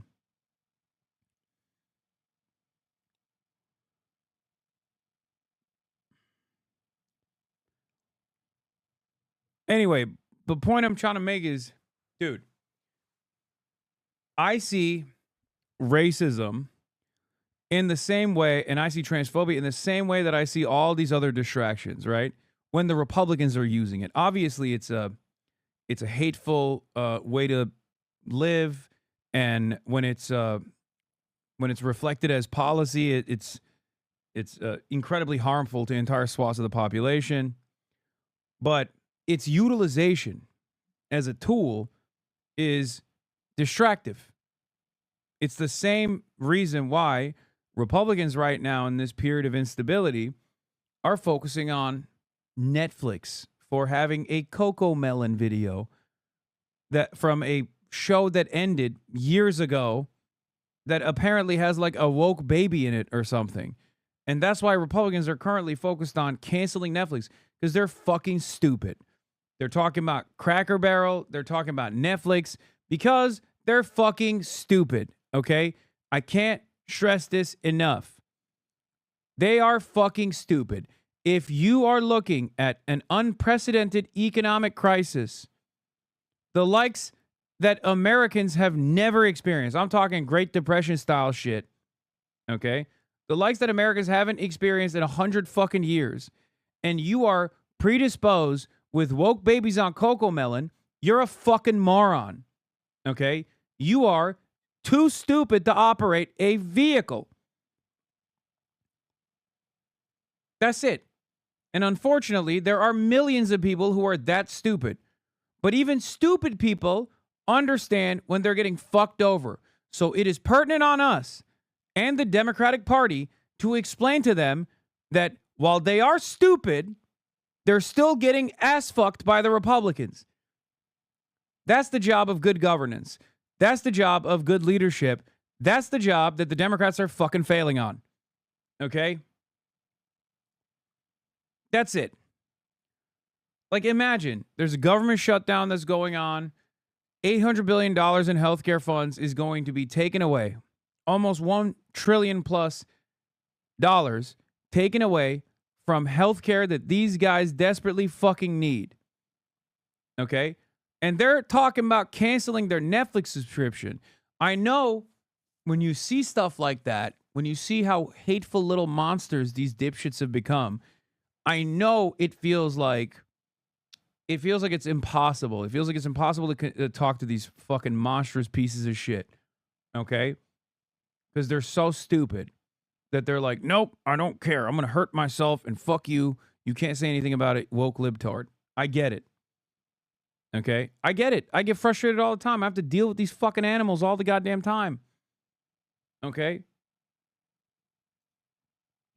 Having said that, if you care about making people's lives better, you have to fucking convince these people. Okay? Even this fucking guy, George Wallace Lame Similes, says, this idiot poser with his childish rebel politics is going to get himself killed or other people killed while he scams to make a buck on Twitch. Like this dipshit, right? I want this fucking moron to have healthcare. Okay? I want this fucking old-ass, bald, loser fucking moron to have healthcare. They only look monstrous because you don't understand them. The world only looks wrong because you don't understand what's really going on. Yes, brother, you have it all figured out. Okay? Listen, Unc, listen to me.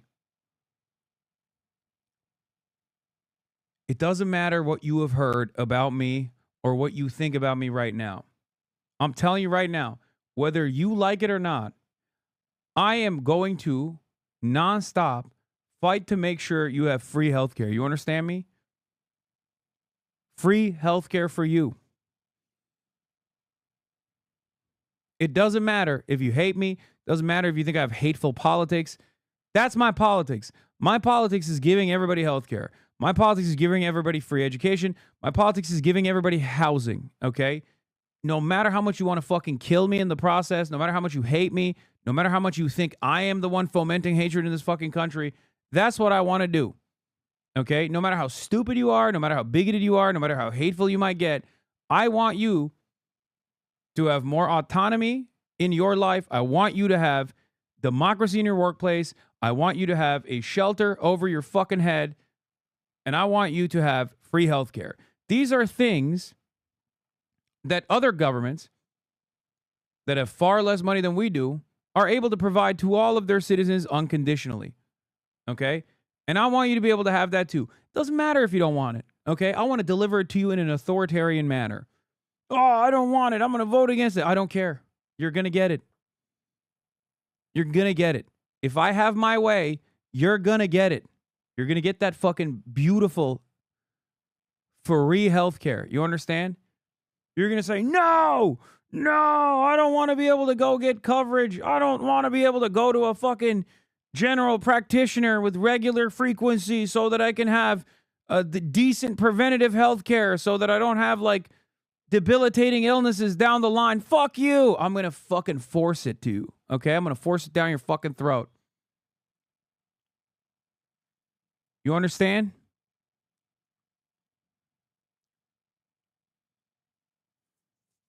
That's it. That's my politics. I want to violently make sure that your life is better. Okay? That's it.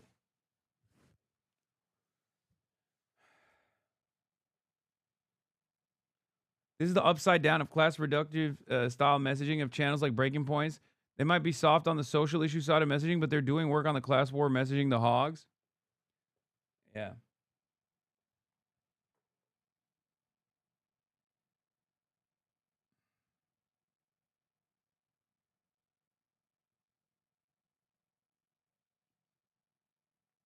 What do you think about the Democrat kitty video? I hated it. Ass.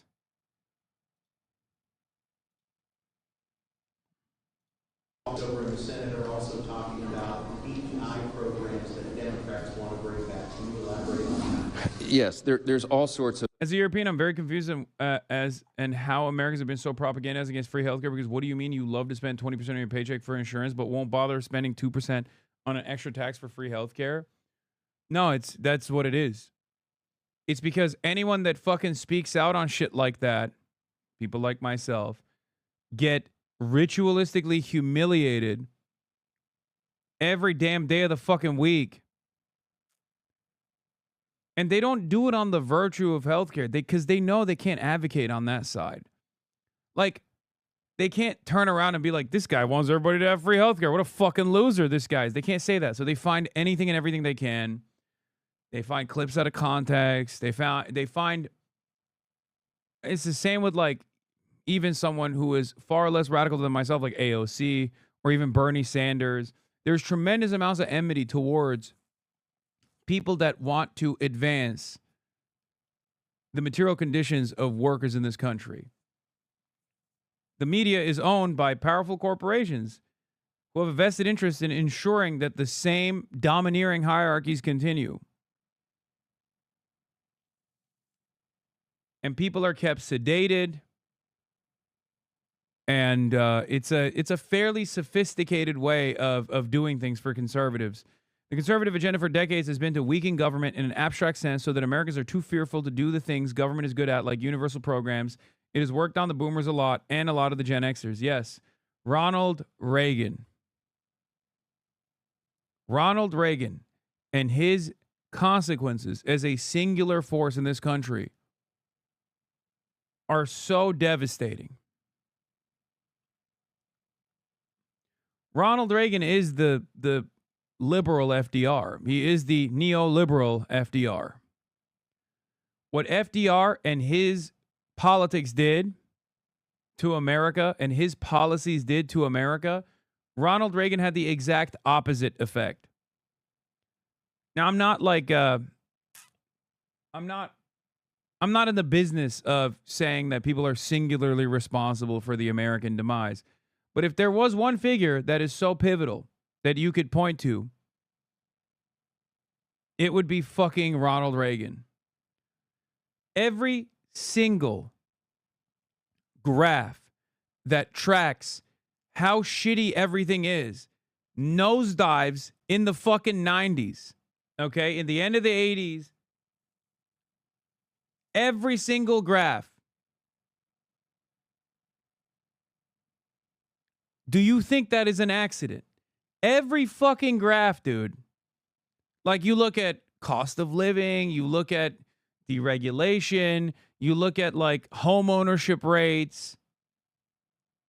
Virtually every single fucking graph that you can point to about ongoing American demise, the starting point is fucking Ronald Reagan. Like a little bit after, you know, for the policies to take place, the deregulatory economics to take place.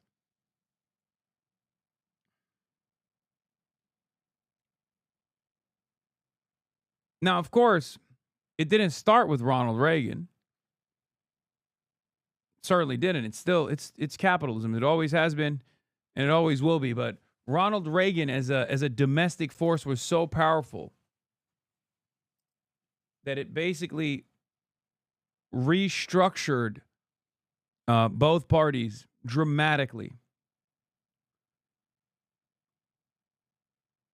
Yes, I know Carter was bad too, chatters. I'm just talking about, like, it's like saying New Deal economics is entirely in the hands of FDR. It's not, right? There were tremendous forces that were pressuring FDR to do the right thing.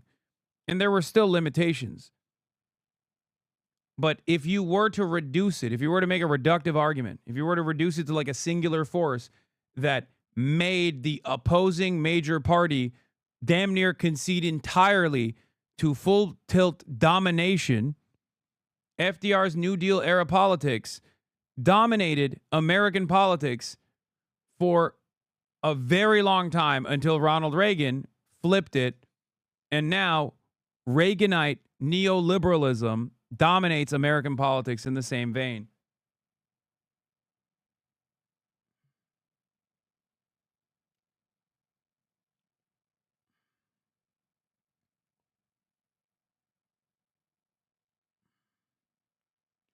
He's the reason college is so expensive. He's the reason we have conservative think tanks. He's the reason we have trickle down. He's the reason we have the war on drugs. He's the reason AIDS became such an issue. He's the reason why stock buybacks are no longer illegal. All corporate consolidation in this country that was already happening, but like the complete corporate capture and the complete corporate consolidation you have seen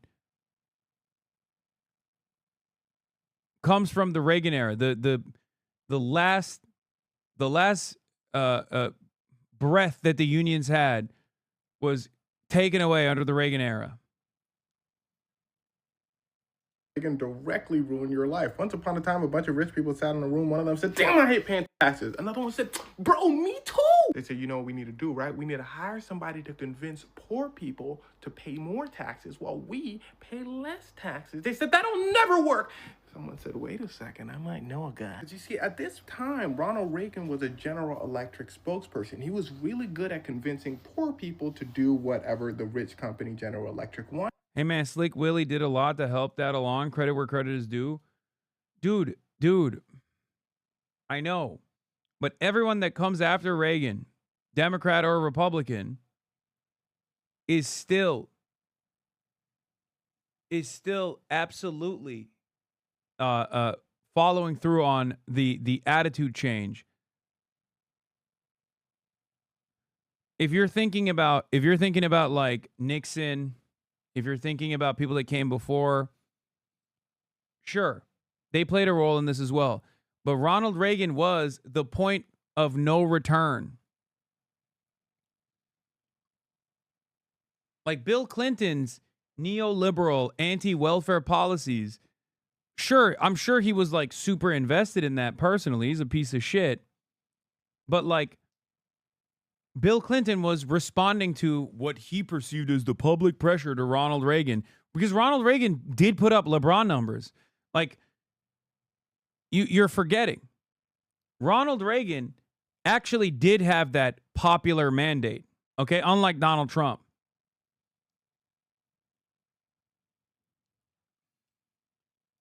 But before that, he was a Democrat, an activist, very anti-racism, all for workers' rights. They said, hey, bro, we need to hire you for the opposite side. He said, you think I'm a... They said, here's a bag. He said, when do I start? You see, he took this job because his acting career was failing. So he said, hey, I'm pretty good at this. So he ran for governor of California. He won.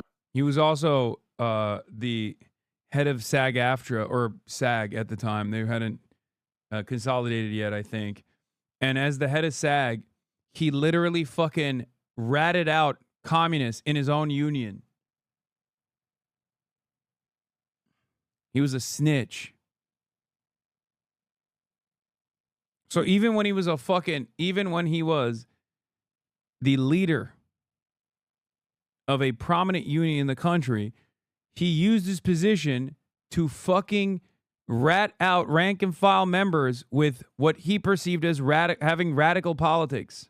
Remember, his only jobs at this point were acting and convincing poor people to do what rich people want. And rich people loved him. He was the perfect storm. They called him the great communicator. One of his exact words were, "Send those welfare bums back to work." They said, "Reggie!" He said, but you like how I said that? No, they said, he could do no wrong. So it's only natural he becomes president of the United States. He says, okay, as my first act, I'm going to take the rich people's taxes from 70%. Yeah, fun fact, people like Elon Musk paid 70% in taxes. He said, I'm going to take it from 70% to about 28%. Everybody said, whoa, that sounds kind of low. He said, no, listen, y'all not hearing me though. He said, here's the plan.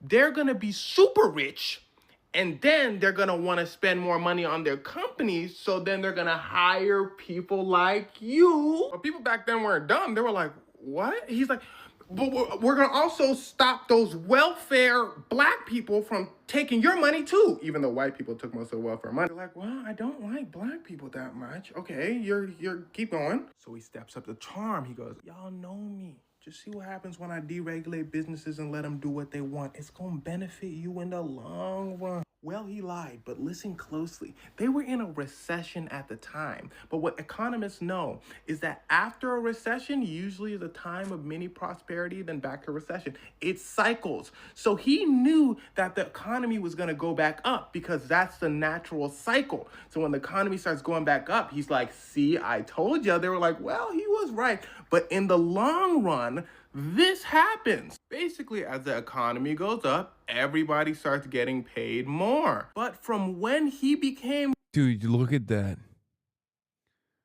Every graph is like this, bro. Every fucking graph. No, it's not a natural cycle. I mean, it's somewhat of a natural cycle, basically, under capitalism. It doesn't have to be.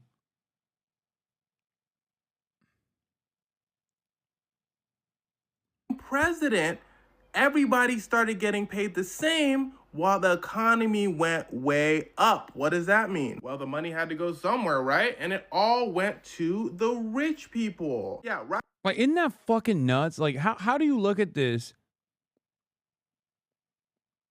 How do you look at this equitable, more equitable system and then turn around and go, this is so much better? That's what's so fucking annoying about people nowadays when they talk about, like, the good old days. What do you mean? Let's get back to the good old days. Like, the dumbest guy you know is advocating for the good old days, thinking that it was that way because, like, black people were segregated or some shit. But the real reason why was because they had better redistributive policies. Like, it wasn't socialist by any means, but at least there was more of a more equitable outcomes for everybody. When they talk about the good old days, they're talking about, like, having decent wages, being able to have one earner in the family and have, like, 2 kids or 3 kids or even a fucking second family on the side as a secret. Think about how much purchasing power the average dumb fuck American had, that they literally could have a second home for a second secret wife on the side, bro. That shit's unheard of. What are we talking about? Think about that. Nowadays, what's unheard of is living in a fucking 1-bedroom apartment by the time you're like 36, 37. That's unheard of. I'm not even talking about owning a home. I'm talking about not having fucking roommates. Okay? So when those people, when those dumb fuck boomers and the lead generation turn around and say, oh man, we got to go back to the good old days, Republicans turn around and say, yeah, that's right. You mean fuck black people, right? Like, you know, no more Mexicans, right? That's what you mean. It's like, and they go, yeah, that's what I mean. That's why things were good, I think.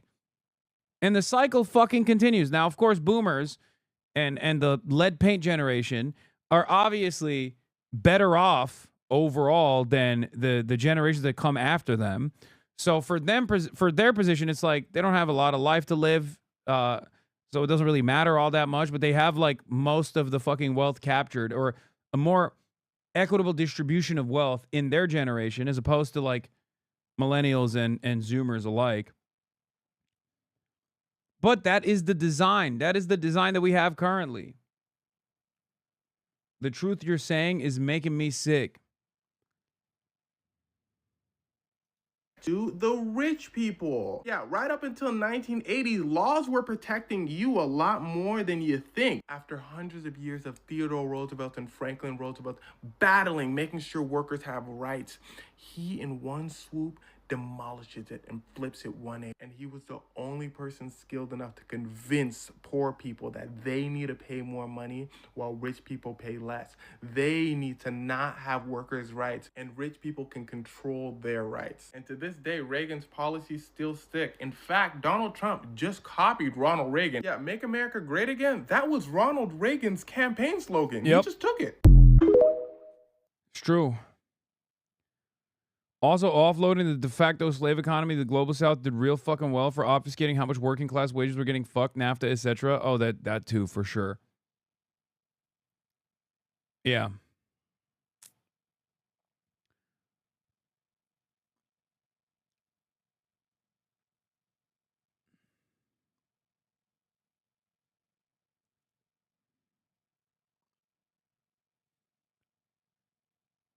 How do you reconcile this with the fact that real wages have slightly gone up and not down since the 70s? Brother or sister or the emperor. Real wages going slightly up is nothing in comparison to the overall economy's explosive growth in that same time period, because that is this exact same distribution of wealth that we are looking at right now. It's wealth consolidation, especially when you factor in how expensive things are. You're talking about, oh, well, real wage growth happened since the 70s, albeit slightly, okay? Real wage growth happens since the 70s, albeit slightly. Okay, well, what about big ticket items that you need? Compare wage growth from the 70s to now, like what your wages look like now, and then compare college education. The price of college education in the 70s to right now. Wages are fucking stagnant since then. Output has skyrocketed due to unimaginable technological achievements. Okay? Productivity has skyrocketed. American laborers are insanely productive, like incomprehensibly productive in comparison to how productive they were in the 70s because of automation and all of the wonderful technological achievements that make it so that you can basically work 11 people's jobs as one person now. Not even 11, 100 people's jobs. I mean, think about computers even. You're talking about a time when like computers didn't exist versus a time where computers do exist. And not only a time where computers do exist, but they exist on your fucking hand, in your phone, okay? And they're on you all the time, 24/7. The amount of productivity that each laborer has now is unimaginable, incomprehensible to someone who's living in the fucking 70s.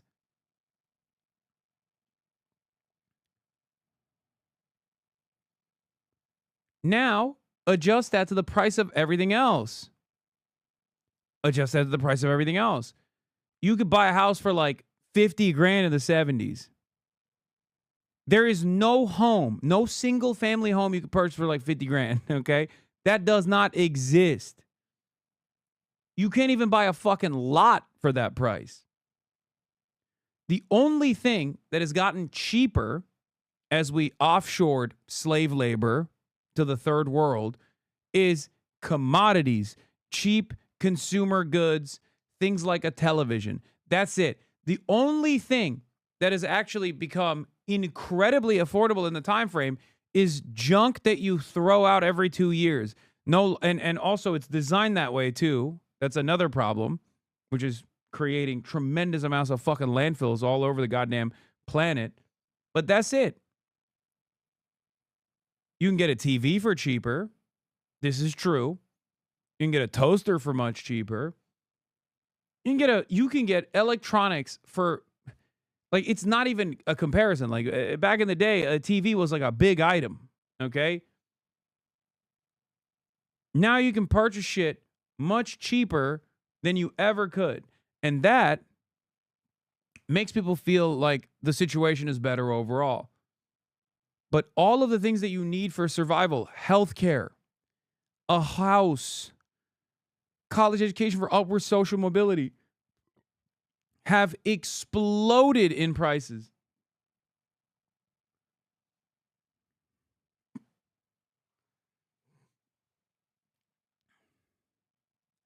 Yeah, you used to get paid $25K and houses were $50K. Now you get paid $75K and houses are $500K on the cheap side. So yeah, your real wages went up. But everything is so much more expensive.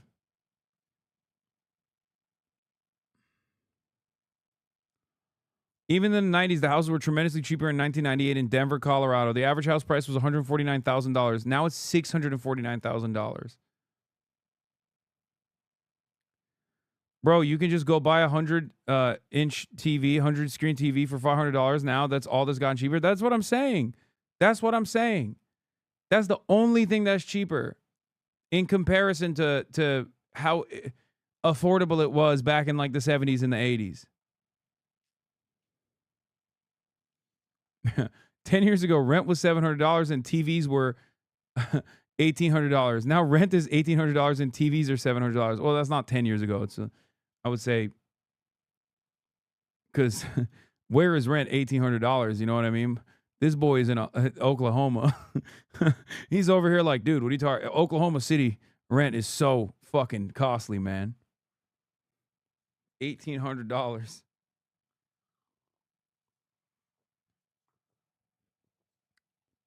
I didn't even say Ohio, bro. I feel like Ohio is not even.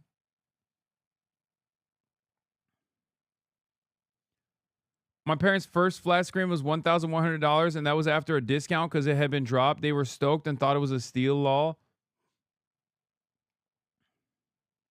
I can have a nice TV in my tent.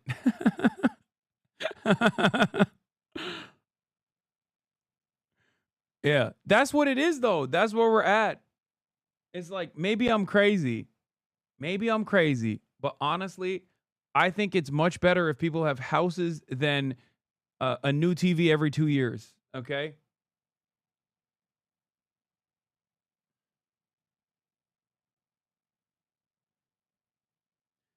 The thing is, these are not even like, these are not mutually exclusive concepts. You can have a cheap TV and cheap housing, like if you want. It's just, even if that was the trade-off, I would much rather have the cheap housing than the cheap television.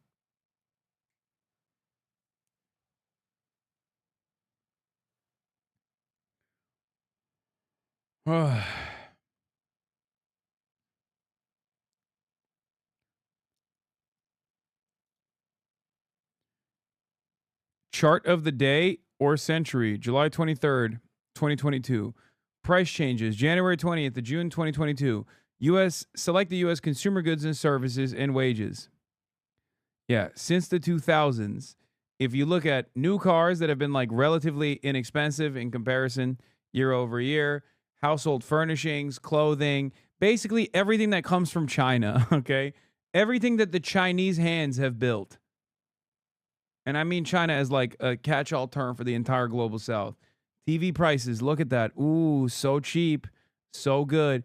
What's that up there? Hospital services, college tuition, college textbooks, medical care services, childcare and nursery school. Average hourly wages have gone up. This is because this is the fucking American Enterprise Institute that's like pointing all this. Food and beverage housing. Food and beverages and housing. The reason why they're using this chart of the day or century is to say the reason why these things are so costly is because of unions. They're claiming that this is all too costly because of average hourly wages going up. And average hourly wages are going up because of socialism. That's the reason why they're using this graph. Make no fucking mistake.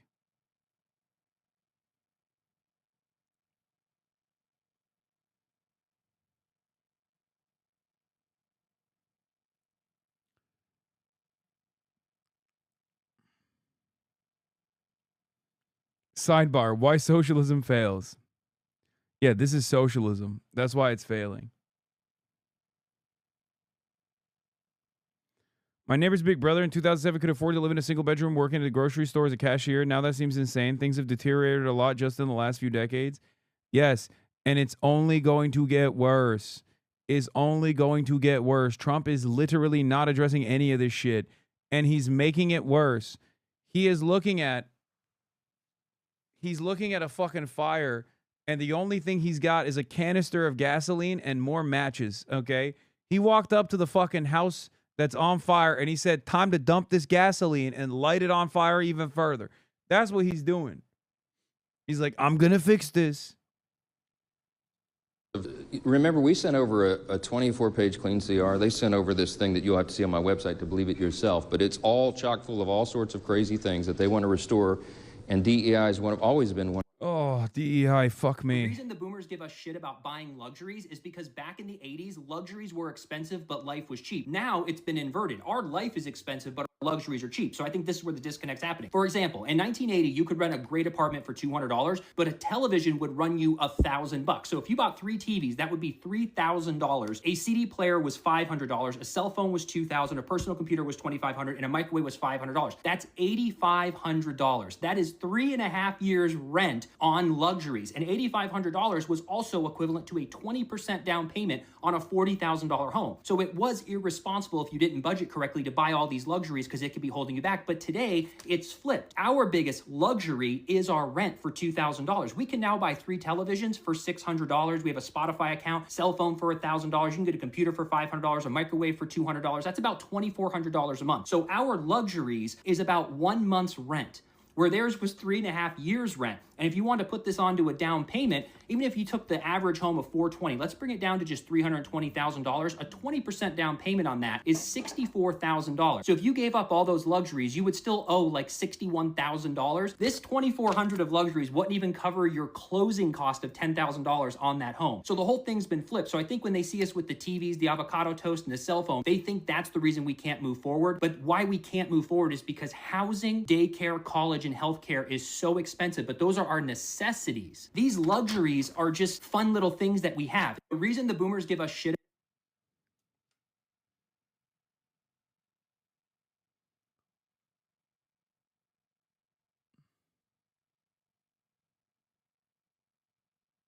It's the French internet. Why your video is so crisp. Yeah, it's fantastic. Anyway, whatever. Fuck that guy. Let's get back to DEI in the bill. Good luck with that in the midterm election. Mike Johnson slams Dems for pushing woke programs. Yeah, woke programs such as...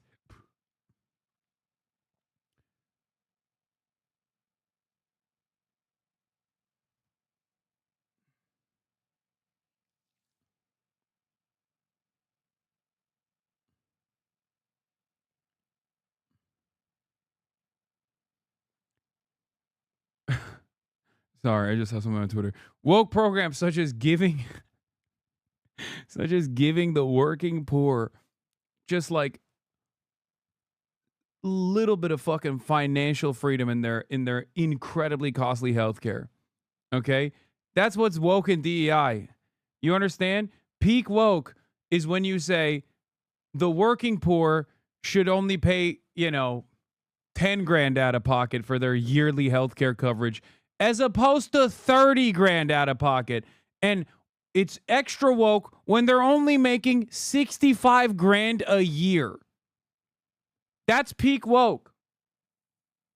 What are you, fucking woke? What are you, DEI, that you want someone who's making 65 grand a year to not pay 30 grand? How is that person going to live, dude?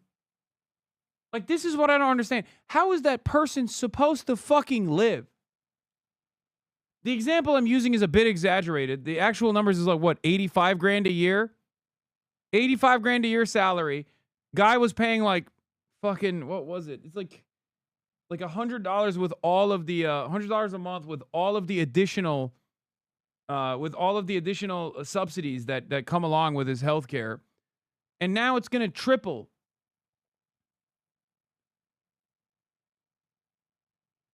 What the fuck's that person supposed to do?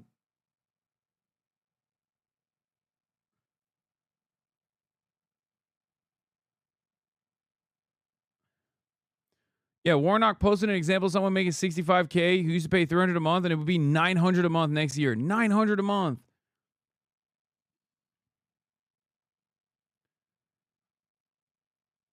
My mom makes $1,000 in Social Security, pays $280 in supplemental insurance for Medicaid, and $95 a month for the prescription plan for the same supplemental company. That's 4 times what it was a decade ago.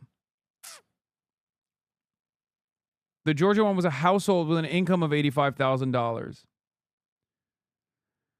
Oh.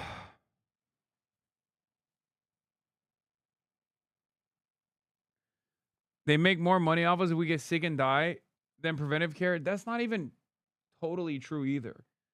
Because it's not, it's instability. It causes too much instability if motherfuckers are dying left and right.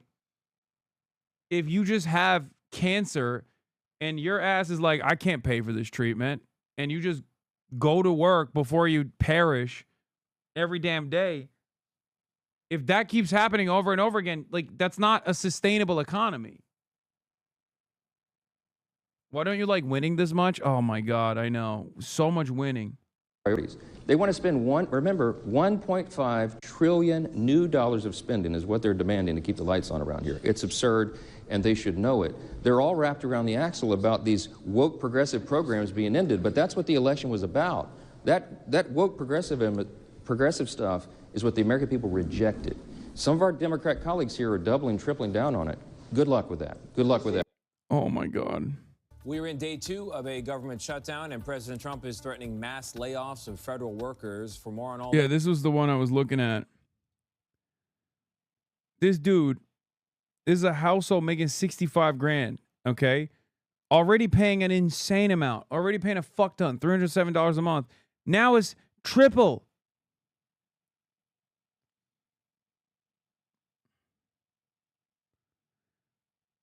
Also, those aren't the same plans as what people are saying, which is what my initial curiosity was about this as well. Except this is a worse plan that he's paying more for.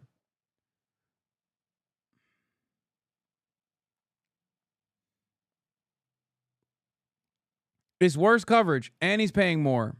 Republican House Speaker Mike Johnson, who's been blaming Democrats for all of it, joins us now to expand on those thoughts and more. Mr. Speaker, thank you very much for joining us. My first question is an easy one.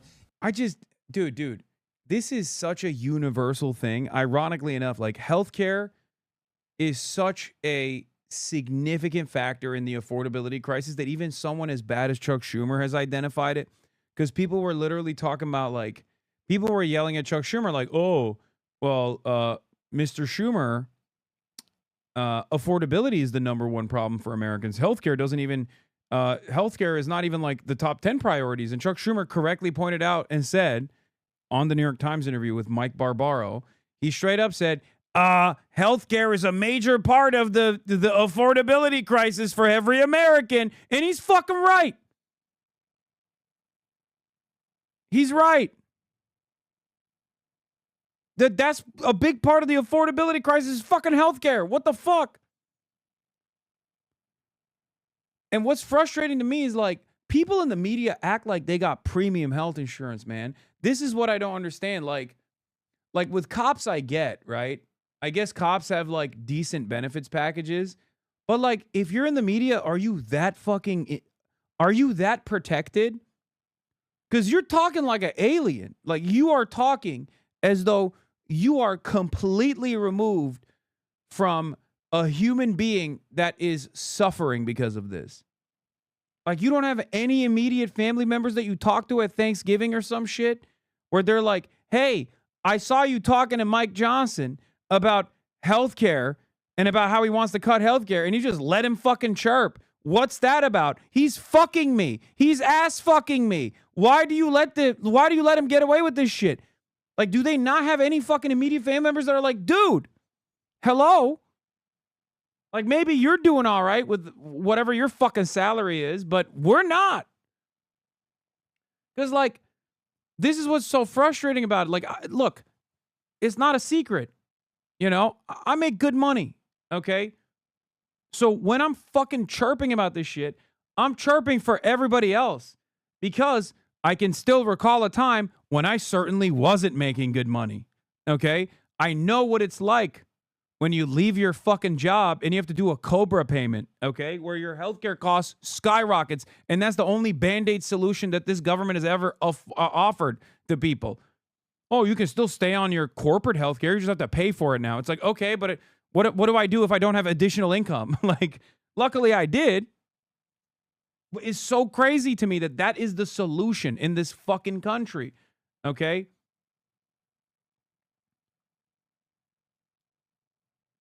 But I don't understand how these guys act as though they're like, that they can't even see the consequences of the shit. Like, with the Republicans, I get it. It's their job. They're demons.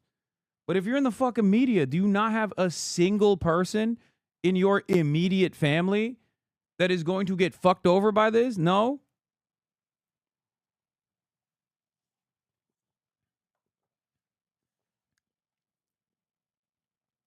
The beauty of social reproduction is that the upper class gets to mingle with the upper class, a vicious circle jerk, if you will. I mean, they're not like, bro, they're not like oligarchs, though. Not every single one of these people are fucking oligarchs, right? Like, they're not all oil barons.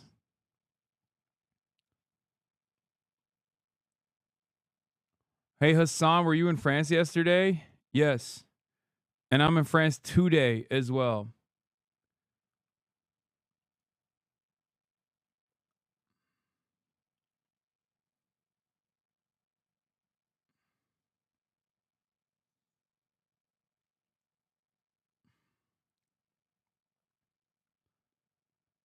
I don't know. I mean, I guess it is their job. Their job is to reproduce these results. Their job is to literally defend the system. And the better they defend it, the better their salaries get, the better their class position gets, the more they feel like they can, the more they feel like they're doing the bidding of their corporate oligarch masters. Is any negotiation going on right now on Capitol Hill? There's no negotiation right now because the Democrats have dug in. You say I'm blaming the Democrats. I mean, these are objective facts. We passed in the House more than 2 weeks ago a clean continuing resolution. There's no partisan pills in this. There's no Republican priorities. It's just an extension of current funding, Tony, so that we can keep the government open until November 21st to allow the appropriators in both parties to continue their good work. They've been working very hard in a bipartisan fashion to move the 12 appropriations bills. We just ran out of time because the end of the fiscal year is September 30th. All we're asking, wait a minute, this is very important. All we're asking is that Senate Democrats do what they have always done in the past every single time and allow the additional clock. That's it. Mr. Speaker, they clearly think they have leverage right now, which is why they're doing this. There's also things that the Trump administration and Republicans think they can get in a shutdown. One thing is shrinking the size of government, some layoffs. I know you think government's too big. I know you think it does too much and does too much of it poorly. You know about the layoffs that are planned. You've got word of them. What departments, how many people? I don't know. I don't know those details yet. We did have a long conference call yesterday with Russ Vought, who directs the Office of Management and Budget. But what was communicated to us is that they are trying to mitigate the damage. The president and Republicans in Congress do not want a government shutdown. We are bending over backwards to prevent it because real people get hurt.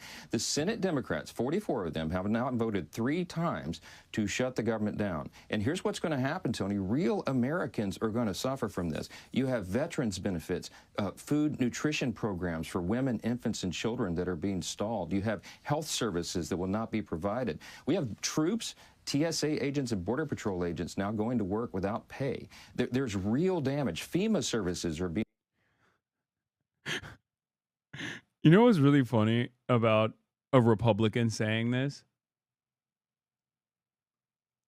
They've been doing that. Like, every time you cut funding to any federal government initiative, you are doing that. Okay? And not only were they doing that, they were doing that like for months. That was like the first 3 months of this admin. Fucking stick it to the federal workers, suck my dick, Doge. Let's bring the most autistic billionaire on the planet to come into the White House and be like, comedy is legal now. Guess what? Do you work for the National Weather Service? You are trans. You are getting fired. Ha ha. Like that's what these motherfuckers did for straight up the first like 4 or 5 months, dude. Like, and now he's like, it's really devastating. It's really devastating for the TSA, which we recently made it so that it's illegal for them to strike. USA. Oh, did your house get flooded? USA, USA. Don't be woke. And now he's like, oh, it's devastating that the government is shut down, and therefore we can't pay these federal regulators that we want to fire anyway. Now, the reality is, of course, they can't fucking fire them. They need them. Like, some shit needs to run. You know what I mean? If billionaires want to continue living somewhere with all of their endless wealth, and that somewhere happens to be the United States of America, like, yeah, they need to keep shit intact. But they're so goddamn horny for super profits that they are just ripping apart everything. Everything. Oh, here, this is also Michael Penis, caught on candid camera over here, talking about how unwell Trump is, apparently. The president is unhinged. He is unwell. What are you doing? A lot of folks on your side are too. I don't control. Oh my God, please. That performance in front of the generals, that I didn't see it. Is so dangerous. You know I serve on foreign affairs and appropriations. This is a collision of those two things. Our allies are looking elsewhere. Our enemies are laughing. I just left you have a president who is unwell.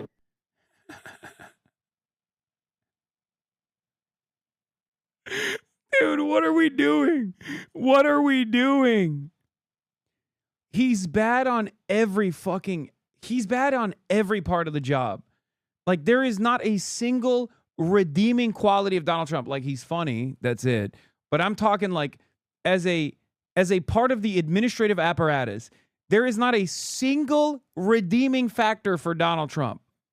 He's bad on every single thing. He's silly. He's narcissistic. Hasanabi, you low IQ trash, still not in prison, ?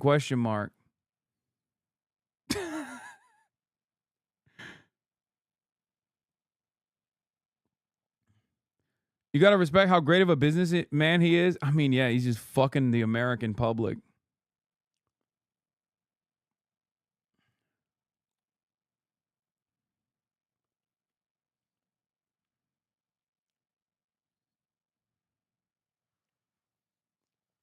The only good thing he did is that he stopped USAID. No more CIA stuff from there. No, but you're wrong. It doesn't even... No. USAID is not stopped entirely. It just went back into the hands of the CIA directly. So there's no more soft power initiatives, only hard power. So they're still doing the fuck shit. They're just doing it at the directive of the CIA, and they're no longer doing the marginal good things that they were doing in an effort to garner good favor all around the world that made a lot of the destabilizing initiatives easier to conduct. Like, that was a part of the bargain. Like, America gets to be the world police. America gets to be the world police, but also America, like, gives back a little bit. You know what I mean?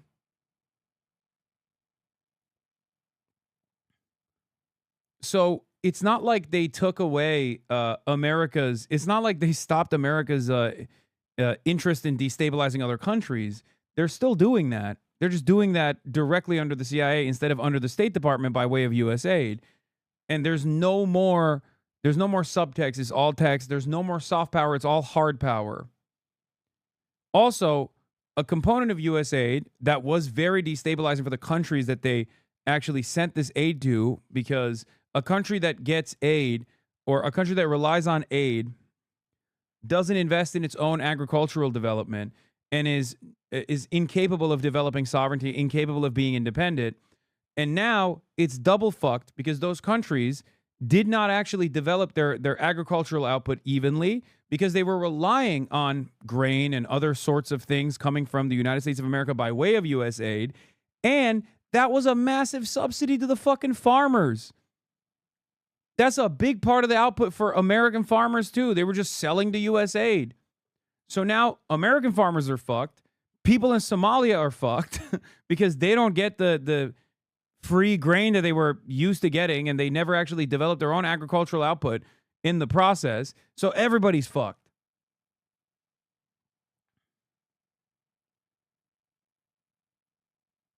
Yeah, it's not that they failed to develop. The aid destroyed their agricultural sectors. Yes, that was the purpose. And that's not the only thing that USAID does, obviously, but that's just one component that's like at least in between, where it looks like it's actually a good thing, but in fact, it's done for a very indecent purpose. And it's done in a way that actually ends up in the long run harming countries' attempts at sovereignty. Having said that, this is precisely why that was always a dangerous bargain, because one day they just fucking cut it and then you're cooked.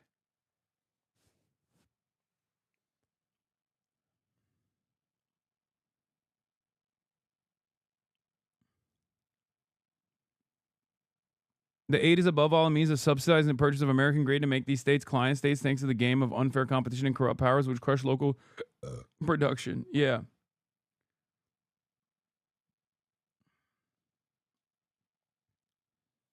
Soybean farmers are double fucked. Oh, yeah, because China just said no more soy. Stack the soybean crop no longer being sold to China on top of that, the farmers are double fucked. No, farmers are quadruple fucked. And it's really funny in some ways because farmers are, at least the way we understand it, like farmers are no longer like the farm hands. You know what I mean? And I guess some could even say that they never really were. Not to get too deep into it, but they're owners, right? They're capital owners in many respects. And therefore, due to their fucking class position, they vote for the reactionary party. They're like, of course I'm going to vote for the deregulatory party. Of course I'm going to vote for the tax breaks for the wealthy party. I'm a capital owner, right? I'm a fucking property owner. I'm a capital owner. I'm the master here, right? And what's interesting about it is, even though they get fucked in the long run, and they have gotten fucked already by Trump before in an identical fashion, they still vote for the Republican Party. They still vote for the Republican Party. They know at least they'll get a bailout or something, but it doesn't even matter.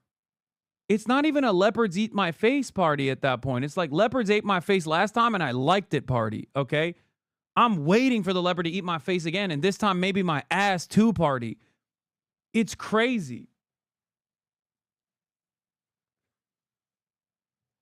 Trump is proletarianizing the peasant class. Trust the process. Yeah, that's what he's doing. Yeah, there's a $50 billion bailout. Scoop. Hill, Republican estimates Trump will need to send as much as $50 billion to the farmers hit by tariffs. Trump admin plans to roll out billions for USDA, but Treasury officials and others are eyeing ways to tap tariff revenue without a fight in Congress.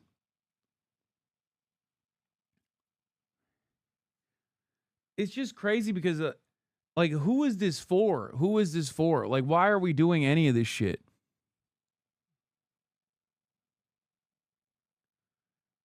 Like, at the end of the day, is it worth it that we have data centers all around the fucking country so we can make, like, the dumbest AI videos of all time? Is that what this is for? Because, like, what kind of industry are we pumping in this country?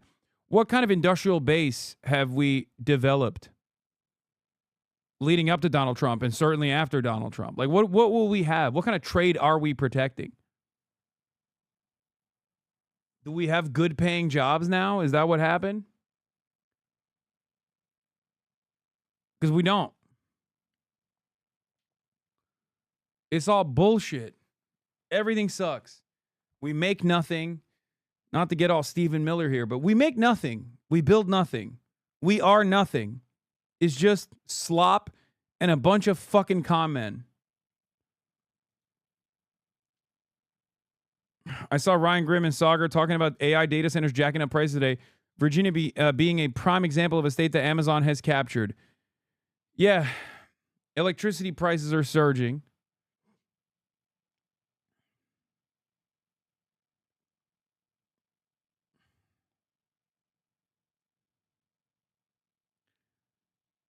We have burgers and guns, bro. That's true. We have burgers and we have gun and we have gun burger. And also now we have AI gun. We used to have gun burger and now it's AI gun. It's fucking awesome.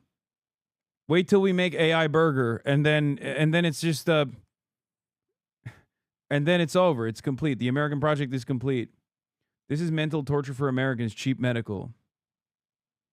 My name is Emily. I'm a Canadian living in China. Today I will show you how efficient and affordable it is to see a doctor in China as a foreigner. Prices for X-rays, ECG, and blood tests included. Okay, first of all, China doesn't even have the best healthcare, okay? Healthcare is one of the biggest weaknesses for the Chinese century of prosperity. Okay, so remember that when you're watching this.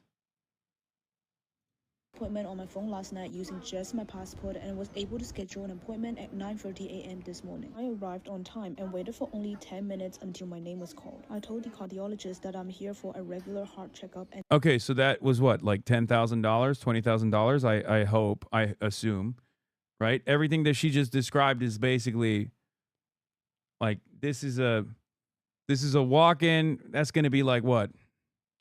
Okay, I'm exaggerating. It's not going to be 20 grand, but at least 10 grand. Like, at least. she sent me to an ECG, blood test, and X-ray. Here are the prices I paid as a foreigner without any medical insurance. Still very affordable. Then I got my ECG done. No need to wait at all, and I got the results on the spot. Wait, what was the price? 5 minutes to get my blood. Still very affordable.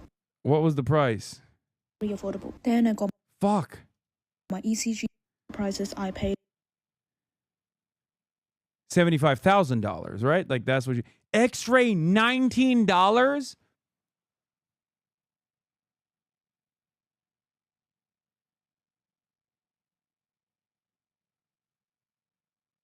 X-ray $19?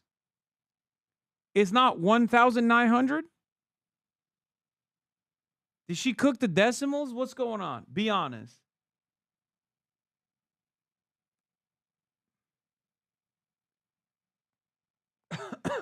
tofu X-ray. Yeah. No, you don't understand. That's a tofu dreg. Tofu dreg X-ray.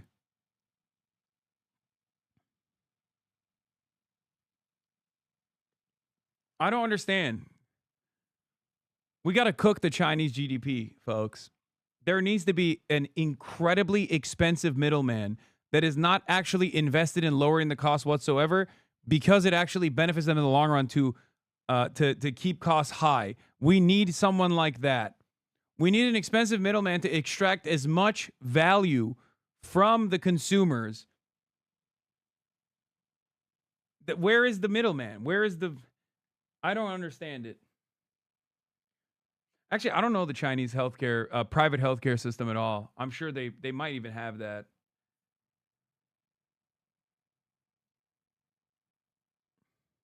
China spends 95% less than the U.S. on healthcare per capita, but has a life expectancy that's 4 years longer. Stop.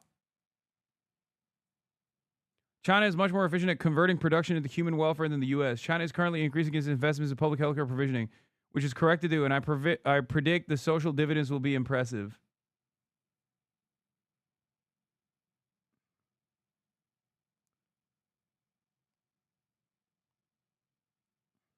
Ultrasound in Mexico this summer was $70. CAT scan in the U.S. last August with insurance was $2K plus.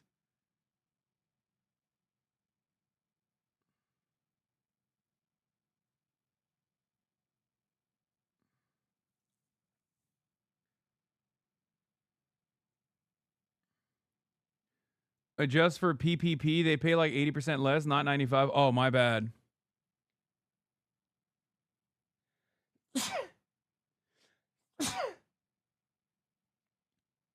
I was thinking about that in the shower today. Because like a big argument right now is like undocumenteds can't get health care. And it's like they talk about that like that's a good thing. And I was thinking like I'm in France right now. If I got into an accident, God forbid, I could go to the fucking hospital and have all my health care covered. America could absolutely do that for all tourists and all people living on U.S. soil, on top of every single American. And it should. It's crazy. A foreigner without any medical insurance. Still very affordable. Then I got my ECG done. No need to wait at all, and I got the results on the spot. I then waited 5 minutes to get my blood test done. Results will be out in 2 hours. Next was X-ray. I waited for 10 minutes and results will be out in 1 hour. I had all of the tests done in 40 minutes. The fact that you can do 3 different tests and get all the results on the same day of your appointment is crazy. I also love that they have everything digital. You can make appointments, payments, and check the results all on your phone. Everything is just incredibly efficient and affordable at the same time. Let me know your thoughts.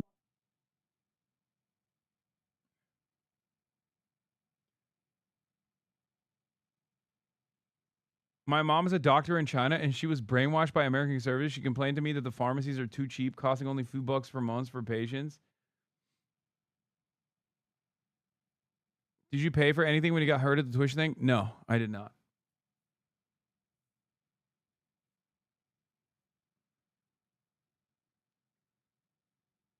I don't know why the right thinks anyone's coming here for healthcare when Americans are going to other countries for healthcare tourism. It's because America, and that's going away already, but America for like the last 10 to 20 years was really good at highly specialized fields in medicine, like unique forms of brain cancer or whatever. And also, the one thing that is better in the United States of America than like at least any other country's public healthcare system that I've taken advantage of, whether it be France here or whether it be Turkey or even in the UK, is that it is a hotel experience. That's the other thing. So like rich people would rather fly here and not wait or have like the luxurious healthcare experience in an American hotel style hospital. But that's it. But that's only for people who can pay for it, and it's an unimaginably costly endeavor. But for the average American, if you're looking at healthcare tourism, it goes in the opposite direction. More Americans are leaving the country to go, and again, you have to look at this like with respect to the rest of the planet, because people who are wealthy from all around the planet can potentially come to the United States of America to get like unique kinds of healthcare coverage, or at least that used to be the case. Okay? That used to be the case. I don't even think that's going to be the case in the future because of the brain drain, the opposite direction of brain drain that we're going to be experiencing after this fucking Trump administration's anti-science initiatives. And also because of how incredibly costly everything is, like education is. But wealthy people from the rest of the planet might come to America, but Americans, everyday Americans, in far larger numbers, when adjusted to the American population, are fleeing the country to get their pharmaceutical needs covered. They go to Mexico a lot. Or even their healthcare covered.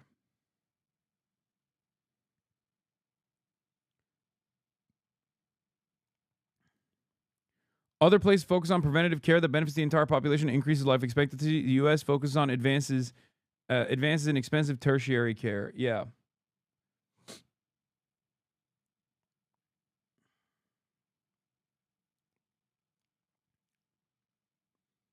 Private healthcare in China.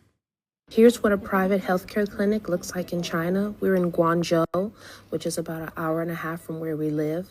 Unfortunately, my daughter had a really nasty cough, but these doctors were able to prescribe her antibiotics. As you can see, the facility is super clean, the staff were very friendly, and there's tons of toys and books for the kids to play with.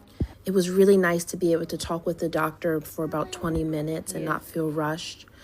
Overall, it was about 133 USD, which is expensive, but... Yo, I hate this country, man. Yo, that's crazy, dude. That's private healthcare in China? That's on the expensive end of healthcare coverage in China? That's it?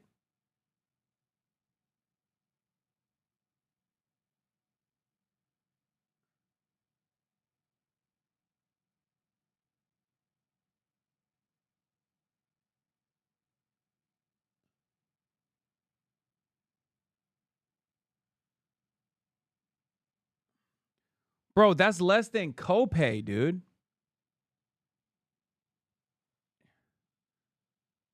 She has a first world problem, 130 USD Well worth expensive. it. So afterwards, we went to the mall and took a look at all of these different ice creams. So yummy. But we decided to visit this Japanese restaurant. I had seen it was viral online, and I wanted to try not only their kids meal, which has so many fun things that all of Leilani's favorites, actually. Don't tell her dad I gave her all of this. For me, I got this big boy right here. It's all tempura style seafood. We had a wonderful day, and now we're headed back home.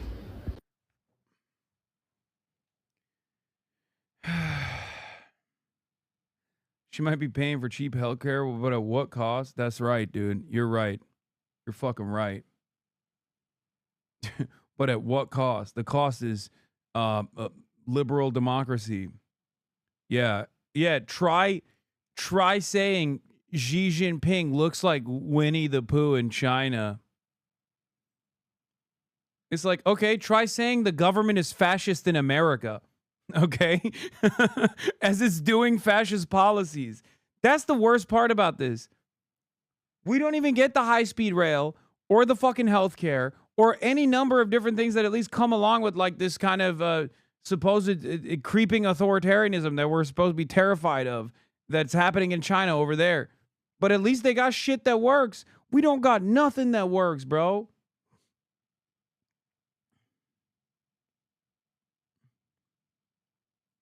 Nothing works.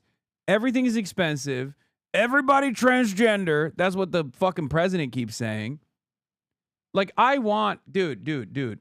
I want I want to be led by a committee in a one-party state where every single person has been embedded with Confucius values and cares about meritocracy more than anything else, cares about their fucking schoolwork and their performance than anything else. I want chemical engineers, or at least former chemical engineers that then went into politics, to be leading the country, okay? Maybe chemical engineers whose parents were actually sent to the countryside for counter-revolutionary behavior at the time, and then they learned a lot, and then once they were actually working through the ranks of the party, they too also worked in the countryside and developed an understanding of what the rest of the country looks like, what the rural populations looks like. I'm not talking about a person. I don't know why you guys think I'm referencing a human being here. I'm just saying, like, don't you think that being governed by people who simply care about industrial output would be better than lining their fucking pockets for all their charlatan con men besties? Oh.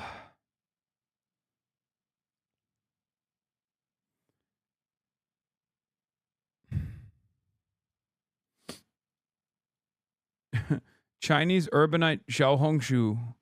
Chinese healthcare can be actually very expensive. Copay for your doctor visit costs 12 RMB, $1.6. I spent 600 RMB, $82 on cold, flu, and bronchitis treatment last year.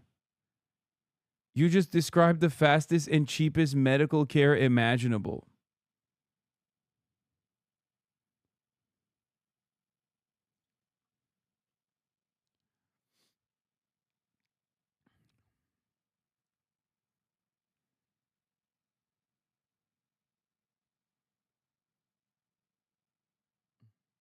You should do a deep dive on Chinese cabinet. You shouldn't fall for the Western great leader narratives. You should watch a video on their crazy bureaucracy.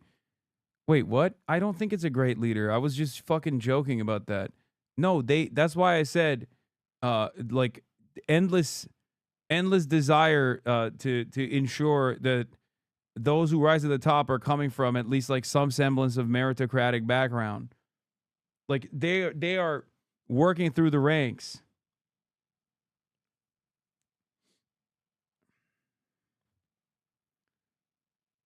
They're fucking dabbing on us. Yeah.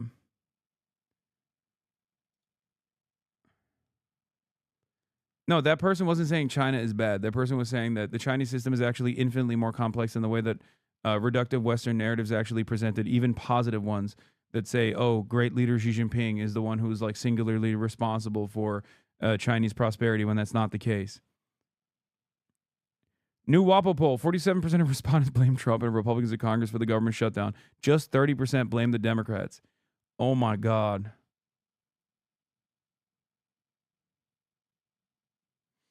The guy who pulled up is talking about what she paid is a fifth of the median monthly wage. Brother, what we pay is like half of our yearly wage. Oh, yeah.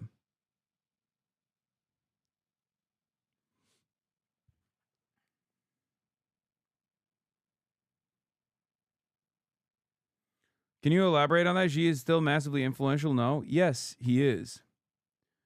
But the American narratives on Chinese governance make it seem as though not only is it a one party, which doesn't actually analyze how that one party operates at all and how much feedback is required for that one party to operate in the way that it does.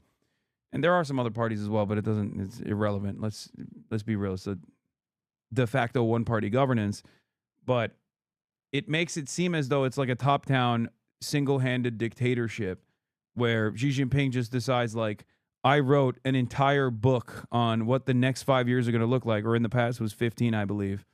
Okay? And that's just what we're going to do. Like, they don't realize that there is a unlimited bureaucracy in the decision-making process.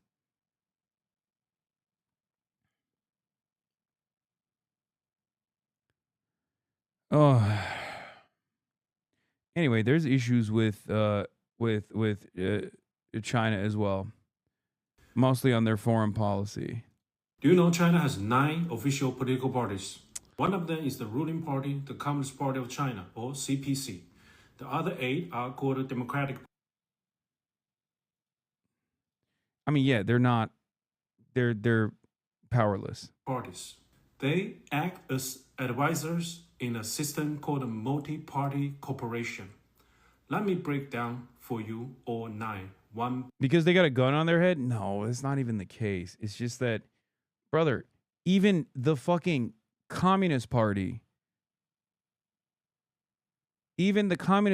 internally has a lot of division, but ultimately there are certain things that you can't say or do. By one. Communist Party of China, CPC, founded in 1921, leads the government, the military, and all other parties. Its goal is to build socialism with Chinese characteristic, modernize the country, and eventually achieve communism. Revolutionary Committee of Chinese Kuomintang, RCCK, formed by former left-wing Kuomintang members, focus on Taiwan-related affairs, works to promote peaceful reunification across Taiwan Strait. China Democratic League, CDL, made up mostly of teachers, scientists, and cultural workers, provides advice on education, science, and culture, supports national development through knowledge. China National Democratic Construction Association, CNDCA. Members include business people and economists, focus on economic policies and private sector development, help promote modernization and reform. China Association for Promoting Democracy, CAPD, includes professionals in education and publishing, offers suggestions on education and cultural matters, encourage democratic participation in education and society. Chinese Peasants and Workers Democratic Party, CPWDP, made up of doctors, public health experts, and environmentalists, give policies input on healthcare and environmental protection, aim to promote sustainability and public well-being.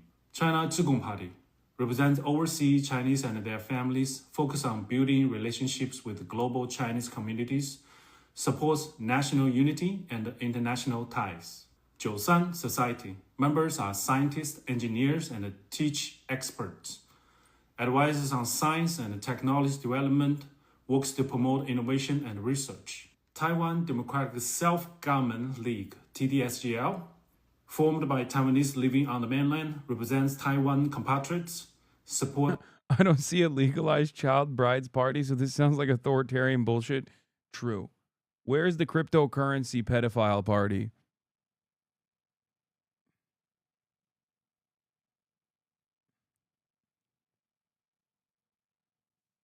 Yes, they are like advisory committees. The difference in Chinese governance is that there is a tremendous amount of local influence. Like there's a lot of feedback, a lot more than I would say even American governance. The government is the most powerful entity, okay? The government controls the flow of capital in China, as opposed to capital controlling the government, as is the case in America. But even though the government is the ultimate authority, in China, all the way down to the local officials, there is tremendous amounts of feedback that they get from the population. And then they bring that feedback back to the main the main committees of the party.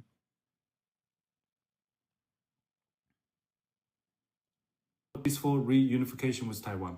All 8 Democratic Party take part in national policy consultant through a system called the Chinese People's. Is also some of the most autistic versions of government that I've ever encountered in many respects. Like, this is a STEM lord's dream. It's a STEM lord's fantasy, not only because it's mostly people who have done STEM that are in positions of power, but it's also, no, it literally is. It is. It's all feedback. It's all maxed out on efficiency. It's all inputs. It's almost like a mathematical formula. It's not an accident that they've done tremendous work in terms of high-speed rail, in terms of like building a robust rail network. It's the most autistic. Confucianism is so autistic. I mean, these dudes were already doing what you could potentially consider meritocracy back when they had imperial rule. Okay, they've been literally testing. They've been rigorously testing the entire population back when they had fucking, god kings, okay? Like, there was no... He's clip farming again? I mean, it's true. It's true. They had exams. This is the nerdiest fucking country of all time. They had fucking exams back when they had kings, empires, emperors. There's no like, oh, my daddy fucking is wealthy, so he bought the wing of the library to a institute of higher learning. So then I get to go there as well. And then I become president because my dad was president. I'm talking about George W. Bush.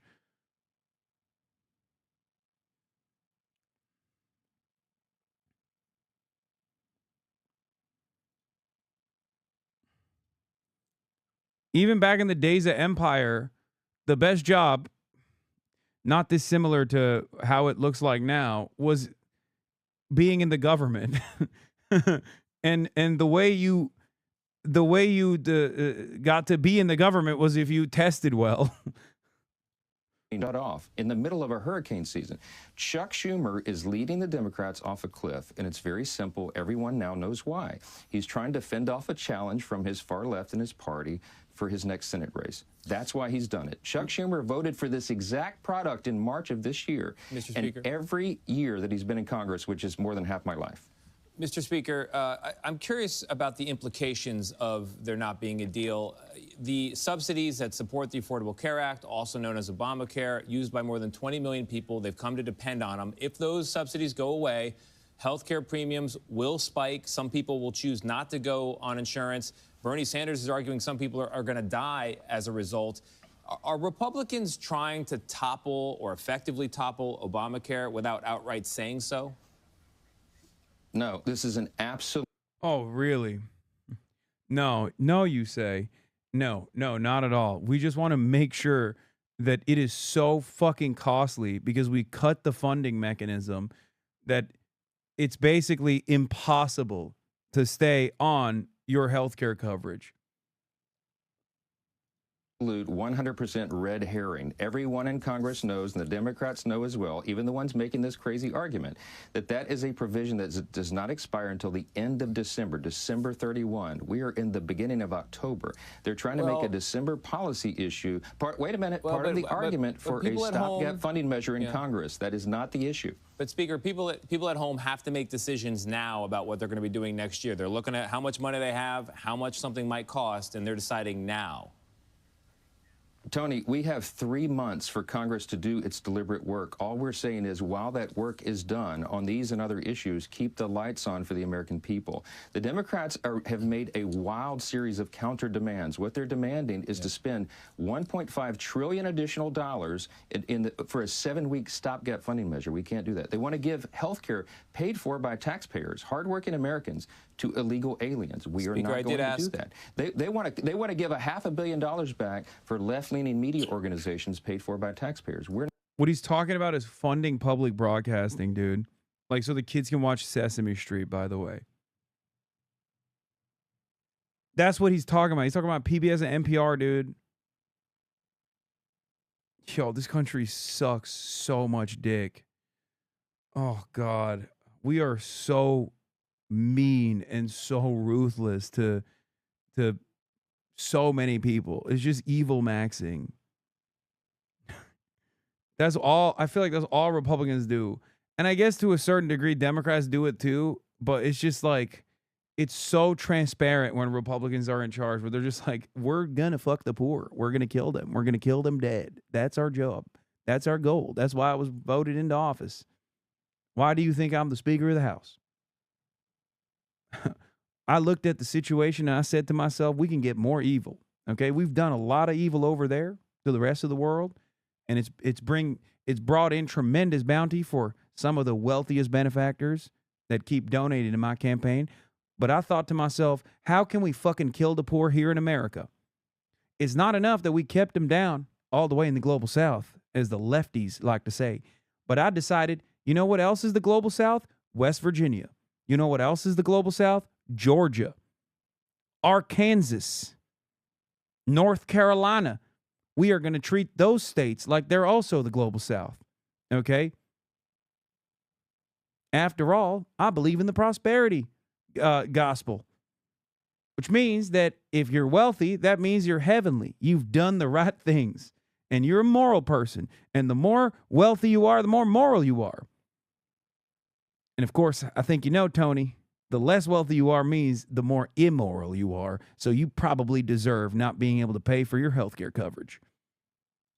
Not doing that. They know that. They're playing a political game here, and it's very dangerous for the Speaker, people. I hear you on that. It's quite sad. All I got to say is transgenders and undocumented migrants, and everybody will believe me. My name is Vanessa. I'm from Westminster.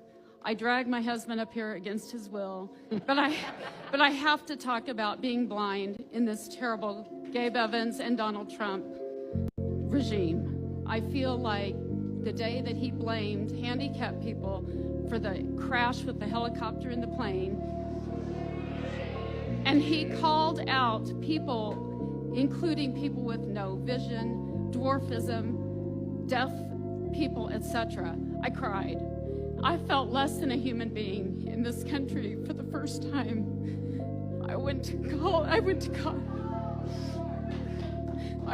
college, and I have worked my whole life in this country, and I feel like we have to help blind people with being able to use websites and being able to get adaptive equipment that helps us use Braille and speech with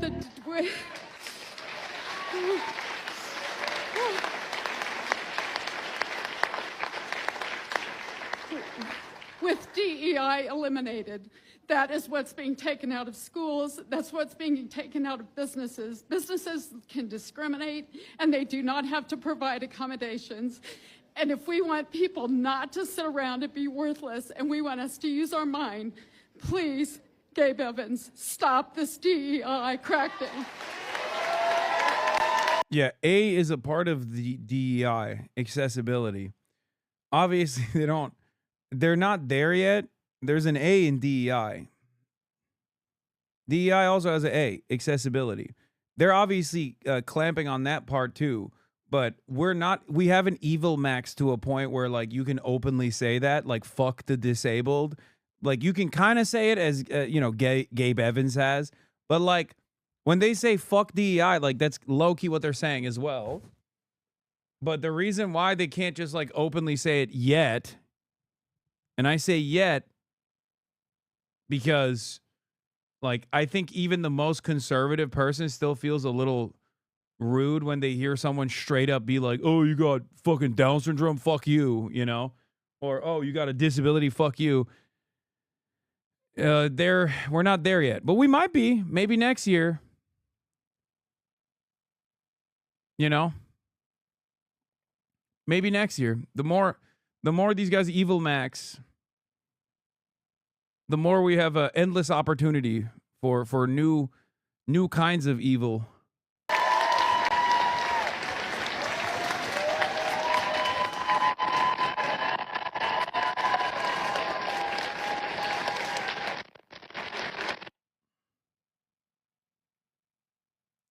It's the paradox of Republicans trying to seem civil while acting uncivil. Yeah, but as long as it's done within the confines of the systems, then that kind of incivility or that kind of violence, and that kind of violence is not seen. What the fuck is this, bro? What the fuck? Elon's children are minors, bro. Oh my God, this dude is fantasizing. Oh God, so gross. So fucking gross, dude. You are disgusting. God damn. I guess that's the next wave of evil maxing, is just like being openly pedophilic.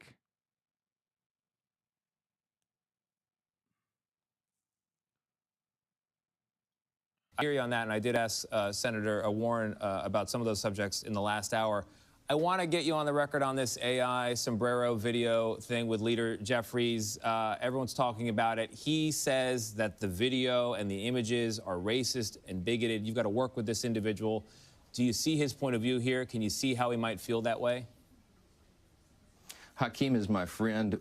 We have a great relationship of trust. He's a great colleague. I think he has to lighten up. When you show that you're upset, I get attacked in memes every single hour of every day. I don't react to it. That's what people are trying to get out of you as a reaction. The president was making a joke, okay? And so much has been made out of this. They're acting as if the issue of the day is a battle over memes on social media. The issue is to get services returned to American people. Young mothers... Okay, but like... Your president is the one doing that, okay? Your president is the one doing that, actually. So shouldn't you be more mad at him for doing that if the situation is much more dire, much more serious? Like, what do you mean? Oh, I can't believe these guys are talking about the memes. Like, my president is just a memer. He's a memester. It's like, okay, he's the one doing the memes while 750,000 jobs are potentially threatened to be furloughed. He's the one who also doubled down and said, we're going to fire them at will for funsies because I'm a petulant fucking child. So he's not the one taking this shit seriously at all. The fuck do you mean? And look, for all of my criticisms of like Hakeem Jeffries and Chuck Schumer and them, they haven't even made that big of a deal. They should have never actually sat in the room when they saw those fucking dumbass hats, or at least picked up the hat and fucking chucked it at Donald Trump's face or something. But like, it's ridiculous that they sat in that room with those fucking hats in display so that Donald Trump could make a mockery out of them and belittle them even further. But they haven't made that big of a deal of Donald Trump doing these sorts of little fucking childish shit, things so far.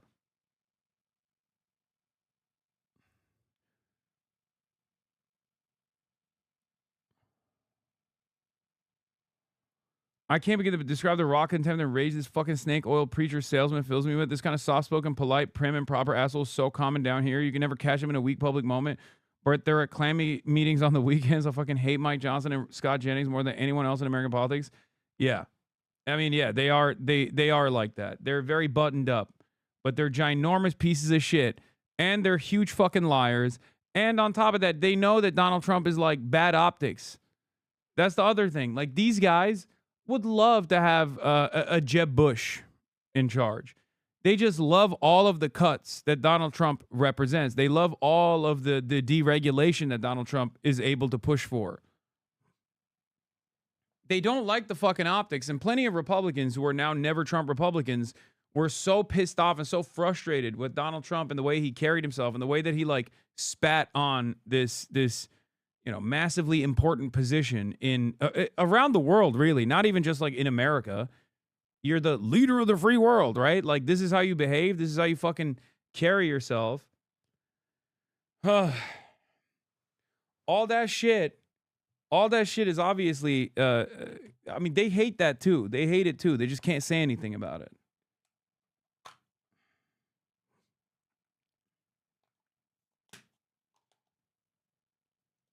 We're dependent upon that nutrition assistance right now. Veterans who need their services. We have suicide prevention programs that are being halted right now. Mr. This Speaker, is serious business. it is we should not be serious. talking about sombreros on the internet. We should be talking about the American people's needs. Okay, that's the president is doing that, man. The president is doing that.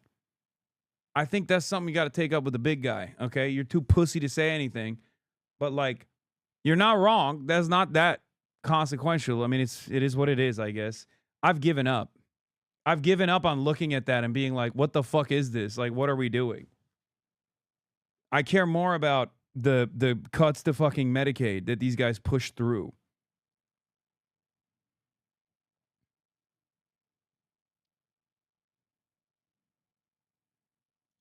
It is serious business. We've given it extensive coverage today, and we'll continue covering it tomorrow. One additional topic I do want to get your answer on is Representative Grijalva, who won a special election last week in Arizona. She's yet to be sworn in. I know you're not in session, but you've sworn in Republicans out of session. Why not her? Does it have anything to do with Jeffrey Epstein?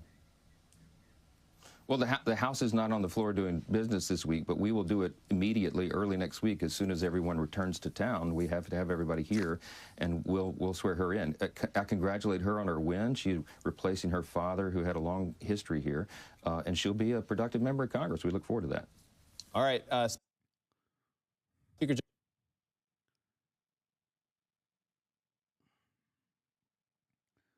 All right, let's do the Ross Douthat debate. Now, the original title for this video was different. The original title for this video was different. I forget what it was, but now they changed it. There's an accompanying New York Times piece with this as well. For those of you who don't know, Ross Douthat, of course, is a right-winger. He's a conservative, but he's supposed to be like, and he's not even like an anti-Trump conservative, if I'm not mistaken. I'm pretty sure he's like, at least like either Trump agnostic or pro-Trump. I can't remember now. But Ross Douthat is a... Did you request that they change it? No, I didn't. They do that all the time. They will come out with like a crazy fucking title, and then people will get mad at them, and then they'll change it. They did that with the style section piece, remember? MAGA body. But in any case... Oh yeah, the original title was in my How Radical is Hasan Piker? The Twitch star's flirtation with violence. Meet the online star who likes to play with fire. So I knew going into it. I knew going into it that obviously it was going to be like this. It was going to be contentious. But to be fair, Hasan Piker goes on Ross Douthat. Piker has no filter, says Douthat. Or at least that's a sympathetic way to describe his marathon Twitch sessions. Twitch podcasts which cover everything. He's self-proclaimed, blah, blah, blah, blah, blah. All right, whatever. So,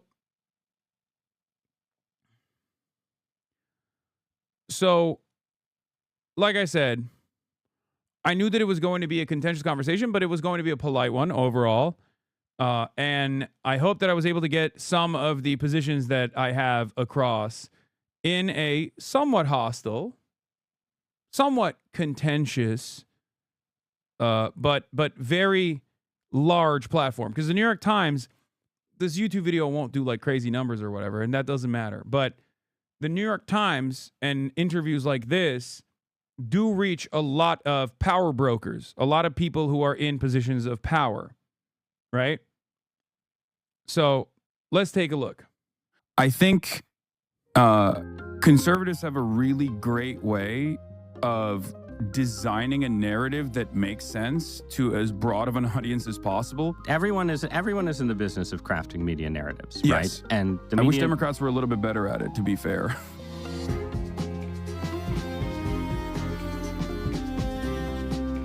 Hasan Piker has no filter, or at least that's the generous way to describe his marathon streaming broadcasts. Fascists need to go to prison permanently. Sig Heiling has one use.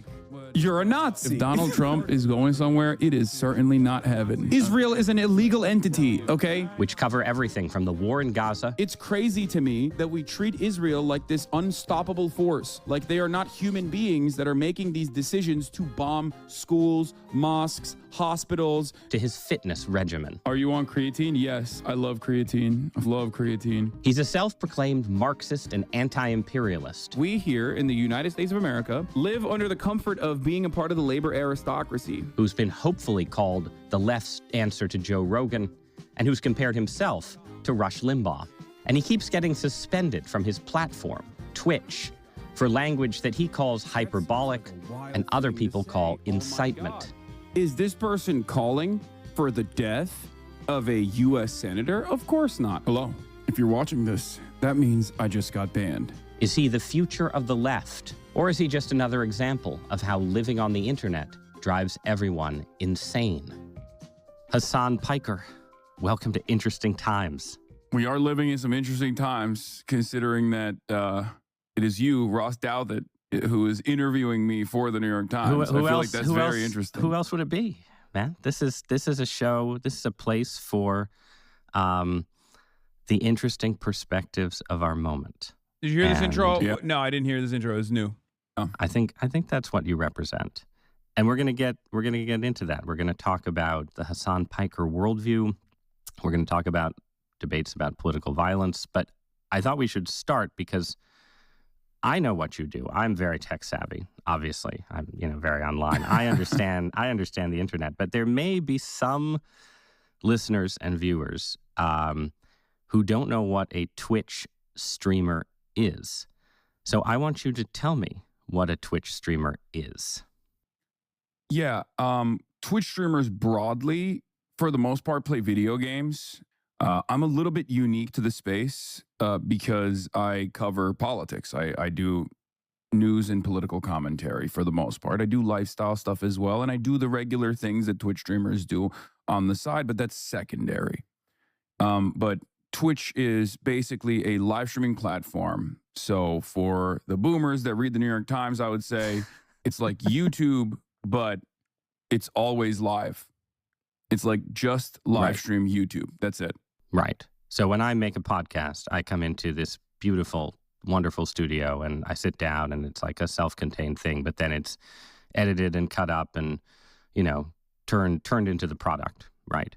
But when you sit down, you go for 7 hours? Like what?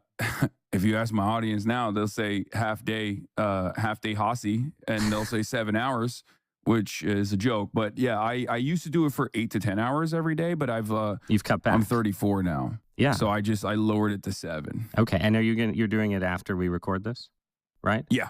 So yeah. I go 7 days a week as well. Every Sunday. Okay. Yeah. And I think if someone, they can see you right now with the mic and the background, right? But if someone who wasn't familiar with this sort of dropped into the stream, they'd see other stuff on screen, right? Yeah. So what would they see? What do you share the screen with? Normally, at any given moment, if you tune in, you can either see me full screen like this, just doing direct-to-camera commentary, or most likely reading an article, criticizing it piece by piece. And also, sometimes I offer commentary over media from TV channels as well. And it's a broad spectrum of political ideology. And you're also talking to people who are talking to you, though, right? So there are tens of thousands, sometimes hundreds of thousands of concurrent live viewers that are in my chat. So we broadly call it chat. They're on the side of the screen. You can see it as well. It's just constantly going up and down like it's the Matrix, right? Because it's a constant flow of thoughts. And I don't know exactly how I figured this out. Maybe it's my ADHD, but I have been able to somehow offer commentary that people consider compelling, right, while simultaneously responding browsing through. And you're responding. Somebody writes a... Why is he infantilizing you? No. This part is actually pretty good. So what he's doing here for like the first, I would say like 15 minutes to 20 minutes is explaining what I do to a media executive that's like 60 years old. Okay? Because you have to remember, like, for you, this is every day. Of course you know what the fuck I do. But for a person that reads the New York Times and is familiar with Ross Douthat, that person has no clue what the fuck I do. They don't know what Twitch is. They don't know anything. And the reason why he's actually giving this backstory, and it's the right thing to do for the record, but the reason why he's giving this backstory here is because he's going to then at least give me like an honest shake. Because he's going to obviously criticize me, but he wants to make sure that it is contextually appropriate. Because if he just like came into it and said, you've said this and you've said that, then we would have to go back and forth on like, well, it's a long, the medium requires you to talk endlessly for 7 hours with like constant feedback, and a lot gets lost in the sauce, a lot gets lost in the messaging, all this stuff. Instead of doing that, he's basically explaining to people exactly what this is. And says, But he's also belittling a little bit. No, I don't even think so. I think that's just the tone he takes. Because the reality of the matter is, if Ross Douthat wanted to belittle someone like myself, he just wouldn't do this at all. He would just write an article. I think what he wanted to do instead was not to belittle me, but to present me as a somewhat of a dangerous figure in American politics. Because I do think he considers me to be somewhat of a dangerous figure in American politics. The other side of it, the belittling side of it, was when he actually, like that guy was just saying in the chat, the belittling side of it comes from like, oh, well, you live in a nice mansion. Like, you don't want violent, revolutionary violence to come down your doorstep. Like, not understanding that, like, yeah, I don't want that in general. Like, I understand that violence is a constant presence in politics, but like my advocacy revolves around reform. Anyway, let's continue. That's stupid, Hasan, because of this. And you're like, no, gremlin user 47. Exactly. I'm brilliant. You say something, right? Well, I wouldn't. I don't know if I would say that. No. But sometimes it's complementary information that's coming in. So it's almost like a hive mind that can quickly extract and find information all around the internet. And sometimes it's contentious, where people come in and they're right-wingers, or they come in and they're liberals who disagree with me on something, and they'll be like, this is wrong, here is why you're wrong. And then there's like a very quick, spirited debate. And sometimes it can even get a little heated. So the way I've always described what I do is that I'm basically like Rush Limbaugh, but for Zoomers. So it's almost like AM radio in the spirit of like conservative commentary. But obviously, I think I have a higher standard for the veracity of the information that I'm looking at, because a big part of what I do, I think, especially in this age on the internet, is sift through the misinformation. So a big part of what I do is also just like going through all of that and in real time, and also trying to instill some sense of media literacy in the audience. So I explain it as I'm holding your hand through the journey of reading the news. Do you take a bathroom break? Like, what's your... I do. How many bathroom breaks do you take? I don't know, but okay. my there are some people in the community that time my bathroom breaks, okay. and I think so. What about can range food? Anywhere from... Well, I don't need to know how long the bathroom breaks are, actually. The bathroom breaks range from 22 seconds right, to sometimes a minute and 10. But I'm away from the screen for a brief moment. Yep. And oftentimes I'll just have like the video running, like the live video feed running. And I'll stay tuned to it, so I'm not like missing anything. I'll have my father, who comes and stays with me over extended periods of time, make me a meal, and I'll eat that on camera as well. Because I'm live for 7 hours a day. Right. I eat at the same time every single day. I have a very strict regimen. And so like, how does your body feel? So after I podcast, this is, too much confession, but it's like I'm kind of exhausted in a way that is not the case if you sit down and write a column, I assure you, right? Like, it's a physical experience to talk to someone or interview them in a way that I didn't expect before I got into this business, right? And most of the time, you do have guests, but most of the time you're not doing interviews, but you are arguing with people in real time, right? Like, are you just spent at the end of the 7 hours, or do you like go off and exercise? Like, what is the lifestyle?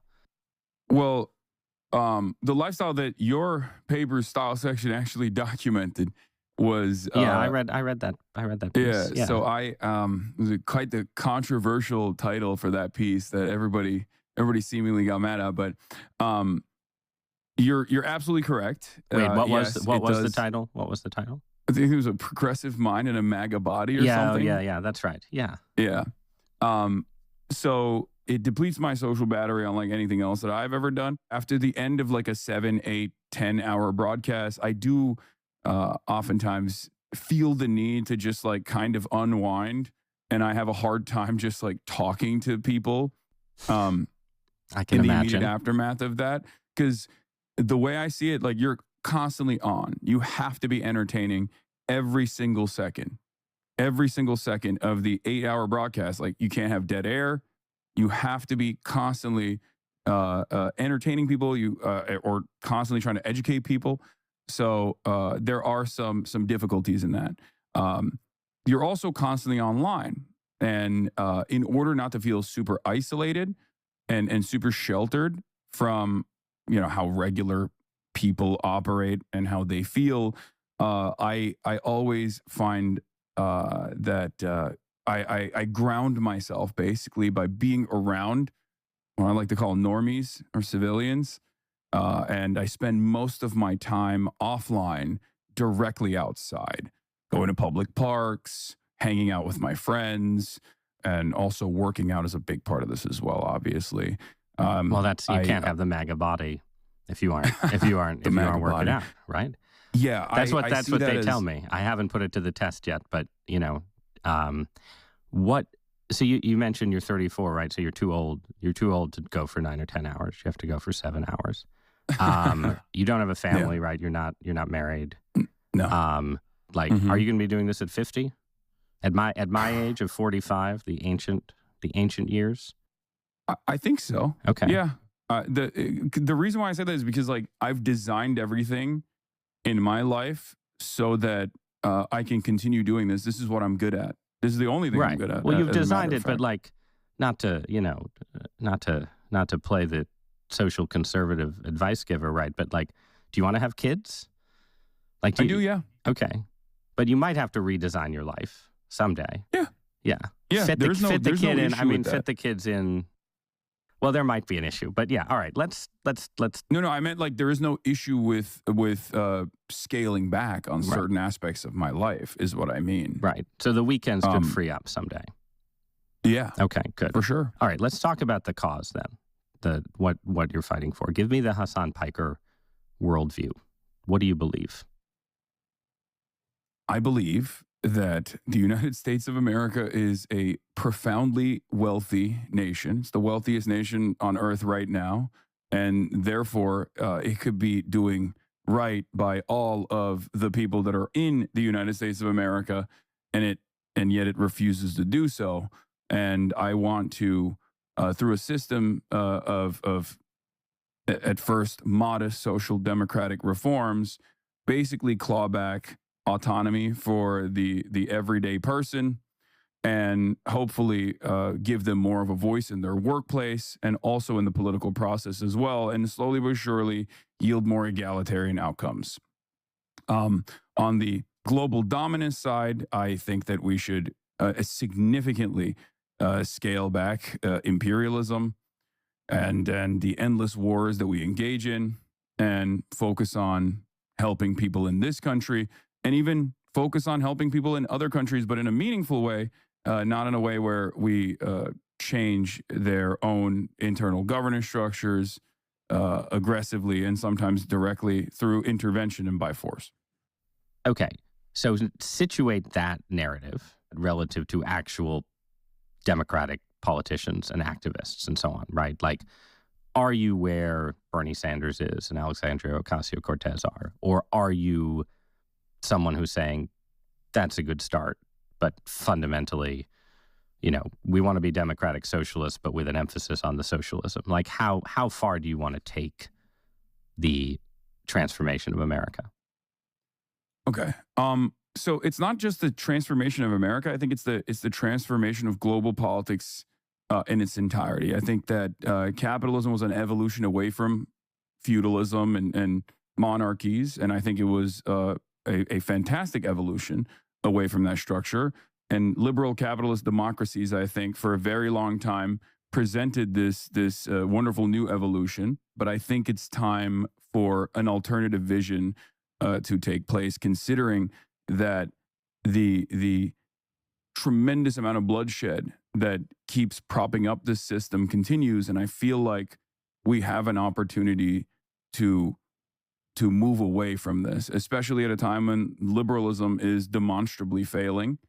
And we are seeing, even as Cass Sunstein recognizes, illiberals that are taking advantage of this situation. Now, of course, he would probably consider me to be illiberal in some respects. Well, we don't have to say illiberal. Let's say post-liberal, right? So you've got people on the right who would call themselves post-liberal. You've got religious post-liberals. You've got the Curtis Yarvin. We're going to have a Silicon Valley king post-liberal, right?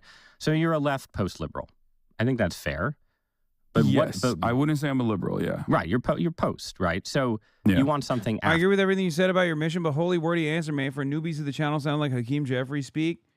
Brother, I'm talking to the New York Times. I'm talking to Ross Douthat. I have to be very careful with the words I'm choosing. You will see exactly why I have to be very careful with the words I'm choosing. Okay?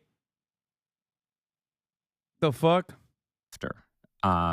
Liberalism was good for a while, but it's generated too many inequalities. It's too harsh on the world. But what is the alternative? Is it Marxist? Is it essentially deeper and more profound government management of the economy? What are we talking about? I think I don't have the perfect solution for this, and this is something that I readily admit, but I think moving in the direction of socialism would be a wonderful start. And the reason why I say that is because, as you mentioned, like a lot of the post-liberal conversations almost always revolve around unifying strength in the hands of one singular figure or one person, going back to a neo-feudalist or like a aristocratic crypto monarch structure that Curtis Yarvin advocates for. What I'm advocating for is more democracy. Principled democracy, not even in the anarchist sense where everything has to be handled with, or all unjustifiable hierarchies must be abolished through direct participation, but at least like having a more democratic process and getting people more involved, starting at the point of commodity production and then moving all the way to political participation. I want to talk in a minute about sort of how you developed this worldview and your background. But I want to pause on that idea of sort of democratic change, right? Is all effective change democratic? Or, the thing that the original post-liberal Marxists tended to believe, right, was that, there's certain things you can accomplish through a democratic system, but there's also revolutionary moments, right? To be clear, this isn't just a Marxist idea, obviously. This is the United States of America. We're founded on a revolution, right?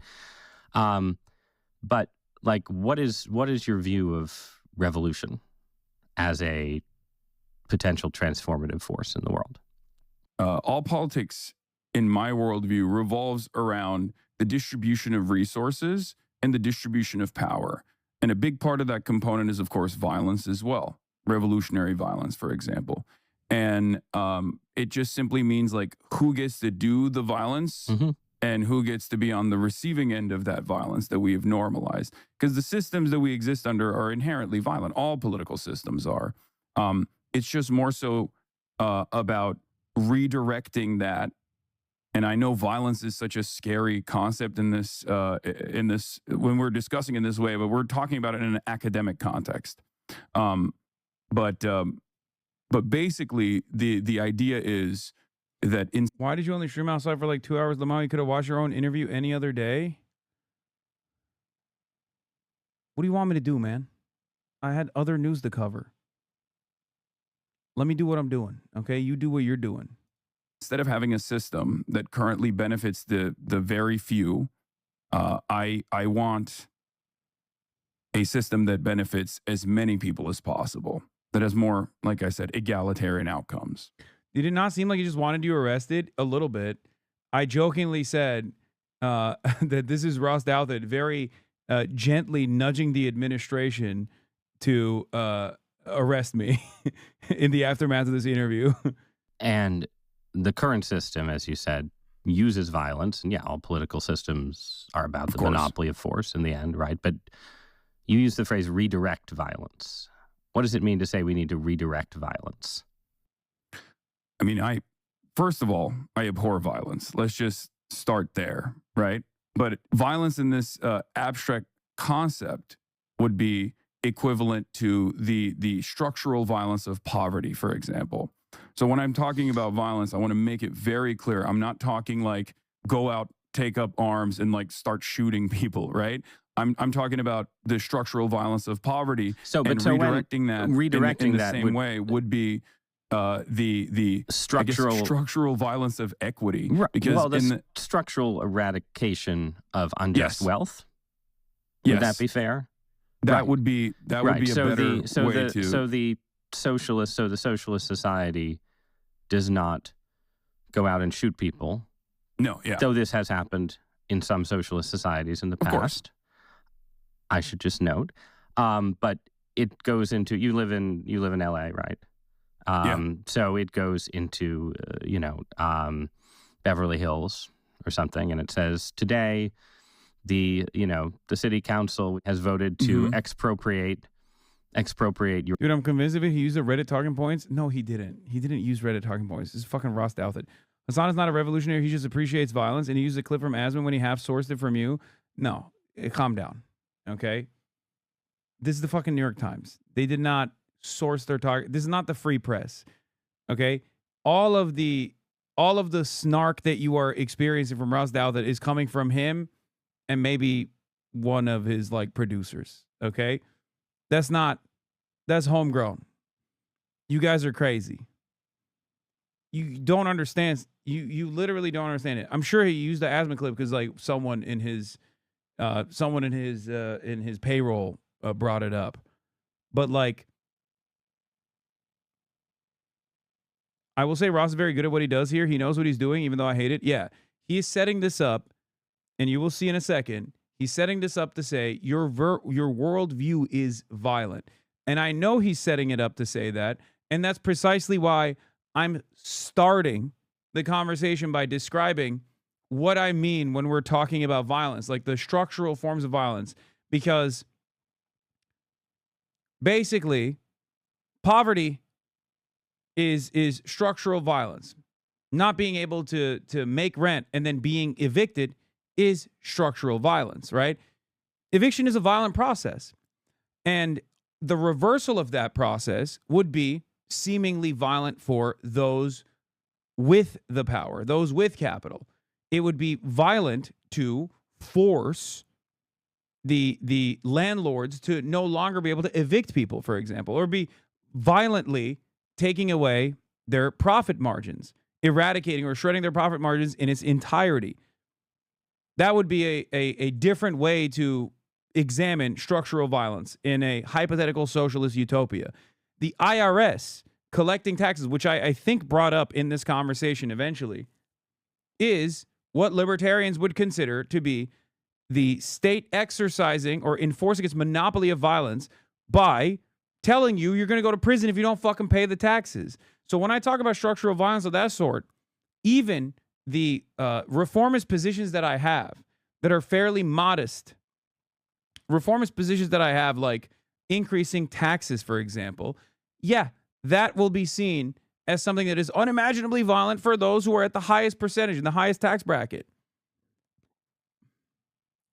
The reason why I started this conversation with structural violence, however, is because I know it's going to go back to direct violence, the type of violence that liberals actually see as truly violent, because no one actually recognizes structural violence as like another form of violence, okay? lavish, undeserved wealth and return your homes to the people. And that's backed up by police power, so it's violent, but it's not shooting people against the wall. But like, is that what you mean? That kind of redirection? A similar structure, I think, like has been attempted or was exhibited in Cuba, and I think it was Fidel Castro himself who personally took back any farmland from his own family members that went above and beyond what the state had designed. Now, obviously, this is a terrifying concept for a lot of people. So this is so far out in the future. Yep. Right. Yeah, this is so far out in the future for even someone like myself that like I don't even see the necessity of arguing on how this would work, because I'm more invested in, especially in the short term, getting socialized medicine, like getting universal health care, getting free schooling, all the way up to the college education, especially for public universities, ensuring that we have some semblance of government competition, if you want to call it that, Right. that interferes with the regular market to claw back housing prices, for example, by creating public housing, things that exist in other fairly robust social democracies, and things that actually a lot poorer nations have been able to develop. Just good governance. Okay. But we're having a debate right now about political violence in the U.S., right? So yes, I agree. The expropriation of the property of wealthy Angelenos is abstract, and we can, far in the future, right? But debates about political violence in this moment aren't. And your platform, Twitch, is right now looks like it might be one of the Trump administration's targets in the aftermath of the Kirk shooting. There's been a lot of... Is he low-key coming at you for living in LA? It's a not-so-subtle jab at, like, you're a fake revolutionary. You live in a nice house. Of course you don't want that. But he fails to comprehend that, like, I want more equitable outcomes for every single person. The example I always use was when people would be like, socialist but as a Porsche. And it's like, if in the future, in Los Angeles, if the only way that we could achieve robust public transit was for me to dump my fucking car into the ocean, I'd be the first to dump my car into the fucking ocean. Okay? That's it. That's it. It doesn't matter. I want these outcomes for everyone. And yes, this is consequential for my bottom line as well, but I don't give a shit. But in the interim, the idea that like I have to live like fucking Diogenes is stupid. About, we're going to go after, institutions and organizations that support political radicalism or incite violence. I think Congress is calling CEOs from Discord and Steam and Twitch and Reddit to testify next month. Yeah. Why are they doing this? Why is Twitch a target?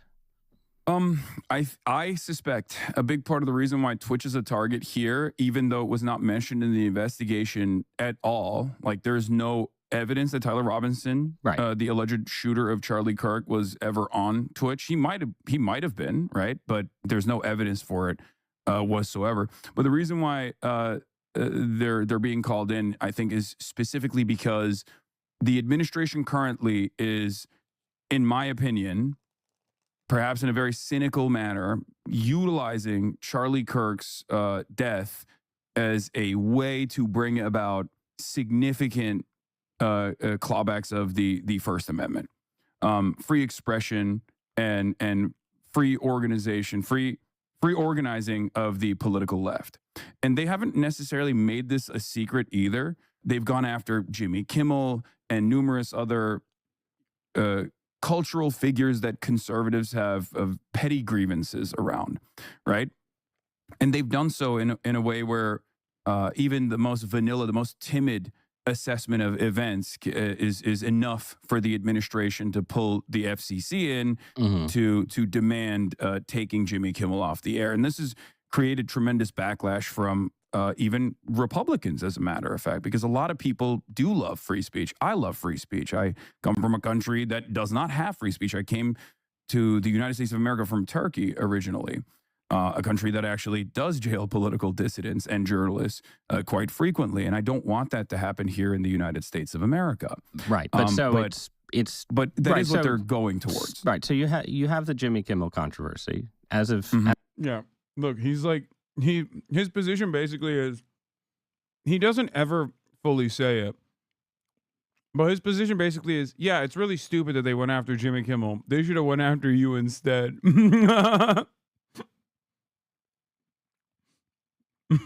Because you do deserve getting arrested for your speech.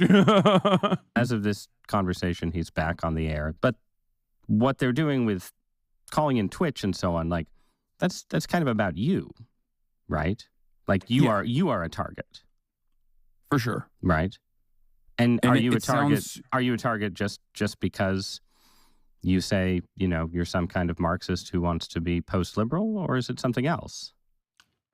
I think conservatives have a really great way of designing a narrative that makes sense to as broad of an audience as possible, even though their own setback is oftentimes how hard they go after certain people.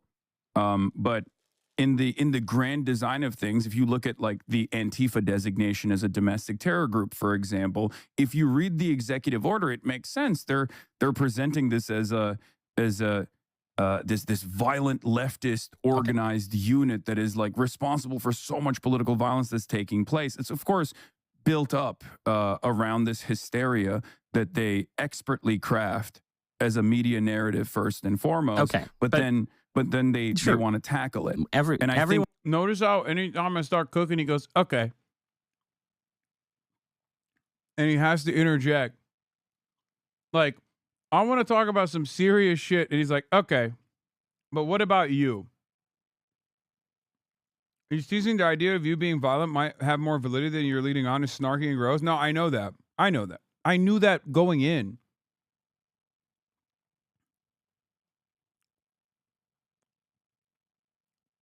I knew that going in. That's why I have to keep steamrolling through it to get to the meat of the matter. Because I also know the environment that I'm in. I'm speaking not to Ross Douthat. I'm speaking to New York Times readers. Okay?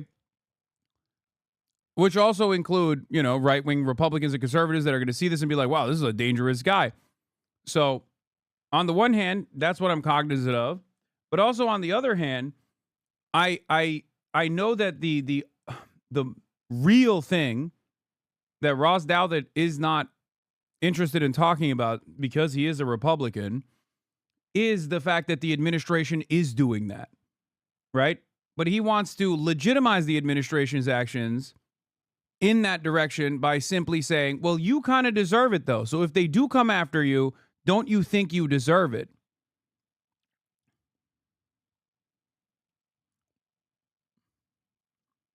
And yes, the New York Times readership is liberal, but Ross Douthat is not, or unless you mean liberal in like the actual political theory.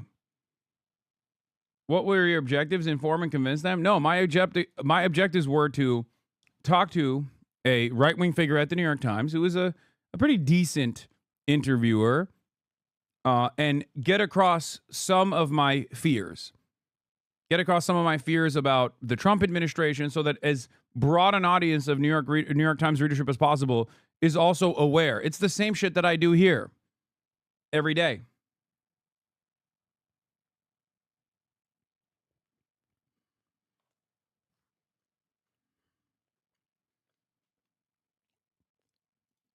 Everyone is in the business of crafting media narratives, Yes. right? And I wish Democrats were a little bit better at it, to be fair. The media narrative around Antifa, right, exists at some level of hype, but also some level of reality, because if you lived in Portland, Oregon in the year of our Lord 2020, you had a lot of experiences of political protest and violence that involved people who called themselves Antifa. That was not fake, right? And it's also not fake that you are a provocateur, right? Like they're not, there are plenty of people on Twitch who... He also will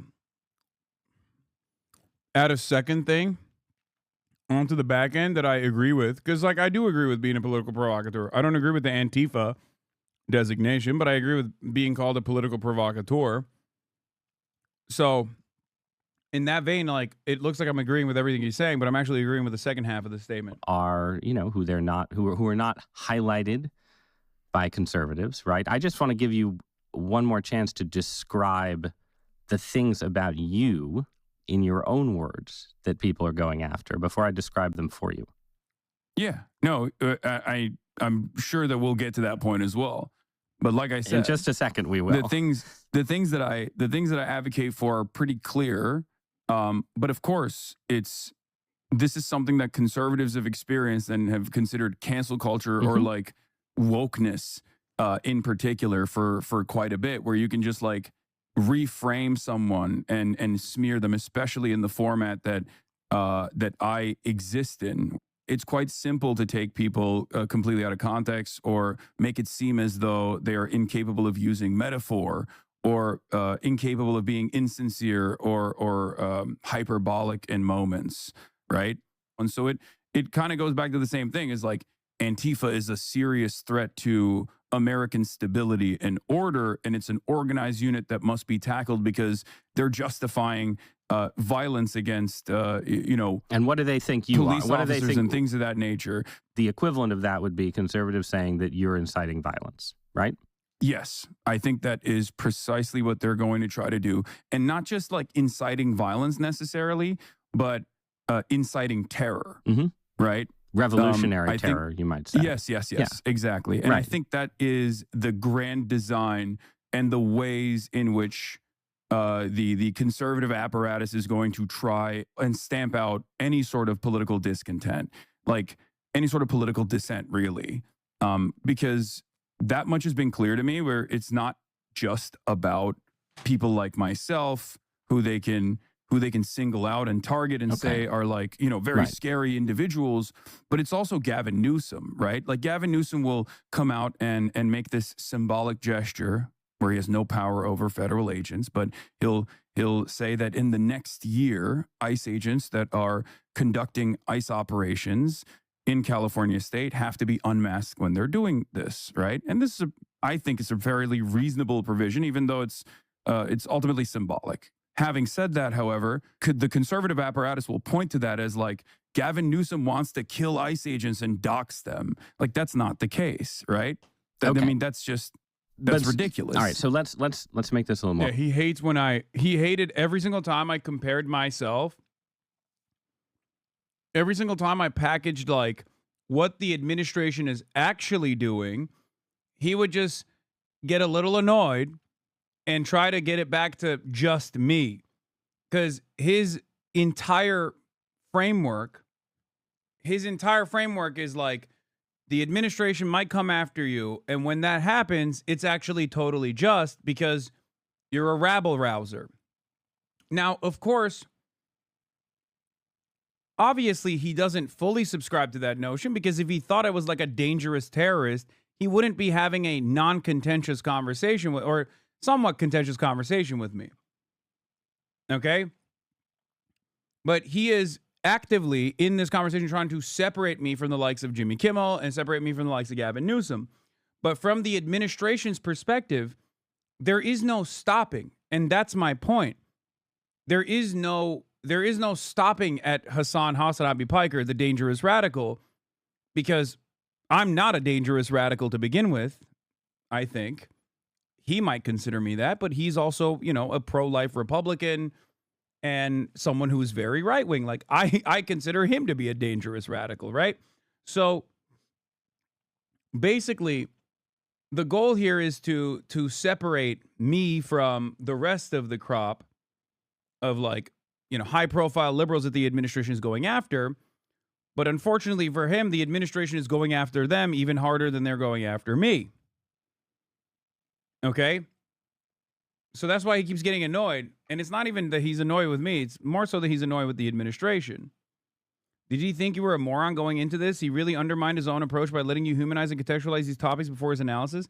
No, I think that was fair of him to do so. I don't think he thinks I'm a moron, but I think he thought that I would dance around too much and I wouldn't appear confident in my worldview. Like, I mean, think about it this way.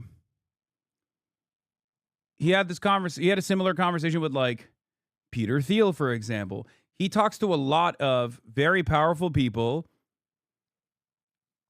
He talks to a lot of very powerful people who are very confident in their abilities, even if they actually don't have the skill to properly communicate their positions. Peter Thiel is one of those people. Right? And that's why he had like an awesome moment with Peter Thiel where he was like, "Are you the Antichrist?" And he's like, or do you want humanity to survive? And he's like, I don't know. I think that's maybe what he thought he could get out of this potentially. Because I don't think he's like a huge fan of mine or anything. So I think he thought like, even if he was like charitable in the beginning, he would be able to cook. But the problem there is twofold. One, while he might consider my worldview to be radical, I don't think it actually is. It might come across as radical if you look at like some edge cases or whatever, some clips out of context. But he's not indecent enough to go that hard on that kind of stuff because that's like not the New York Times way. Because if he were to go that hard, then I think even the New York Times audience would be like, "The fuck are you doing?" Like at a time when Donald Trump is the president. And Donald Trump is literally talking about fucking killing protesters and shit. You're focusing on some like random left-wing Twitch streamer that I've never heard of. The fuck's this? Like he would look too insincere.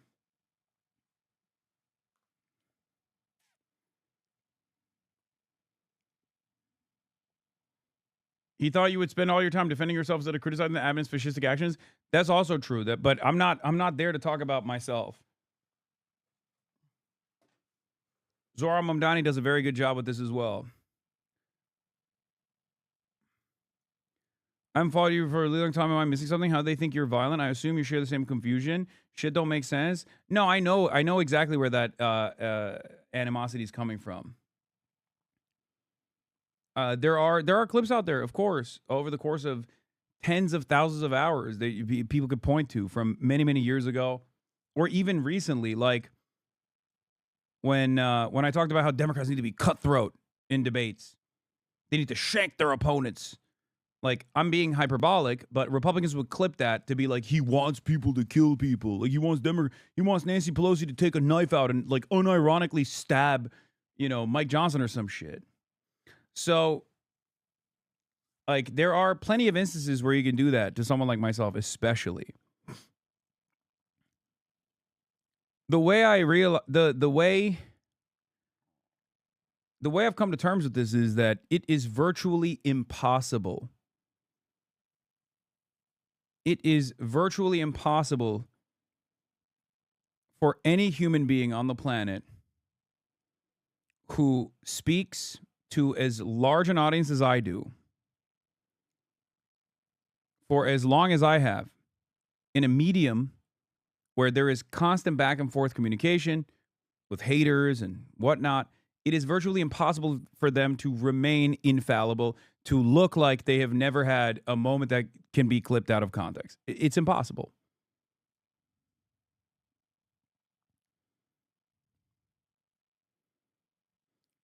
No, they're trying to preempt the Dems going the influencer route when people were calling for a leftist Joe Rogan to galvanize young progressives. That too.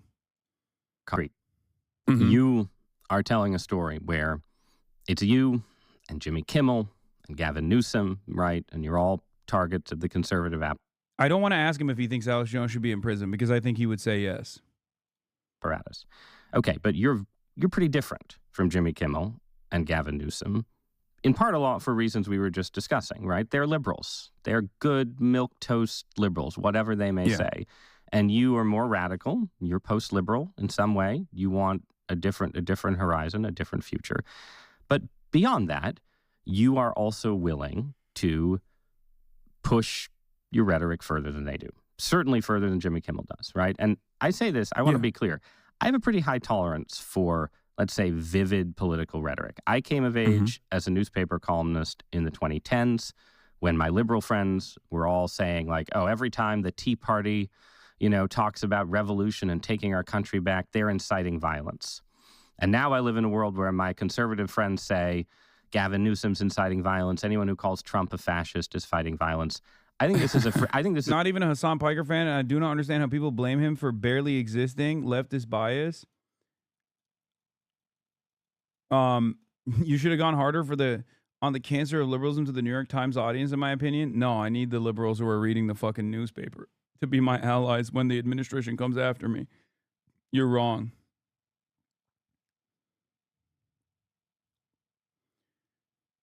Your analysis is not even controversial from most political science. I do not understand why you get so much hate. You can read books with similar analysis to yours. Yes, because those are books that you read in college, and they're not being blasted on the timeline to hundreds of thousands of young people in America. That's the difference. Like, I'll give you an example. The indigenous the indigenous rights professor at Cornell University, who's Jewish, was recently suspended for teaching a course on Palestine. Okay, the professor is Jewish.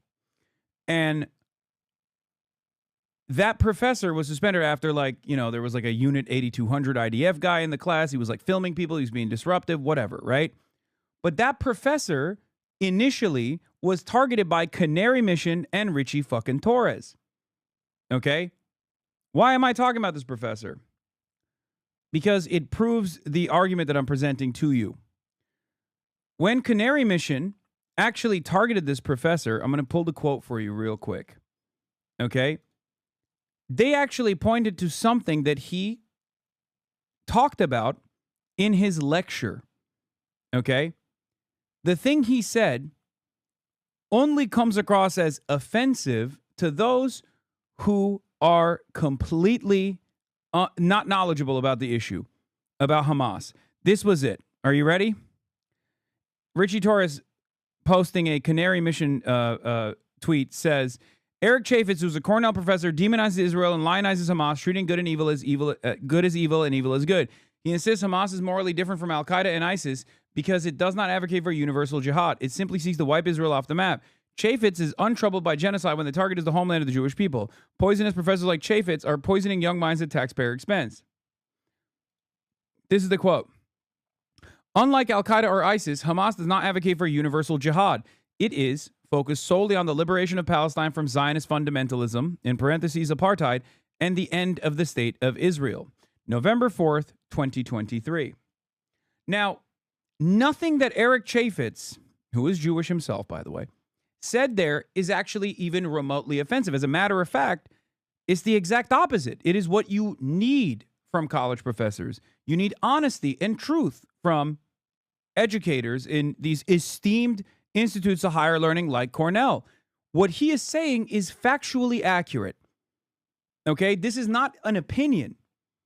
This is just a fact. He is describing a fact. But to the broader audience, that fact is something that they don't want to hear. Okay? That's a fact that they do not want to hear. So what do? They bastardize that fact, they chop it up, or sometimes directly present that factually accurate statement and go, can you believe this college professor said this? So yes, while certain things might be completely true in an academic context, it can be very dangerous for a much larger audience to hear that scary truth. Okay? At least in the eyes of those who are very powerful and have an interest in making sure that the broader audience doesn't hear the truth. So my problem isn't that I'm engaging in like violent rhetoric or whatever. My problem is that I'm saying stuff like this, but oftentimes also using hyperbole, jokes, and making that process as entertaining as possible. And because of that, I'm able to do that to a much larger audience than a college professor could in their own lecture. That's the fear. That's what makes it so crazy for a lot of people. Because if Eric Chaffetz was saying that on a Twitch stream, he'd get yelled at all the same. As a matter of fact, he's getting yelled at for doing it in a fucking lecture that is directly about anti-colonial movements. His lecture is about Hamas. His lecture is about other indigenous movements that have fought against previous forms of empire and contemporary current forms of empire, imperial power. It's the medium that I do it and the way that I do it that makes it very scary for a lot of people. Do you understand? Because before the internet, there was a filter, as Noam Chomsky talks about, right? There was a filter for someone to reach a very broad audience, to reach this massive audience, massive number of people. You could only get there if you were from an aristocratic family, or you went to the right schools, you kissed the right asses, and you chose your words very carefully, and you got elevated through the regular process in mainstream news. Okay? And therefore, people self-censored in order to get to that level, in order to be in front of, in order to have the privilege of being in front of a massive audience and to be able to influence them. Whether they were going through that process in a newspaper, or whether they were going through that process through a television channel, doesn't matter. But now that the internet exists, you can have even larger audiences than CNN while sitting in a fucking hotel room or while sitting in your own living room. Okay? And you don't have to filter yourself in that same way. But that's what's so scary about what I'm doing. That's what's so worrisome about what I'm doing, because you can't have people being like Israel's a fucking illegal criminal entity that is doing genocide. Because if there weren't more independent voices on the internet, if there wasn't TikTok, there wasn't like people on Twitter and whatnot saying this over and over again, you wouldn't see this level of mass discontent. It's about controlling flows of information. Why do we think TikTok was sold to Larry Ellison? Because the algorithm that was previously controlled by a foreign government was allowing unique thoughts to flourish in that algorithm. Allowing thoughts that normally, allowing speech that normally would not ever be heard in front of as broad of an audience as it was being heard on TikTok. If this wasn't so important or so scary for those who want to control flows of information, if they didn't consider this to be dangerous, they wouldn't have sold TikTok. They wouldn't have forced TikTok to be sold to someone who is one of the biggest donors to the IDF, right? Yes, even after the sale, it's still controlled by a foreign government. I know. It's Israel instead of China. I know. Doesn't matter. Country. I think if you want to call Donald Trump a fascist, you're free to do so. If I want to call you a commie, I'm free to do so. You know, people do it all the time. People do it all the time. Yeah. But this is my reading, and I'll let you tell me why I'm wrong in a minute. I think you push further, and I think you like to play with the rhetoric of violence. So, like, you were suspended from Twitch, I think, for a day. Still, you are arguing for a process of consolidation that should be normal in a functioning democracy, not calling for anarchy or violence. I know, but his entire purpose here is to say I am actively calling for violence. And if I were to, like, when he initially started asking me about, like, you know, what my worldview is, he wanted me to say, like, no, through a system of violence, we will seize the means of production or some shit. So he could just start talking about how dangerous of a rhetoric it is. And for the record, there are plenty of people who do believe that. And no, that's not a fucking dangerous rhetoric either, okay? That's not. Let's be real. That's not fucking actually dangerous rhetoric. Partially because it's completely marginal, and partially because of the same exact underlying principle that I mentioned as well, which is structural violence being a constant and permanent part of people's existence. And yes, people resisting against that. I'm Osama, you ain't like us, you fucking loser. What? Anyway. I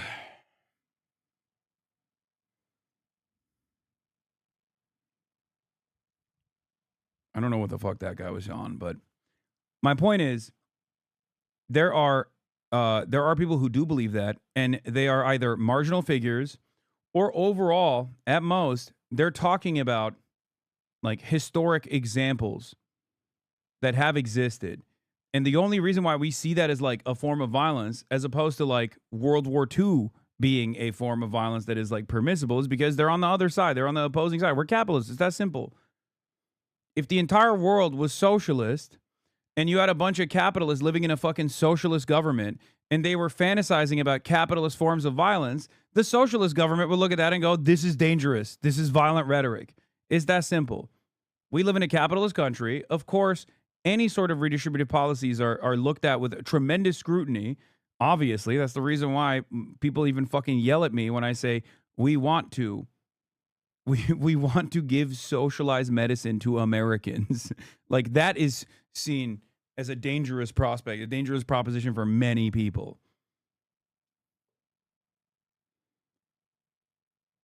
It was an argument you were having about Medicare fraud, right? And the GOP was going to crack down on Medicare fraud. And you said, well, if they really cared about Medicare fraud or Medicaid fraud, you would kill Rick Scott. This is the Florida Senate. People always try to paint you as more radical than you actually present yourself on stream for some reason. You don't even really advocate for violent revolution. You make fun of the revolution now, vanguardists. But they always simultaneously call you a dangerous revolutionary, but also a fake LARPer at the same time. Yes. The reason why people present me as a much more violent and much more radical figure than I actually am is because for the current time frame and for the current material realities that we exist under and for the current political realities that we exist under, my rhetoric reaching this many people is dangerous for them.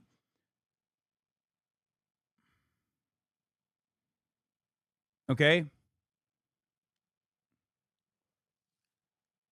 Israel gets to mutilate children with regular frequency every single fucking day. Israel gets to annihilate the Palestinian population. That is not seen as violence because that's the state doing that. Okay? How dare you call that out? But on the other side, if you turn around and say, no, people do have, under international law, a complete fucking legal right and moral responsibility to resist against a genocidal apartheid regime destroying their lives, then you're the fucking violent one. And it's a reference to the fact that Scott's company paid some huge fines for they were engaged in some kind of Medicare fraud, right? But you didn't say we should put Rick Scott in jail for Medicare fraud, right? You said if you cared about Medicare fraud or Medicaid fraud, you would kill Rick Scott, okay? You wouldn't make Rick Scott, former governor of Florida, Rick Scott. This is not an Asmongold clip. This is from my own YouTube video, chatters. You wouldn't make him a prominent part of the Republican Party. Well, this was, for the record, this was in response directly to Mike Johnson. And it is something that I take ownership over. I did apologize for the language that I used instead of saying like, you know, just you should jail Rick Scott, right? Which would have been the most inoffensive. It was a hyperbolic statement that I made, not with like any sort of significant death threat issued to a sitting elected representative. Obviously, I agree. I don't think you were issuing a death threat. I agree. Yeah. So, but you're right. That is hyperbolic language for sure, and it's one statement in a grand sea of others that of course gets highlighted through the same outrage machine, and then people demand punishments, and then those punishments do come down, and it causes me to be even more careful with my language. Having said that, given the 10-hour format that I have, there are definitely going to be weak moments where I just like say something without even thinking about what that might come across as. Yeah.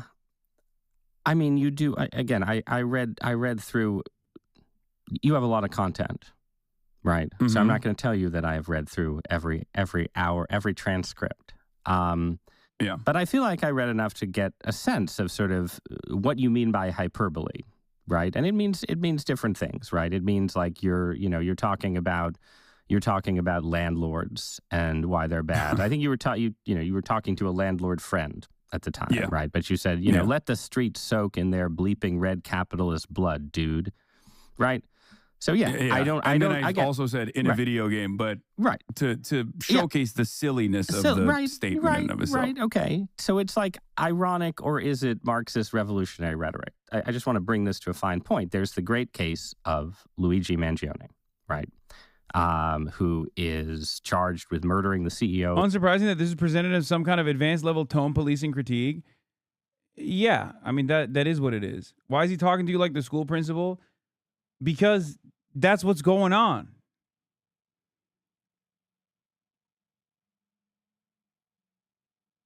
AKA, he read whatever viral conservatives think this guy wants to genocide the whites clips. Guys, it doesn't matter. Those clips are out there. Ross Douthat is probably one of the, I would say, one of the better formats and one of the better Republican thinkers to address those clips with. Okay, that's it. No way people are saying you lost the debate? No, who the fuck is saying that? The comments don't seem to think that at all. They actually enjoyed the conversation. Dude, I could fucking absolutely eviscerate whatever interlocutor in the marketplace of ideas, and there is going to be a crop of people online who are going to say, dude, he got fucking owned. That's just what they do. Those are the same people who, quite literally, when I made a public statement about not going to TwitchCon out of concern for the safety of others around me, not even myself, but the safety of others around me, literally use that as an opportunity to dunk. Okay? It doesn't matter. You need to understand, like, there's just gonna be people that do that regardless.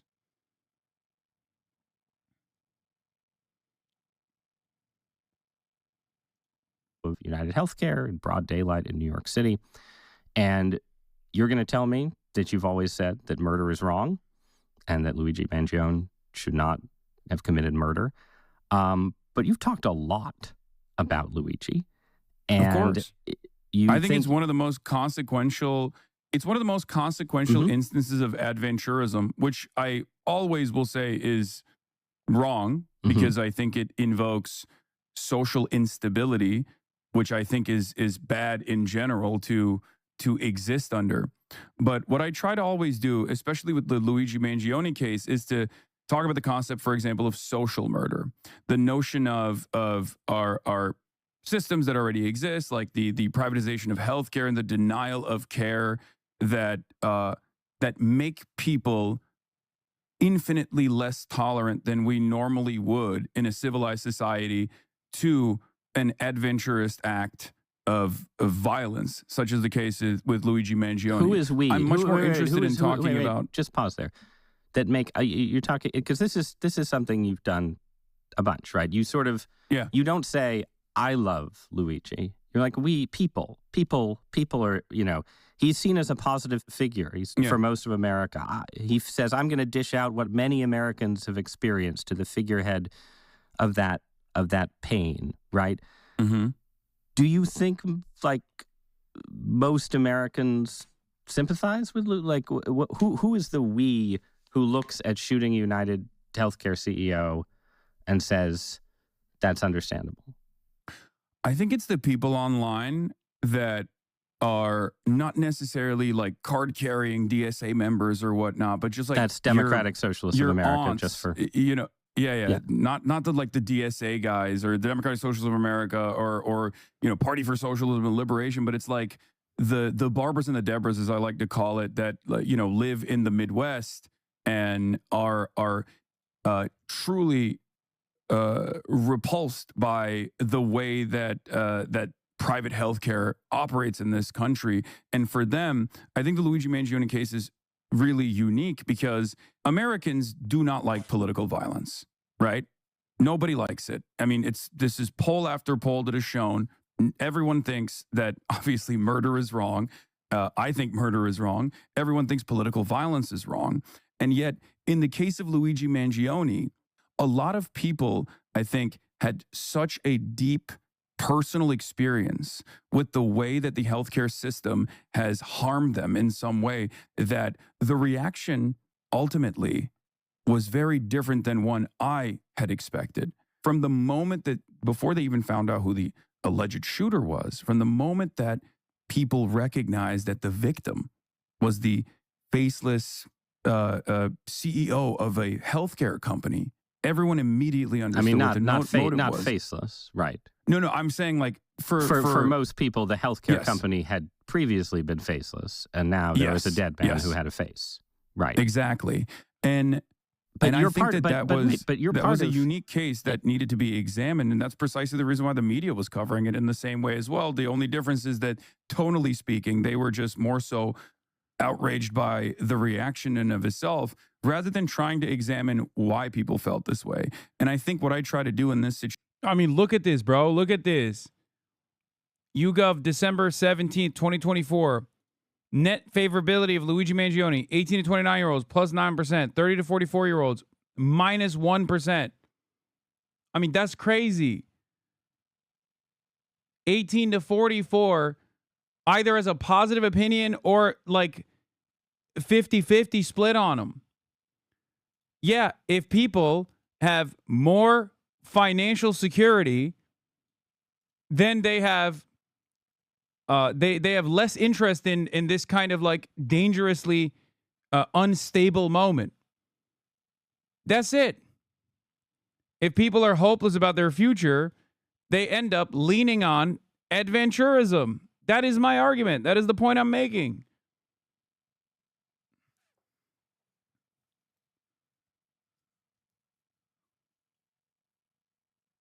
It took people recognizing who the victim's job, not who the victim was, but just what the job was of the CEO or of the person who was shot, for them to immediately know, oh, I know what happened here. If Luigi Mangione went out and shot a cop, they would not have responded that way. Okay? If he went out and shot a politician, even people would not have responded that way. But healthcare is such a universal burden on all Americans that they literally understood exactly what the fuck was going on and responded the way that they did.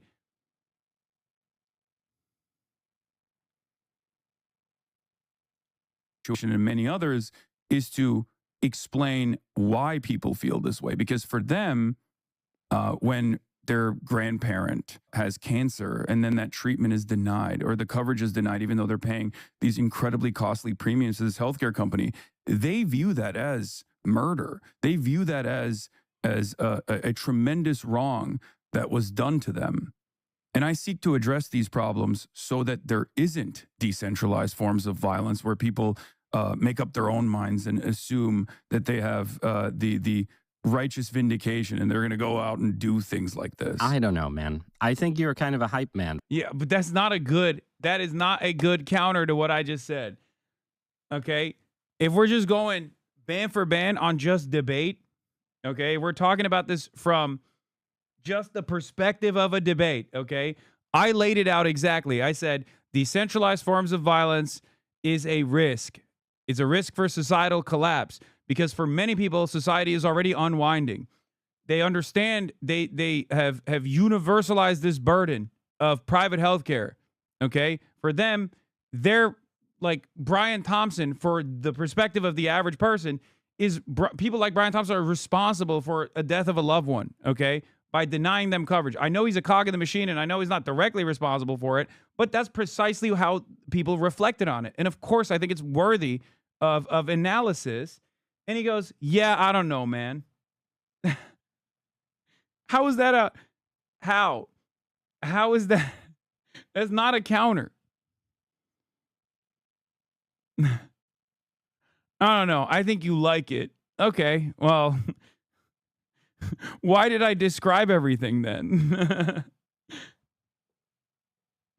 Check the comments. Everything is negative, and he pinned the one neutral comment. Yeah, I have it right here, by the way. I don't know what he personally or what the New York Times personally pinned, but the reader picks are cooking him.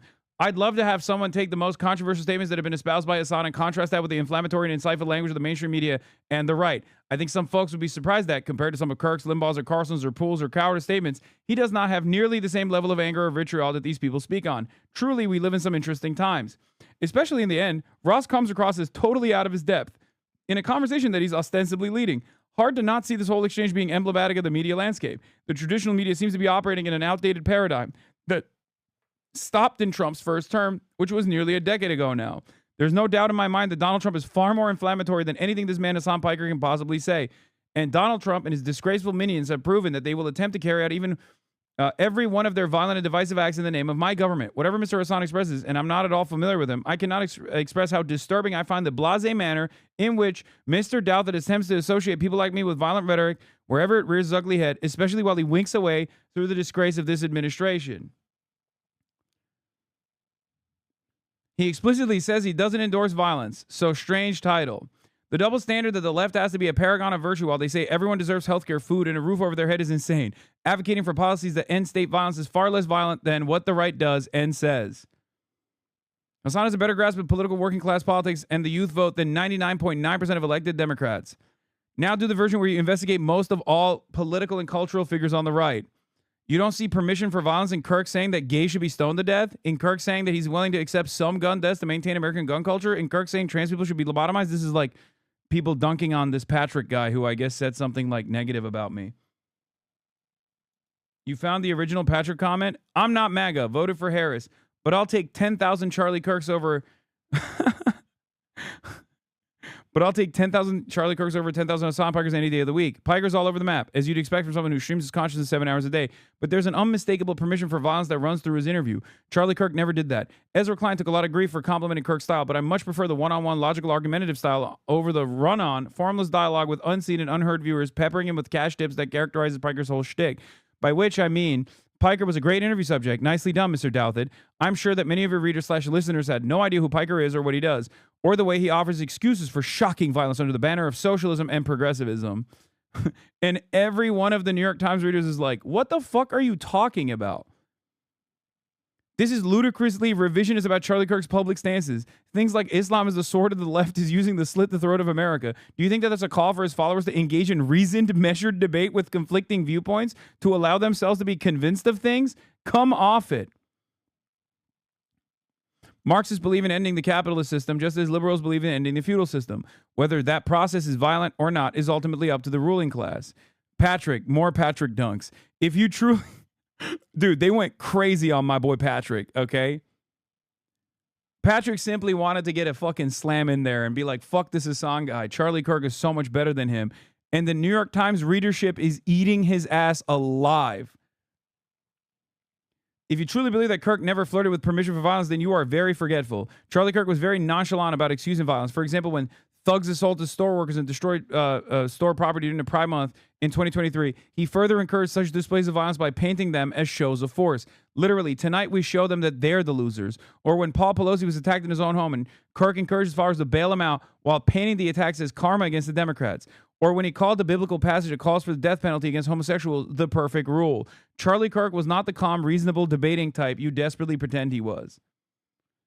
Bro, if you get this dogpiled this hard by a bunch of fucking Barbaras, Deborahs that are New York Times readers who take the time out to fucking comment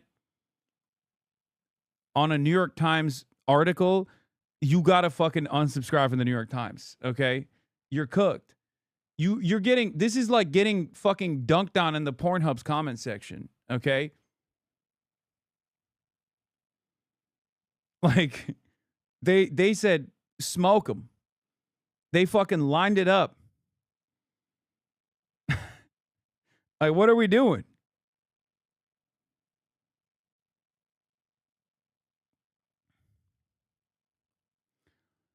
Douthit responds to Piker using the term adventurism. We already covered this. Today on Interesting Times, Ross pushing harder on a streamer from the left than he does when he interviews people on the right with actual power and incite the perpetuate actual violence. Peter Thiel and JD Vance. It's so obvious how we ended up here as a country and continually discouraging that our media continues to hand us the shovels that we use to dig ourselves deeper into a failing state. And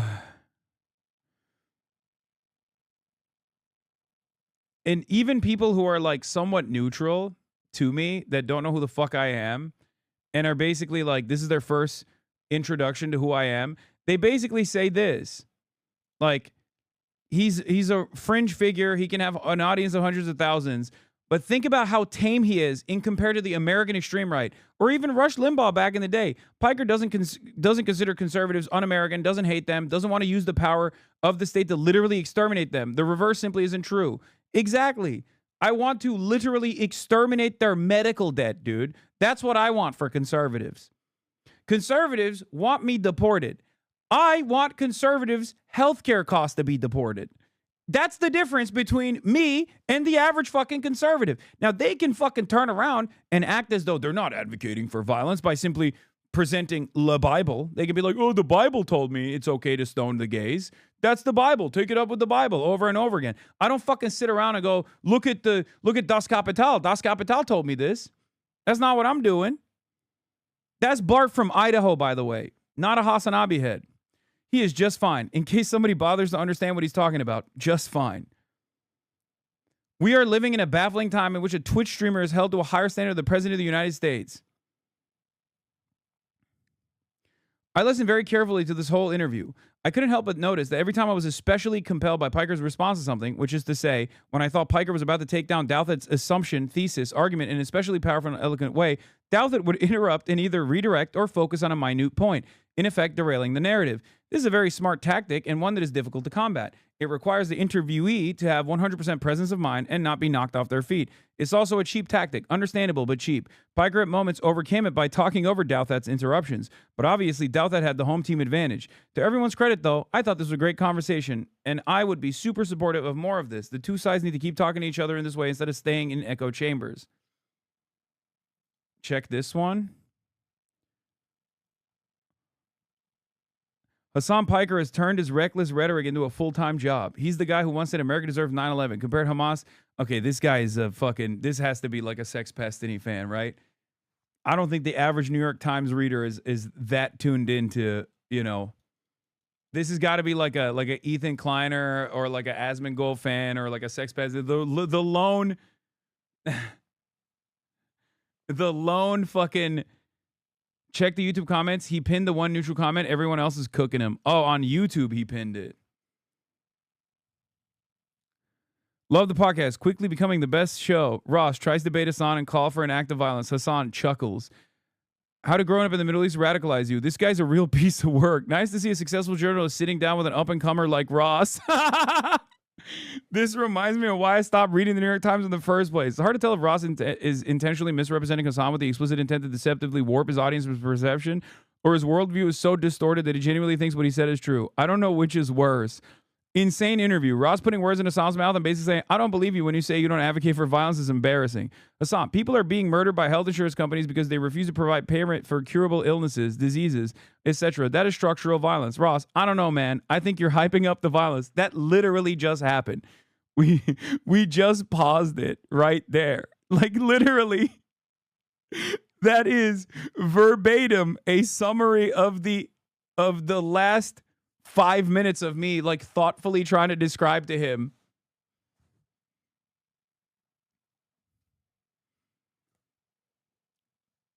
Dude hated you before the interview, now hates you even more after reading those comments. No, I think like this'll work well for him because he got his point across, I think. And not only that, but also he not only did he get his point across, but then also on top of that, he was able to this will do good numbers. Like he gets good engagement out of this. So I don't think these guys care about that kind of stuff. Though. Like yes, I agree. You're doing analysis, and sometimes the analysis people would have celebrated Luigi Mangione, obviously, without you, Hasan Piker, talking about him all the time, right?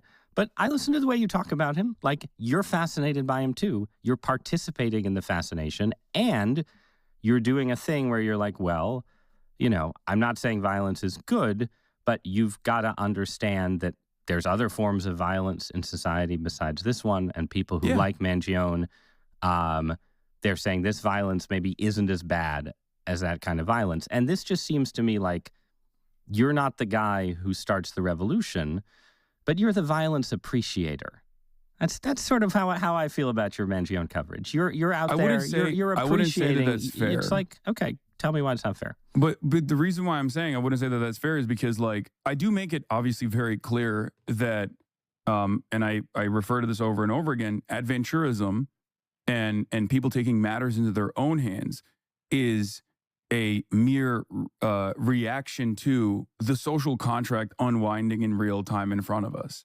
I don't think this is a good thing. I want to make sure that we have a system that helps everyone. And a part of that is creating the same social stability that existed. Now, you can do that by force, by stamping out dissent and moving in the direction of the Trump administration, or you can try and do that by addressing some of these inequities that exist that do actually harm a lot of people, right? Because I don't think you disagree with my assessment that systems are inherently violent, no matter which way they go, and that, and I assume you understand what I mean when I say like the social murder of tens of thousands of Americans in the process of having their healthcare coverage denied. Like, it must interest you as well, right? Because it interests certainly people at CNN and many other mainstream outlets, like why people are doing this. But their reflection on it is, I think it's 100% the case that people had certain people. You want to know why this was a fucking lost cause for Ross? Because I feel like even Elizabeth Warren went on television after, and everyone was like, why are people celebrating Luigi Mangione? We can't understand it. And even fucking Elizabeth Warren was like, why do you think? Like, look at the healthcare system. Like, what do you think is going on in the American healthcare system when people have their care coverage denied? Like, it's over at that point. Like, what do you expect? That's Elizabeth Warren. Elizabeth Warren is never going to say some shit like that.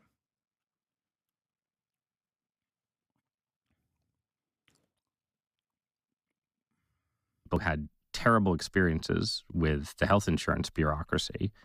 Also, apparently, Ross Douthat defended Pinochet in his Harvard days.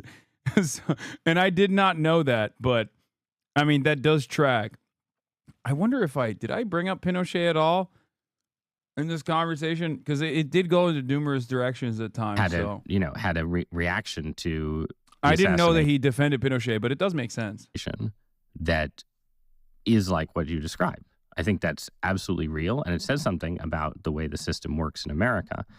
On the other hand, I also think, and again, because I'm not a socialist utopian, right?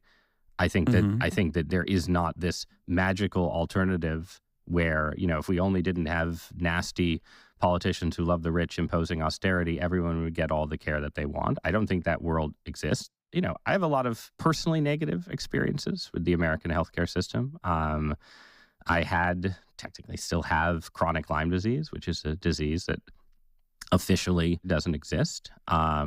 It definitely exists. And I've known a lot of people in that world who have a very specific version of the kind of anger you're describing that's directed towards the medical establishment and how it interacts with insurance companies. And, these are people who've had their lives ruined by this illness that the system does not effectively cover or treat. But it's really important, right, as a society, that if one of my friends who had chronic Lyme disease went out and killed someone who they felt was involved in denying them treatment, and maybe was, right, that you wouldn't that it would be irresponsible for me to do a podcast and be like, man, that person looks badass. I think that would be irresponsible, even if I was appreciating something real. And that's where I think it's not you saying it's really interesting how people have this reaction to it is what I'm challenging or questioning. It's the extent to which, again, you're like, oh, he's an adventurer. It's the propaganda of the deed. He's not an adventurer. He's an adventurist. I think he understands what that means, by the way, because he says propaganda of the deed, so he gets it. Of course, propaganda of the deed would be a more positive association with that sort of thing, whereas adventurism is the Marxist interpretation, which is a negative association with that sort of thing. So obviously, as a fucking Harvard-educated guy, I think he knows. I think he understands that. Man, well, okay, yeah, but a society that has those adventurers is going to be in a lot of trouble pretty quick. I agree. I don't disagree with you on this. I think it's a reflection of the very social fabric that keeps us together and keeps us stable unwind. According to Ross, the proper course of action to respond to Luigi Mangione is to keep watching it happen and do absolutely nothing other than look at each instance of violence and go, that's bad, that's bad, that's bad, that's bad, in perpetuity. You, on the other hand, can go, maybe we can put an end to it, perhaps. Yeah. I mean, it's the same with, like, fucking gun violence. It's the same with gun violence. Like, I feel like I lost my mind a long time ago. Constantly trying to understand, like, constantly trying to make sense of the senseless violence that exists in America. Okay? Where I was just like, what are we doing? Like, this is insane. Please, some sensible legislation, please. Can we have some sensible legislation, please? Nope. Nope. It just doesn't make any sense. In real time. America is a very violent country, right? But we have systematized this violence and we have normalized it. And inevitably that violence has also come back to the domestic front where there's unlimited bloodshed happening at schools. I mean, Charlie Kirk's assassination was the 46th school shooting, technically, a shooting that happened at a school. And then the 47th happened only an hour later in Colorado. And our reflection on these sorts of events is that because it's so normalized, because the system must continue, because there are numerous different interests at play here, specifically gun manufacturers, for example, a very important part of our domestic manufacturing industry. America is an extreme, and a big part of American culture. America is an extremely libertarian, personal liberties devoted society in ways that have right-wing connotations, like lots of gun ownership, and left-wing connotations too. But yes, go on. Certainly. And what I'm trying to say is that in the absence of any sort of significant initiative to claw back some of that, to have some kind of reasonable policy that will say, all right, guys, like, we all like guns. I like guns. I like shooting guns, right? I do not have any sort of gun culture in my development. You picked it up. Began my journey of understanding guns because I was writing about gun control, and I was like, I need to learn about this stuff. But having said that, I still believe that there needs to be reasonable gun safety, reasonable gun control. This is not a call to action to say, like, oh, it's awesome that, like, school shootings are happening, or it's awesome that political assassinations are taking place left and right. No, but nobody. It's to simply Okay, but this is a difference. And but it's I to simply promise say that it's no longer just like random school children that are being killed, is what I mean. The only reason why this is becoming a more significant, more consequential problem in the eyes of many people in the media is because it's no longer people that we can just kind of see as collateral damage and, like, consider to be invisible. I don't think that's right. First of all, I think that the media has now we start the debate a little bit. A lot of coverage to school shootings. I think it would be strange to say that the media has ignored that issue in any way, shape, or form. Oh no, I think wasn't saying that they ignore it. But I think the line, you're like, the reason people are upset in this case, the reason that people are upset in this particular case, right, is that when school shootings happen, right, there is, except in very online communities, there is not valorization of the school shooters. Nobody calls a school shooter an adventurer, right? And the people, obviously we don't want to live in a world with school shootings, but we especially don't want to live in a world where it seems like people who are sort of in the public scrum, like you, right, are sort of appreciating violence. Like, if I'm pro-life. I think abortion is a form of murder. I think if somebody killed an abortionist and I went in the New York Times the next day and tried to write something that was in the vein of what you said about Mangione, and the difference is abortion is not murder. Okay, that's the difference, and he knows it's not murder. Whereas someone who is dying from a disease that they could prevent, but because it's paywalled, that is seen as actual fucking murder. Having said that, there are plenty of fucking right-wing commentators who have unironically advocated to directly murder doctors. The most famous example of this, of course, is Bill fucking O'Reilly, which I did bring up. I don't know if they actually is in the cut here. I said Bill O'Reilly quite literally did that with a doctor, Dr. Tiller. He called him Tiller the baby killer. And then one of his fans went to the church that he was at and shot and killed him. I concede writing and talking are different, right? But if I'd done that, it wouldn't be published and I might be fired. Not as a violation of my free speech rights, but because I would be crossing a line of, again, not endorsement, but even just appreciation, like the appreciation of the violent act. I think there's a taboo around that for a reason, and you like pushing at that taboo. I just think that's what you like to do. I don't, it's not something that I like to do necessarily, but I want to examine the contradictions of even what you just said, right? You say abortion is murder. I obviously don't agree with that. I'm pro-choice. I think it's a matter of bodily autonomy, and the government shouldn't interfere in this between a medical professional and a woman. Having said that, you get to argue about women's bodily autonomy being potentially removed by making the argument through the systematized version of violence, because I think, as you would probably also recognize, abortion restrictions have come down in numerous states since the decision of Roe v. Wade was overturned. And in the process, women have found themselves in this unique predicament where they can't even get their ectopic pregnancies dealt with because their medical professionals are worried about potential prosecution. This has led to a lot of pain and a lot of torment, and maybe even in some instances, death. When you argue on behalf of the pro-life position, you don't have to say, like Bill O'Reilly did, Tiller the baby killer, and then someone goes out and actually shoots a doctor. You can simply say,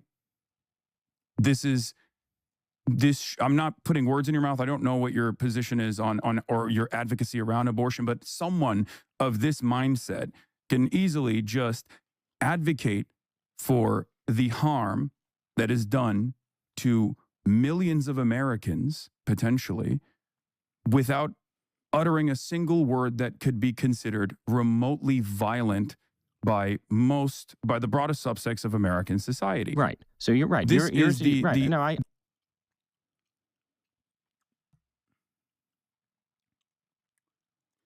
That is the reason why I wanted to have this conversation. The asymmetry that exists with the ways in which the right get to dominate the narrative, dominate violent rhetoric, and say violent shit with regular fucking frequency. Charlie Kirk was a great example of this. I even brought up Ben Shapiro earlier on in the conversation. They did cut that part out, I'm pretty sure, because I said this is how Ben Shapiro gets away with being violent. He never says go out and kill black people. He says, in a system where there is disproportionate targeting of black people in the hands of the police, where the state has a monopoly on violence, he says, I want more targeting. I want more police targeting in black communities because they're poor and because they're violent communities that need to be targeted. He doesn't have to say that these are violent thugs, even though he does from time to time, or he doesn't have to directly do a call to action in the same vein that like a Klansman does. He can just lean on the pre-existing violent constructs.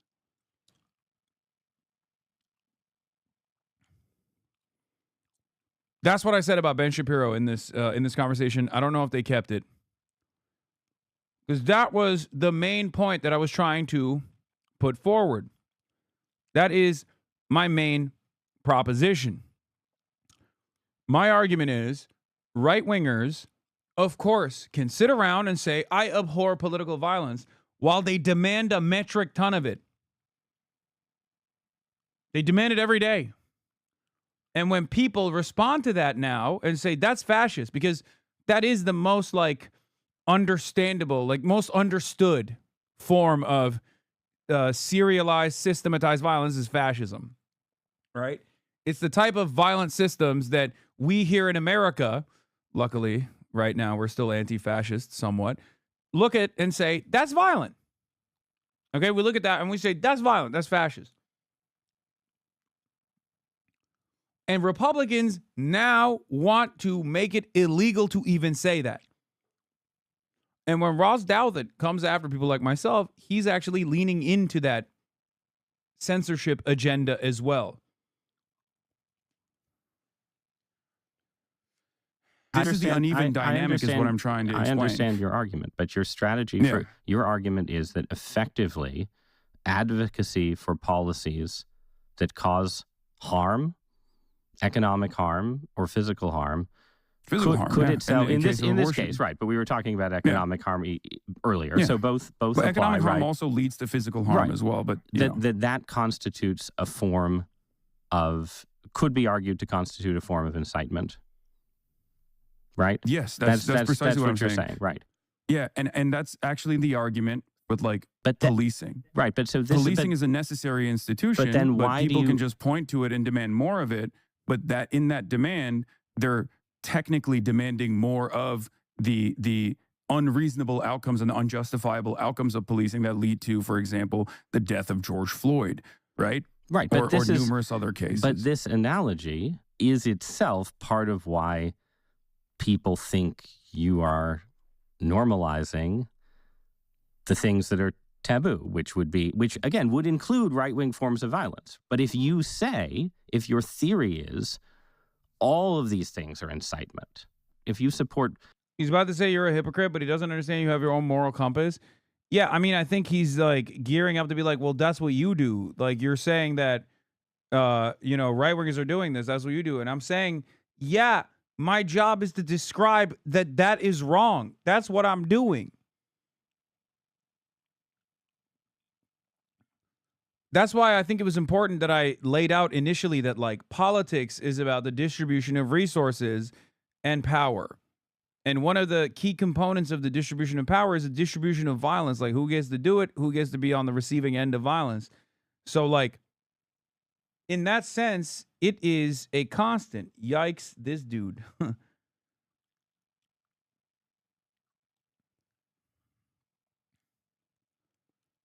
Yeah, right-wingers do that for police brutality. I say it is unacceptable. Those systems of violence are unacceptable. And one of the undesirable yet inevitable outcomes of such a violent structure is going to be violent resistance. Sometimes that violent resistance is going to be just. Sometimes that violent resistance is going to be unjust. But the very fact that it's not always just in terms of retaliatory violence is the reason why we must solve these issues at the legislative level. That's it. Or at least deal with it in a more organized fashion, in a more directional fashion. That's my argument. Putting more people in jail, that's incitement. If you support, border security, that's incitement. It's incitement all the... Political violence is not protected protected speech in the country that you live. What? First of all, the fuck are you talking about? Political violence is a vague term. If you're talking about actual killing people, yeah, that's illegal. But if you're talking about political rhetoric that could be potentially inciting violence or whatever, that is such a vague and nondescript way to describe anything that, yes, free speech would in most circumstances until recently would have kicked in and said, no, fuck that. You can't prosecute that shit at all. Way down. You're basically saying the person who incites violence against a politician is in the same position as the person who supports border security. And that seems like an argument that lends itself to encouraging people to commit political violence, because you're saying, oh, it's all normal already. What's a little more? What's one more act of incitement in a world of incitement? You're just normalizing it when you make that argument. Yeah, my argument is that I'm not normalizing it. It's already normal. I don't want it to be normal. I want it to be abnormal. I want people to actually take a serious look at the violent structures that already exist, that from the point of the recipient is already experienced as a direct form of violence. But do you understand the broader point that I tried to arrive at in these conversations, for the record, which of course lend themselves so perfectly to quippy clips to just make it seem as though, this is a person that is very clearly inciting a certain thing. Or do you think I'm just dancing around the issue? You can be honest. I think that I'll be honest. I think there's a reason that certain kinds of Marxism and socialist radicalism when they... You ain't challenging me? Come on live. It will be. What the fuck? Are you trying to go meat for meat? What's this? Are you trying to go sword fighting with our penises? Take power or trying to come to power tend to resort to violence. And it is inherent in the argument that you've made. I'm not saying it's an argument that doesn't have a certain power. If it didn't have a certain power, lots of people wouldn't have believed in it, right? There is an inherent violence in the use of state power. There is an inherent coercion in all kinds of policies, including policies that I support, right? You know, I support restrictions on drugs, right? That probably you do not, that absolutely involve coercion. I believe in restrictions on bodily autonomy enforced by state power that uses violence. I believe in that.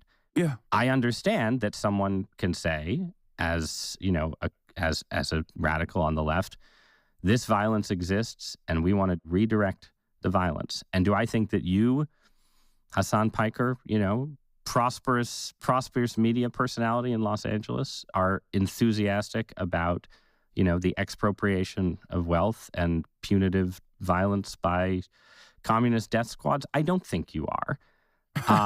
But I think that the reason you have strong taboos against sort of, you know, about, I will say what I'm enthusiastic about. To prevent that slope from slipping in that way. Okay, so I am enthusiastic about the expropriation of wealth for people such as myself as well in the form of taxation, though.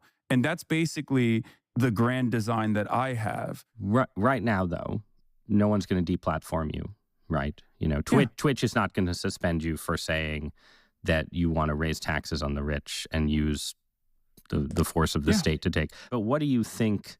Like, do you think it was reasonable for Twitch to suspend you for a day for talking about killing Rick Scott? Like, what are the obligations, I guess, I'm asking, of... What's so crazy about this also is, like, he plays fast and loose with the killing of Rick Scott thing, because he also, like, early on recognizes that it's not a death threat, right? Like, he very quickly starts the conversation by being like, it's not a death threat. We both know it. And then he just still kind of brings that back in this way, where it's like, what am I supposed to do? Like, literally fucking talk about that endlessly? I can't. I have to move on. Of platforms with this stuff. Yeah, no, I think it's understandable that Twitch did that, which is why I apologize for the use of my language as well. Like I said, there are certainly instances where it's an emotionally charged conversation, or I'm being careless, and it comes across, it reaches an unintended audience that sees it as in this like super short format in a very negative way. It's unfortunately a byproduct of the medium that I'm in. But you're okay. Real-time discourse happening with random anonymous accounts. But you're okay with some kind of taboo maintenance here. Oh, for sure. Yeah. In order for normal discourse to flourish, obviously, some kind of terms of service need to be implemented. You know, like a direct call to violence is, of course, going to be considered unacceptable. I totally understand that. Even if it's like being made in jest, or even if it's like being misunderstood in that moment without the appropriate context. Yeah. Having said that, however, if we're talking about like broader things, and we didn't really get to talk about this a lot, but a deplatforming initiative has taken place on Twitch and on numerous other platforms, mostly championed by the ADL and some other actors as well, because of my consistent anti-Zionist advocacy. I am an avowed anti-Zionist. I openly say it. I have also spent all of my professional career combating anti-Semitism, which has grown in this country as well. And yet, a lot of these organizations, I think, and a lot of people have falsely maligned and smeared me as an anti-Semite, despite my advocacy against anti-Semitism. So this brings us to the last area I want to talk about. Yeah. You've mentioned a few times growing up in Turkey. Mm-hmm. Just talk about for a minute your background in the Middle East and how it shaped your politics. How it radicalized you might be a good way of putting it. Yeah, I mean, I have, I think, a very different opinion about American foreign policy than the average American has due to the fact that I didn't grow up in America. I had more proximity or a closeness to, I guess, the recipient of American violence and American intervention, being someone who grew up in Turkey. And yes, bro, Middle East is a wild way to talk about it, but it is what it is. Come on. Therefore, my starting position is very different to the way that like the American world police narrative was designed in the United States of America, admonishing its enemies, making them seem as though they're barbaric and deserving of like some kind of direct military intervention. These are things that I obviously considered to be not only wrong but also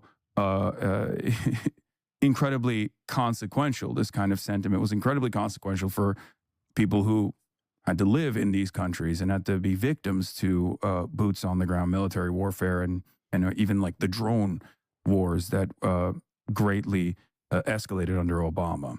What do you think about the government of Turkey? I am not a fan of the government of Turkey, and I've written extensively about my criticisms of the government of Turkey, and that's part of the reason why I can't really go back to Turkey, even though my whole family lives there, out of fear that I might be jailed. And I don't think the Trump administration would demand my return as an American citizen. I'm curious how you think about how left-wing politics and Middle Eastern culture and Islamic politics fit together. And I understand you're not a Muslim. You don't consider yourself a Muslim and so on, I mean, right? But you do. I'm a Muslim, but you're culturally because, like, right. You're I'm culturally Muslim in the same way like Muslim. many secular Jews are Right. Jewish, or many American Protestants say that they're Christian, but they're not really. Right. So I'm going to ask you for a take, and based on that background, because I'm really interested in the ways that sort of he's gonna say Islamogoshism, dude. The mind of an American right winger that is like an intellectual version is so funny, because the intellectual version of the American right is Ross Douthat, right? And that is literally the perspective that he's about to describe here is like the average racist in France, okay, down the fucking street. Because he is trying to intellectualize Islamogoshism, okay, Islamo-Marxism, Islamo-leftism. This is like the hot European bigoted sentiment.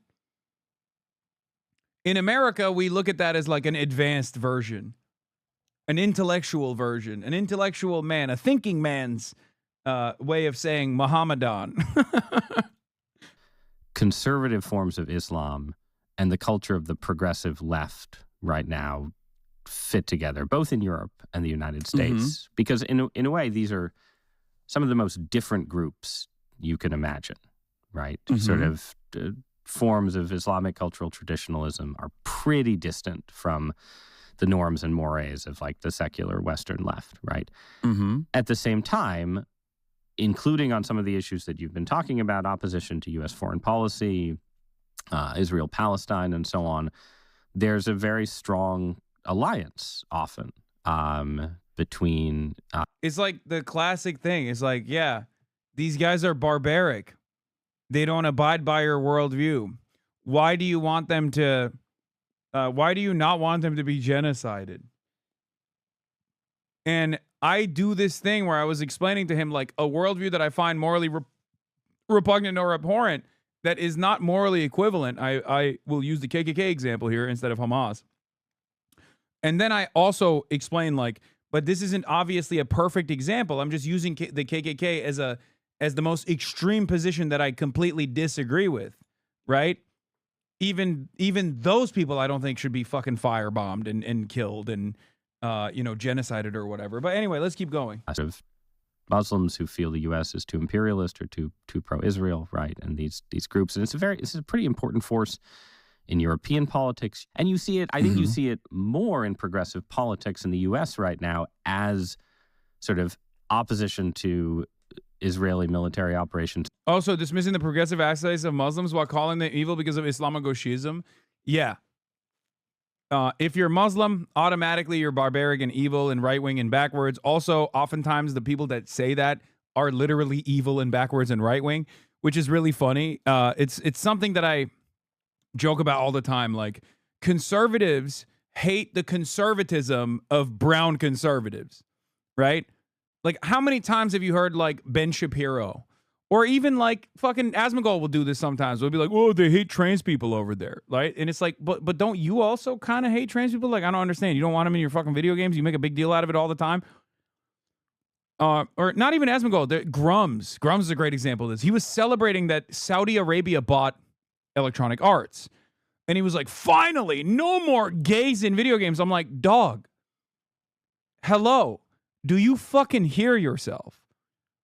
You're saying, like, awesome. Now it's like the Saudi kingdom, which is perhaps the most, like, fundamentalist, long-standing form of monarchy, will now control the cultural output of this formerly beloved, not really, but you know, this otherwise like Western enterprise, and you think it's like awesome. You're basically saying like, oh no, it's cool. Like I want the Taliban to own EA Sports, like that's, or EA in general, because like that, I hate the gay people in the same way that like I think the Saudi government hates gay people.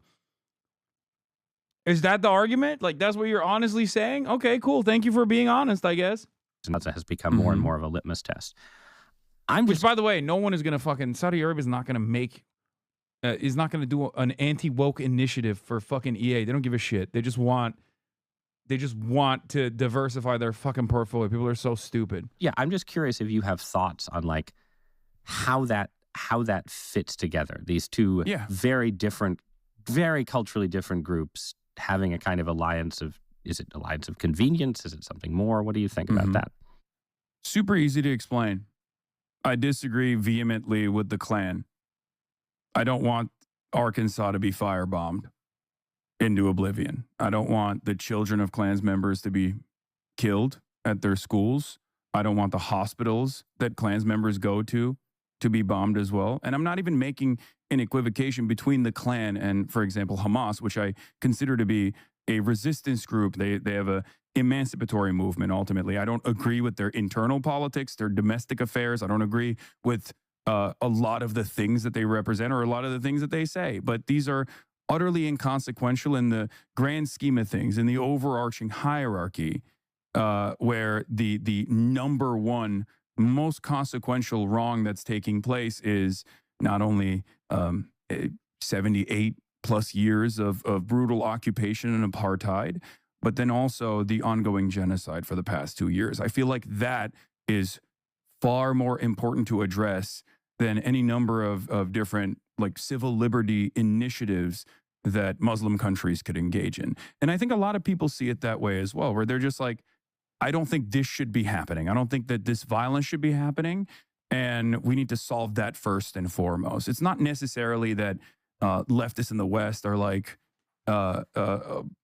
firm and committed believers in, I don't know, whatever kind of like stereotype version of Islamic fundamentalism. No, I don't. I don't think they are at all. That people present. No, I completely agree. That's I think a big part of why it's an interesting political formation, right? I'm going to run with the Klan analogy just because you offered it to me, right? Like, if there was a war against a small political state controlled by the KKK that followed in the aftermath of the KKK going out and killing a lot of African Americans, black women and children, and the larger region consisted of a bunch of regimes that, even if they weren't fully KKK, had some sort of white supremacist. He thinks this is a gotcha, but it's not, and you'll see why. Just, elements at all were authoritarian and so on, right? Like, I feel like a lot of people would see a little more complexity in that drama than you do in the way you talk about Israel and Zionism. Yeah. And I should say, I think opposition to and skepticism of the Israeli strategy in Gaza is totally understandable, and I've expressed it myself, right? But you're something more. Again, you're an anti-Zionist. Yeah. in fact, you've said, as long as we're doing KKK things in one of your arguments, you've said sort of, a certain kind of Zionist tendency should be treated the same way we treat neo-Nazi tendencies, right? And then that kind of rhetoric shows up around on the left. These are my favorite moments. I know, like, in the New York Times circles, see, the other stuff, like Luigi Mangione, whatever, like, well, not Luigi Mangione, but like landlord stuff, like those sorts of things, the New York Times readers are going to be like, ooh, that's kind of scary, actually. But many of them are adults, and they're obviously completely aware of, like, what is taking place here because they're fucking tuned into the goddamn New York Times. They know what the fuck Trump is up to. But these guys think that those statements are actually reflected on poorly by the audience. When the audience hears me say those things, his audience, New York Times readers, when they hear me say those things, they're going to be like, oh, I agree with everything that you just presented as like violent and negative commentary.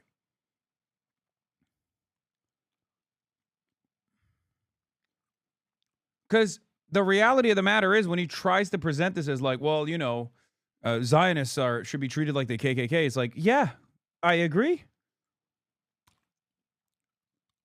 Because they are. TVP 43. Thank you for the 50. Get the subs, by the way. 50 bomb. Yeah. Isn't there something a little bit strange from a left-wing perspective about that kind of focus on the crimes of one country? Yeah, he was doing the why do you care so much about the Jewish state? God. I got to actually do like a full-blown debate with someone on Israel because honestly, I think like I've dealt with all of this so many times that it's just like I really want to do it. Maybe Ben Shapiro. It could happen. Maybe in the month of January, it could happen. That you've just yourself analogized to the KKK? So, great question. The reason why I made certain to mention that I find the Klan's political opinions to be repugnant, but I still would not advocate to firebomb them, but then also made a distinction between Hamas as an emancipatory movement that has evolved over the years to fight back in ways that I might even personally find to be inappropriate or morally repugnant. Ultimately, one or the other. There is more inappropriate or more morally repugnant. I think that as someone who believes in human rights, I think like targeting civilians is the major reason why I criticize Israel. It would be very hypocritical if I considered targeting civilians to be appropriate if it was done during an emancipatory struggle. Having said that, I do have the same understanding or the same conceptualization of that kind of resistance as I do with the ANC or as I do with the IRA. Or even with the abolition of slavery in this country, right? The reason why I don't think it's an apt analogy to compare the KKK to Hamas beyond like disagreements and enforcement is because the Klan has not been dominated or the Klan itself has not existed under a brutal structure of like black supremacy that wiped them out. This is the reason why I don't think the comparison is apt in that regard, because I do agree with Palestinian liberation as a concept, whereas I would liken the Klan's operations or their worldview to the same kind of ethno-religious supremacy that is baked into Zionism as well, and the exterminationist policies, I think, that also exist within Zionism as well. So the Klan is a closer analogy when it formalizes and it turns into a system of violence to what Israel is doing. This is why I'm also not shy about making comparisons to even Nazi Germany, which a lot of people, I think, maybe a couple of years ago, even myself, would shy away from doing. Yeah, I mean, I think those comparisons are not really persuasive at all if you actually read about the things that the Nazis. I have. This is where it gets a little bit more heated because this is where he goes into New York Times mode, okay, where he's like, okay, burp, burp, must defend Israel. Did on the Eastern Front and compare them to, whatever war crimes you accuse Israel of. Those comparisons seem pretty faulty to me, and they seem faulty in a way that, again, I think yields a kind of unique scapegoating of the Zionist state within the wider range of... There's fundamentally no difference to a Klan cross burning in a black family's yard versus settlers spray painting Jewish star on a Palestinian home straight the fuck up. Of course. And that's just the settler violence, which is, again, backed by the state in the same way that the Klan was backed by the state as well, or at least the state was turning a blind eye to. I would go so far as to say that, like, I mean, no, actually, it's a great comparison, but we're not even talking about, when we're talking about fucking Gaza, obviously, then the comparison goes away from the Klan to Nazi Germany. Anyway, let's see what he had. He said, you accuse Israel of war crimes. Middle Eastern states especially, right? So, like, you know, it's, if you look at the history of the Middle East over the last 80 years, most of the crimes that you're accusing the Israeli government of committing you know, I mean, if you look at the history of Iraq, if you look at what happened to the Jews in Arab countries after 1947 and 1948, if you're looking for, you know, ruthless oppression, you can look next door to Egypt, right? Like, it seems like there are many, many potential targets of a leftist utopian form of moral outrage. God, I've heard this so many times. And I again, wish this entire thing was about Israel, dude. I could talk about that for fucking hours. Also, this was like, I think we talked for 2 hours. And this is an hour long, so hour and 14, so. Right now, Israel is conducting a brutal war. And so I'm not saying, I agree with you that, like, right now it would be weird for you to go on your stream and say, let's not talk about Gaza, you know, let's talk about how the corruption of the Saudi monarchy. I agree with that. At the same, which, by the way, I do talk about the Saudi monarchy quite a bit, or numerous other collaborative states far before even the Abraham Accords were implemented. But you wouldn't describe yourself, right, as an I don't know what the right term is, but you wouldn't say, like, it's, you know, it's wrong for Saudi Arabia to exist because it was, you know, founded in some acts of violence, right? But can I elaborate on that? Yeah. I would say that it is utterly inappropriate and wrong if there were exclusionary practices, and some of this does exist in the Muslim states that we're talking about, where there was no allowance for example, Jews to come and live in these countries, right?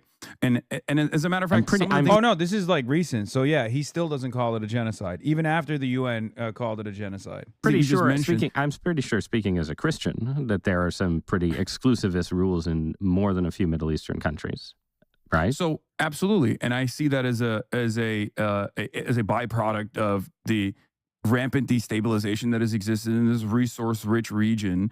And my criticism against these countries not having the allowance or not having any moment of respite to be able to evolve, I see that as a byproduct of American imperialism and Western imperialism as well, because it makes it a lot more difficult for people to have any sort of civil rights struggle when they're so predisposed with being bombed or being destabilized in one way, shape, or form, either in the hands of Israel as a destabilizing factor in the region, or directly through American intervention, British intervention, and the like for coups and whatnot to take place in these countries. It makes it quite difficult for the regime change to take place in a revolutionary manner. And the Iranian Revolution also is a great example of this as well. When you put a puppet state in charge that is Western aligned, a lot of people, and that puppet state must enforce its dominance over and over again through brutal practices of torture and mass incarceration, people are inevitably going to revolt against that.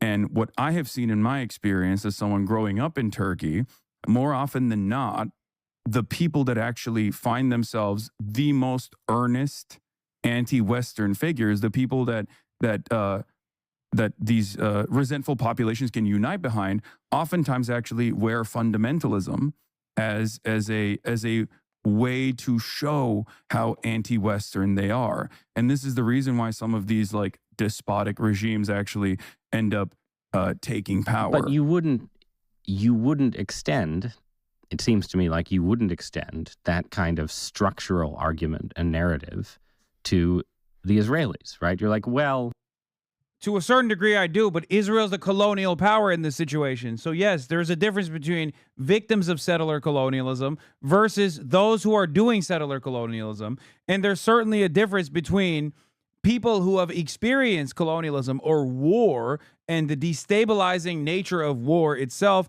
or even CIA intervention, like in the case with Iran, are obviously going to have revolutionary movements that are going to have fundamentalist leaders, because those are the earnest anti-Western figures. Israel is not a comparison that you can make with Iran, because Israel's fundamentalism is similar to America's fundamentalism, which I think I brought up here as well, where I talk about Israel growing in its hate because of its refusal to examine the inherent contradiction of the humanity of Palestinians that they always have to dehumanize and then forcibly excise from the land. You know, there's so much. There's Western imperialism. You know, there's war. There's violence. This is how the Middle East, you know, ends up with dictators and theocrats. Okay, the state of Israel has been surrounded by countries that deny its right to exist, have invaded it repeatedly, and Israel was too busy killing Palestinians to have a civil rights evolution to respect Palestinians. I know, that's fucking nuts. I don't think, and yet that narrative to you does not inspire any sympathy. Cringe Lord, thank you for the 50. Because yes they're and no. because they're currently winning. It's incorrect to say that my analysis does not factor in like externalities or resistance against like Israel's incursions, for example. Ultimately, it goes back to, did the Palestinians have good reason to say we oppose this? What? The war wouldn't have happened if Hamas commit mass murder. Hamas or ISIS. Can you not see that? And Ben Shapiro wouldn't waste his time on you, knowing you're brainwashed to think Palestine are the divine. Well, I mentioned Ben Shapiro on purpose because he is going to waste his time on me. Exo Sophie, Exo.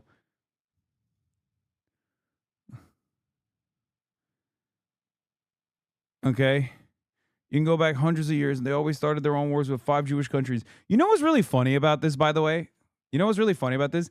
This is a damn near verbatim, identical argument against like Muslims that Nazis used against the fucking Jews, dude. That's what's so crazy to me. Like, Jewish Nazis straight up took what anti-Jewish Nazis were saying about Jews and made it their own thing. This is literally verbatim the 109 countries narrative. Bar for bar, when you hear Nazis go, oh, it's got to be a reason why Jews were kicked out of 109 countries. That's what these fucking stupid Zionist Nazi morons are doing. They don't even realize it. There's not even a fucking shred of irony in this situation. Okay? Not even a little bit of an irony. Like, you don't even understand it. You don't understand that you are literally a fucking neo-Nazi. Okay? You are a Jewish neo-Nazi. How is this so difficult to fucking comprehend? This is unironically the exact same thing that neo-Nazis say about Jews. There's a reason why they got kicked out of 109 countries, right? That's what they say. That's what neo-Nazis say about Jews. You're saying that about Muslims. There's a reason why nobody wants the Palestinians.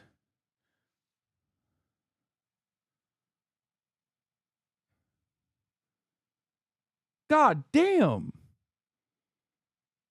I feel like half of the people that were sitting in like Holocaust studies were taking notes to be like, this is the most scary shit I've ever heard.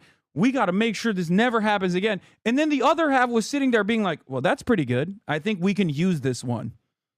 Wow, they really cooked on this one. Okay, maybe not the oven thing, but we could just use conventional munitions. Like what the fuck is this?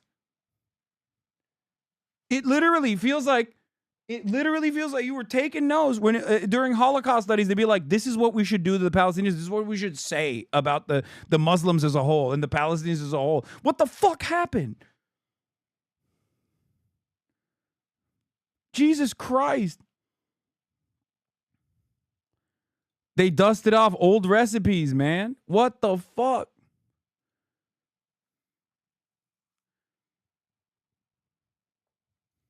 Opposed the Israeli state. Was it born out of ancient anti-Semitism? Check her reply bar for bar. What'd she say? What'd that dumbass say? It's facts, nothing Nazi about it. Yes, Nazis say that about Jews, dumbass.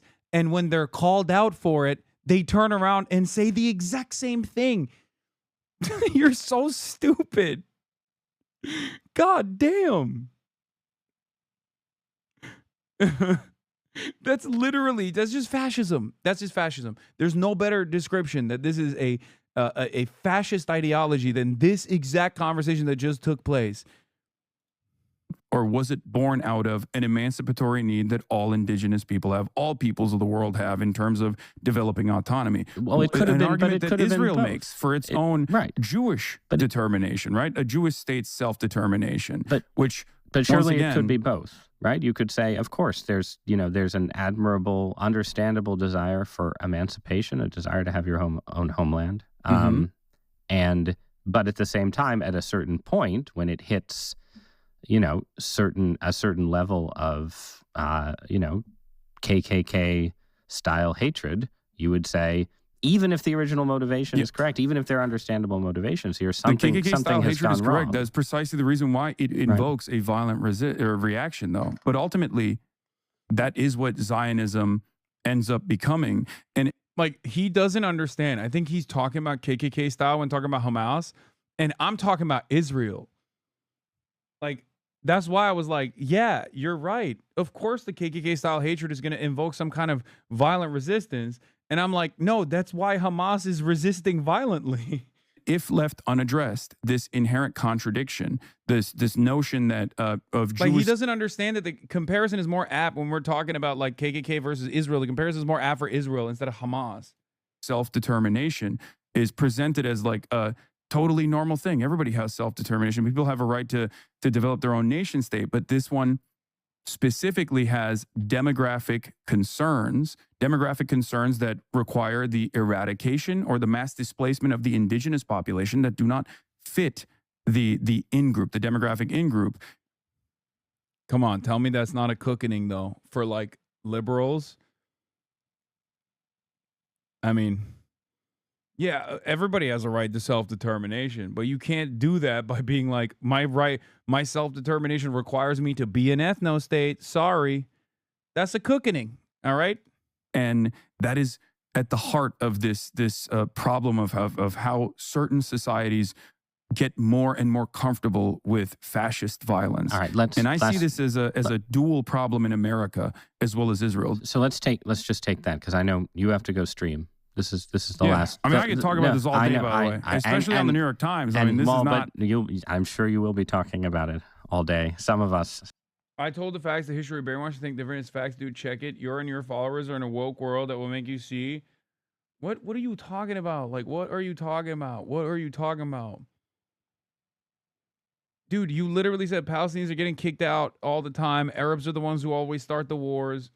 And you're straight up using Nazi rhetoric when talking about Jews, okay? Like, this is what Nazis say about Jews. If that's not enough for you, I don't know what else to say. You're wrong. You're fucking wrong. You're just straight up wrong, okay? Jewish people were there. 2% of the population in Palestine was Jewish, but Jewish people did not like materialize there. And then all of a sudden, everyone was like, whoa, what the fuck? Like, we have to purge the Jews because we're anti-Semitic. Like, that's not how this happened, okay? It was a settler colonial occupation deliberately designed to slowly but surely, through a process of aliyahs, through a process of immigration initially, pilgrimages, okay? In the same way that like the early colonists did in the United States of America, came in and caused a lot of chaos. The indigenous population understandably resisted against it. There were riots and protests and whatnot. Some of that even turned bloody and deadly. But ultimately, the colonial power pulled back and the Zionist brigades took over and mass slaughtered and then ethnically cleansed It seems like about 75% of the comments like you and about 25% don't. Yeah. Anyway, ethnically cleanse the Palestinians. Oh, God, I can't believe we're doing this. Too scared to read the whole thing. 99% of the population think the way I do. Dude, you are literally fucking schizo. Straight up, no one agrees with you. The overwhelming majority of the population is anti-Israel, and a scary percentage of the population is now also anti-Semitic as well. They're not even just anti-Israel. They are unimaginably anti-Semitic too. And a lot of dumb fucks, I don't even know where they fucking exist, but they just straight up think that that's not the case.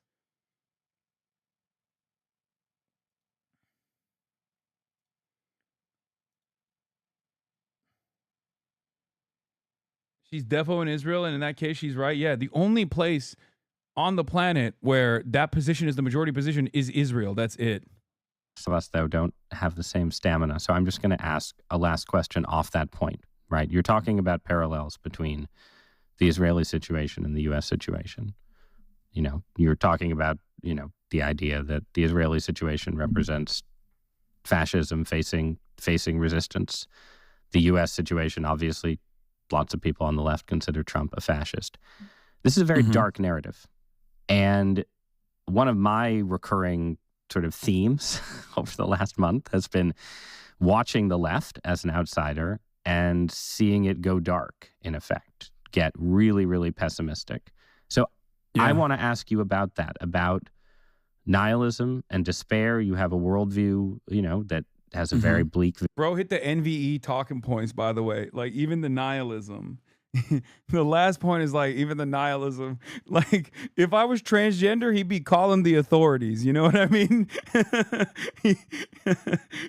It's like dangerous, violent rhetoric, anti-capitalist sentiment, anti-American sentiment, anti-Israel sentiment. Like, this is straight up like the last thing that I don't have, which we didn't get into, was like the dangerous gender rhetoric, extremist rhetoric around gender. And if he had hit that one too, because nihilism he's talking about too. Wait, he deadass thinks you have a nihilistic worldview? No, I don't think he thinks I'm a nihilist. I don't think he thinks that. I think he's just asking that question because there is a lot of nihilism out there. Of the U.S. empire as a global force. I wouldn't say that. Okay, so tell me why you're optimistic. Let's end there. Yes. So what I constantly, and I see this as well, I think nihilism is a major problem in the increasingly alienated, increasingly isolated, permanently online generations that are born into a universe where they just have an iPad in front of them from the start, right? And that nihilism is born out of our lack of our inability to make changes, meaningful changes in the system. One example I will use is like the Black Lives Matter protest that took place. Black Lives Matter protest took place. A lot of people in the aftermath of these lockdowns were very frustrated. They saw something that was so patently unjust, and they wanted to make demands. They did all of the right things. They protested. Some of those protests actually with police intervention, in some instances turned even violent, right? Many people were arrested as a consequence of this, but the broad majority of the protests were started off peacefully, and the argument was perfectly reasonable. We have to do something about the unfair practice of policing in Black and brown neighborhoods and the systemic racism that exists within the criminal justice system. And it's an argument that I also, of course, agree with. Now, after that, they also then turned around and voted. They voted for the Democratic Party. Joe Biden won over Donald Trump. There was a period of celebration, but no change actually came. The same structures of oppression existed, and the Democrats actually presented an alternative. They spent most of their time criticizing the activist-born defund the police movement without trying to understand exactly what that meant. Basically, for the political normie, they did everything by the book. And no. Blake Neff, this doubt that Hasan Piker interview is deranged. Look, I'll just summarize it. The structural violence of equity. Yeah, that's the kind of term you hear 10 minutes before a commissar shoots you in the head. Okay, dude, keep fantasizing. Okay, producer for the Charlie Kirk Show.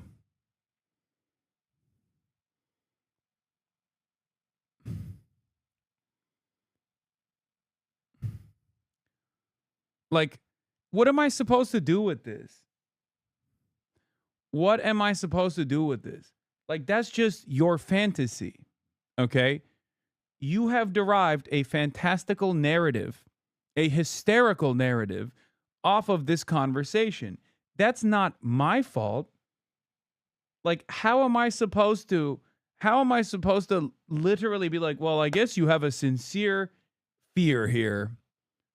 Go ahead, sir. Lock me up. Like, what do you mean?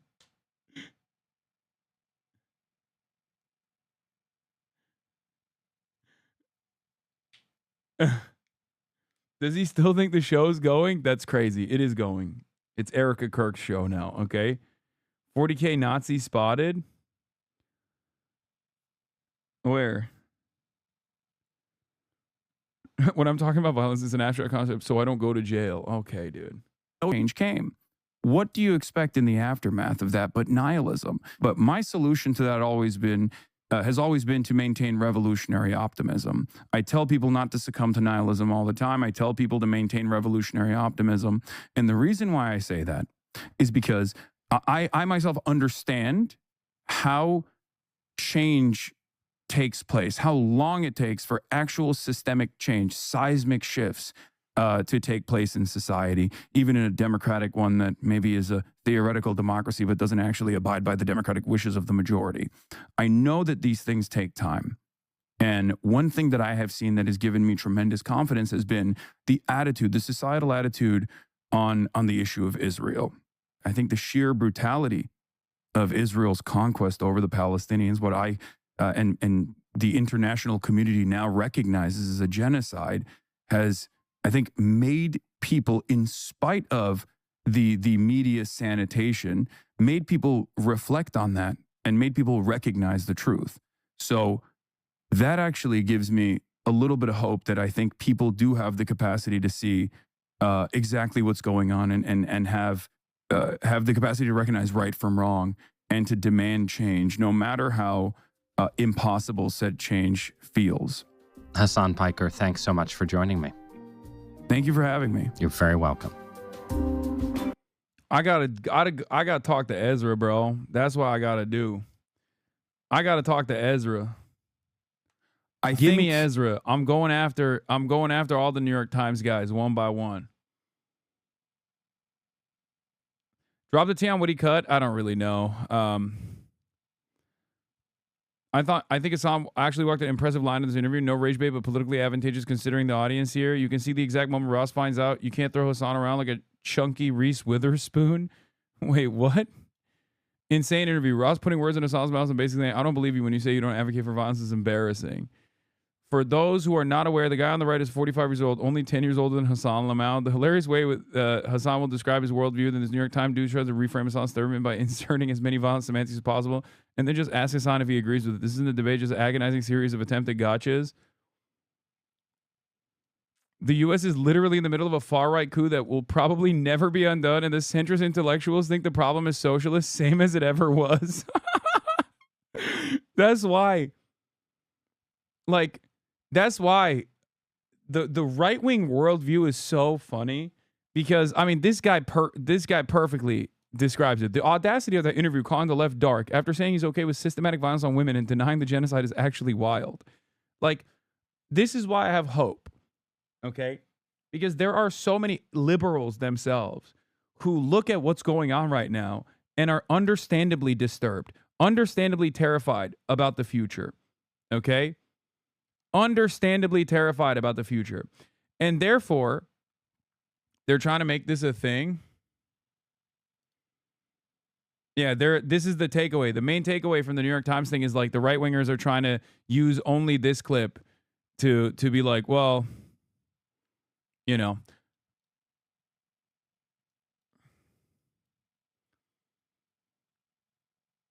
There's a lot of liberals that are being shifted by this. I hope so. But basically, Ross, I think you lack the understanding of the term adventurous and its meaning in the leftist circles. You keep saying adventurous. If it's on the hunt, meant it as a compliment. Aventurism is frowned upon by most Marxists, seen as a lack of understanding of theory and discipline.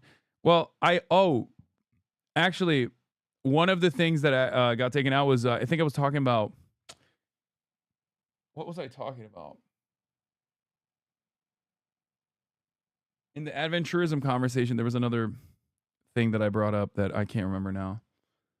But I don't think they took anything like super significant out of that conversation.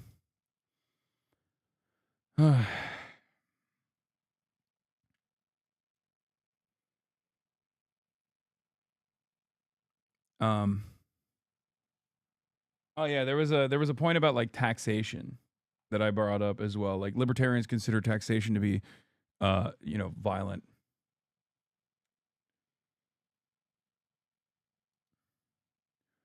Your haters are dumb as rocks. Hasan haters are a different breed. The bozo who posted the LSF video that ContraPoints reposted also said that Hasan is too afraid to go outside because of the environment he helped create. Hasan is in Paris, France right now. Meanwhile, Hasan is too afraid to go outside because of the environment he helped create.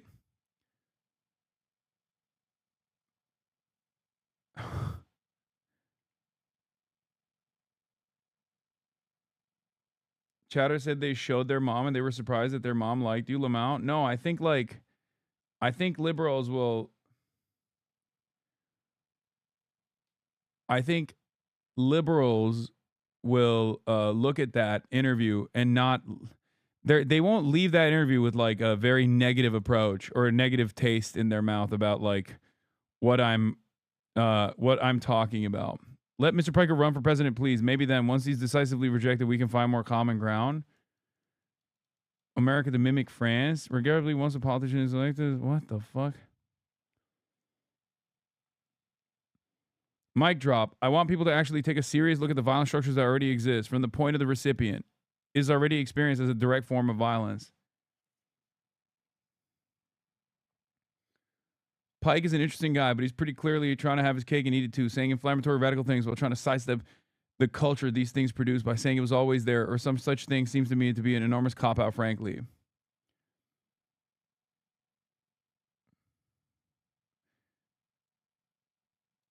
In an era of such profound inertia, who hasn't entertained the thought? What leverage is required to effect meaningful change? We acknowledge that violence is not merely a social construct, but a fundamental observable element of nature, a force capable of unimaginable cruelty. Yet as a society, we are bound by principle, and we rightly denounce it. The irony is that the true glorification of force often comes from those in power. After all, Trump has explicitly equated fear as the ultimate source of power. While figures like Hasan Piker may occasionally push boundaries in their rhetoric, their honesty is a vital counterpoint to the political hypocrisy. Let us remember that revolution, which need not be violent, is sometimes a necessary catalyst. The collective task of discerning that moment falls to all of us. This got to be ChatGPT, right?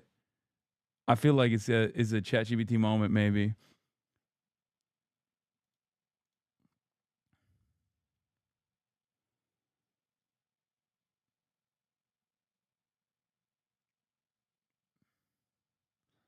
I like Parker, though. I think he has a responsibility to be more careful with his rhetoric. I think the foolishness that he occasionally exhibits sometimes with live streaming form, I'm not sure it brings out the best in anyone. Whatever his faults, I think Piker bears witness to the lack of a coherent sense of community in our society. That is something the far left is attempting to address, while the center seems satisfied with the same old liberalism. They don't see that is what brought us Trump, but Piker does. He's ahead of the game in most aspects.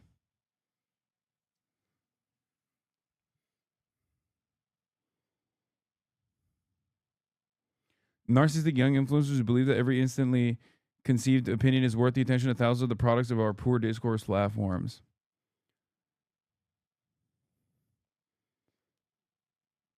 Interesting how we can't have a similar discussion about Charlie Kirk's views, and not just because of his murder, but because the right in his rush to canonize Kirk has to ignore the mainstreaming of racism and sexism he advocated. Why is a liberal or even a Marxist revolution to be feared, but beliefs that have held women back for thousands of years, left minorities in fear, are celebrated? God forbid we advocate for a living wage or reasonable apartment rents, but if you want to promote lynching or celebrate women being forced back in the kitchen, why you're a hero worthy of comparison to Jesus himself? Let's pause and reflect on the fact that Jesus was pretty much to the left of Pike here. Pike. Proclaiming the need to feed the hungry, house the homeless, and forgive our enemies. But sure, clearly all of our problems are due to the excesses of liberals, right? Jesus would want mass ICE stormtroopers in our neighborhoods. Or maybe the real hypocrites are those who pretend to be Christians. Maybe the real messengers are those who pretend to be secular Marxists. Maybe the rich aren't supposed to be our models. What the fuck? Brother, the New York Times comment section is writing revolutionary prose. It's like, I didn't realize. Amazing. This is the first time I've seen an actual Marxist be given even a second of time in a newspaper that lately seems to spend more and more time in articles that make fascism seem normal. If people heard what actual Marxists and anti-imperialists had to say, they might actually find themselves agreeing with us, which I have to assume is why we are so rarely allowed to speak in this space. I sincerely appreciate Doubt that allowing this rare glimpse of a different world. I really enjoyed the arguments put forward by Hasan, but this interviewer is really bad. He regularly interrupts Hasan, and he keeps trying to imply things that aren't true about him. It's really gross and condescending, especially considering how the current administration is cracking down on free speech. This guy, people like this guy cracks me up. Free schools, free healthcare, free everything. Sounds fantastic. Problem is someone has to pay. Pay the teachers, pay the doctors. I guess this is what you get when you sit in front of a computer for 7 hours a day. Yeah, Don didn't like it.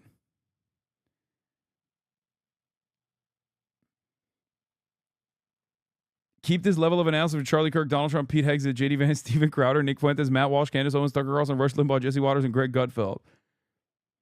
Why does the New York Times insist on such an inflammatory title to the thoughtful and informed discussion by Hasan? The implication is that he's inciting violence when he's talking about the violence of our current system and why people are so upset. And that there is way out. The weaponization of the government and the media by the Trump administration is real and threatening. And we need 100s more Pikers who clearly say individual violence is wrong and collective action is needed to move forward, move towards fairer society. What is going on? Hasan Piker speaks word salad. He appears to be making a very good living by doing so. He's just another guy on the web making a living by talking and talking and talking. That's my favorite type of guy who's like, man, this guy's a real yapper. Okay, that's all he does. It's like, okay, who the fuck do you think Ross Douthat is? That he's doing the same shit I've been doing.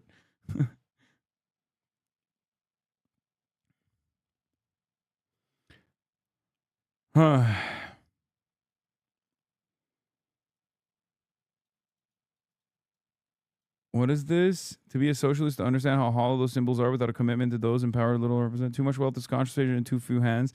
And now those hands are pulling the strings of a fascist administration. Our democracy is dying while they get rich. They are the enemy. The sooner you accept that, the sooner we can start fighting in earnest.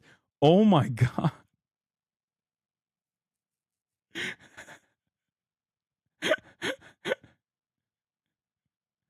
What is happening?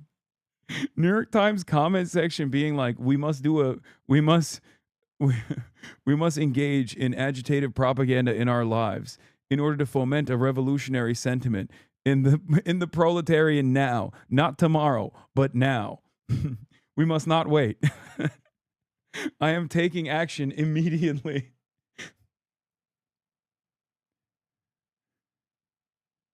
This Penn lecturer is full of himself. I listened to the first 20 minutes or so of Ross Douthat, stopping at the point where he becomes clear he has no understanding of politics at all. Senior lecturer in political science at Penn. And to be clear, it's not that Douthat was really tough, let alone unfair in the interview. You just let Piker talk, and in talking revealed that he has no understanding of politics at all. Yeah, I mean, yeah, you're going to, if you have... No. Barry Weiss to be named editor-in-chief of CBS News. So not just a boss, the boss.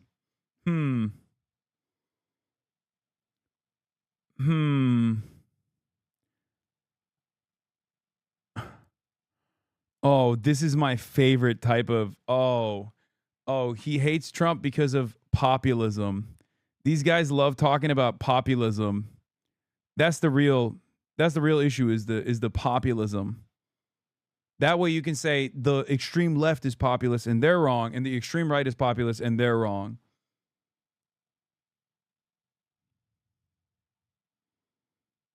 Notes from the middle ground.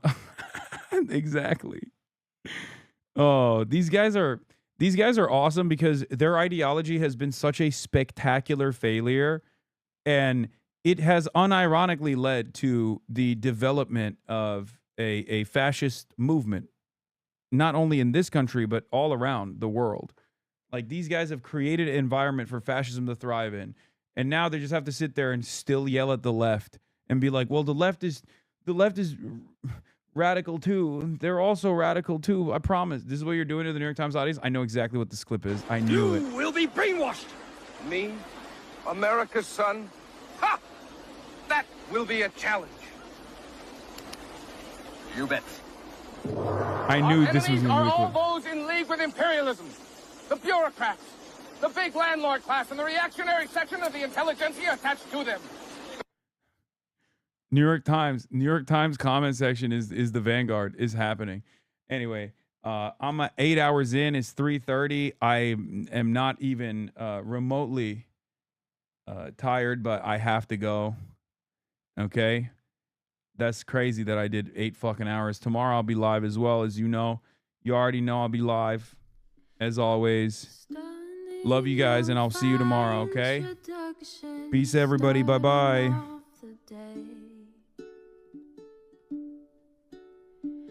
All the shadows trickling in has helped people hate.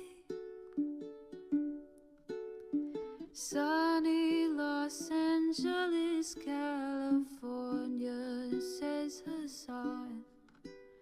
The starlock to the starlock to the topic just begun. There he is again, Hasan is streaming. Hasan is streaming. There he is again, Hasan is streaming. Hasan is streaming. Reviewing the P.O. box, Uncle Uger's face. Sudden discord at prop, great names take on praise. Tiny Bernie Sanders, LGBTQ Air Force. The whole left at your fingertips, Ane at your door. H3 crowded debate, the Young Turks online show. 3 full fucking years of this, plenty more to go. 90-day fiance talks of champagne bourgeoisie. A Trump rally live reaction on mass riot at DC.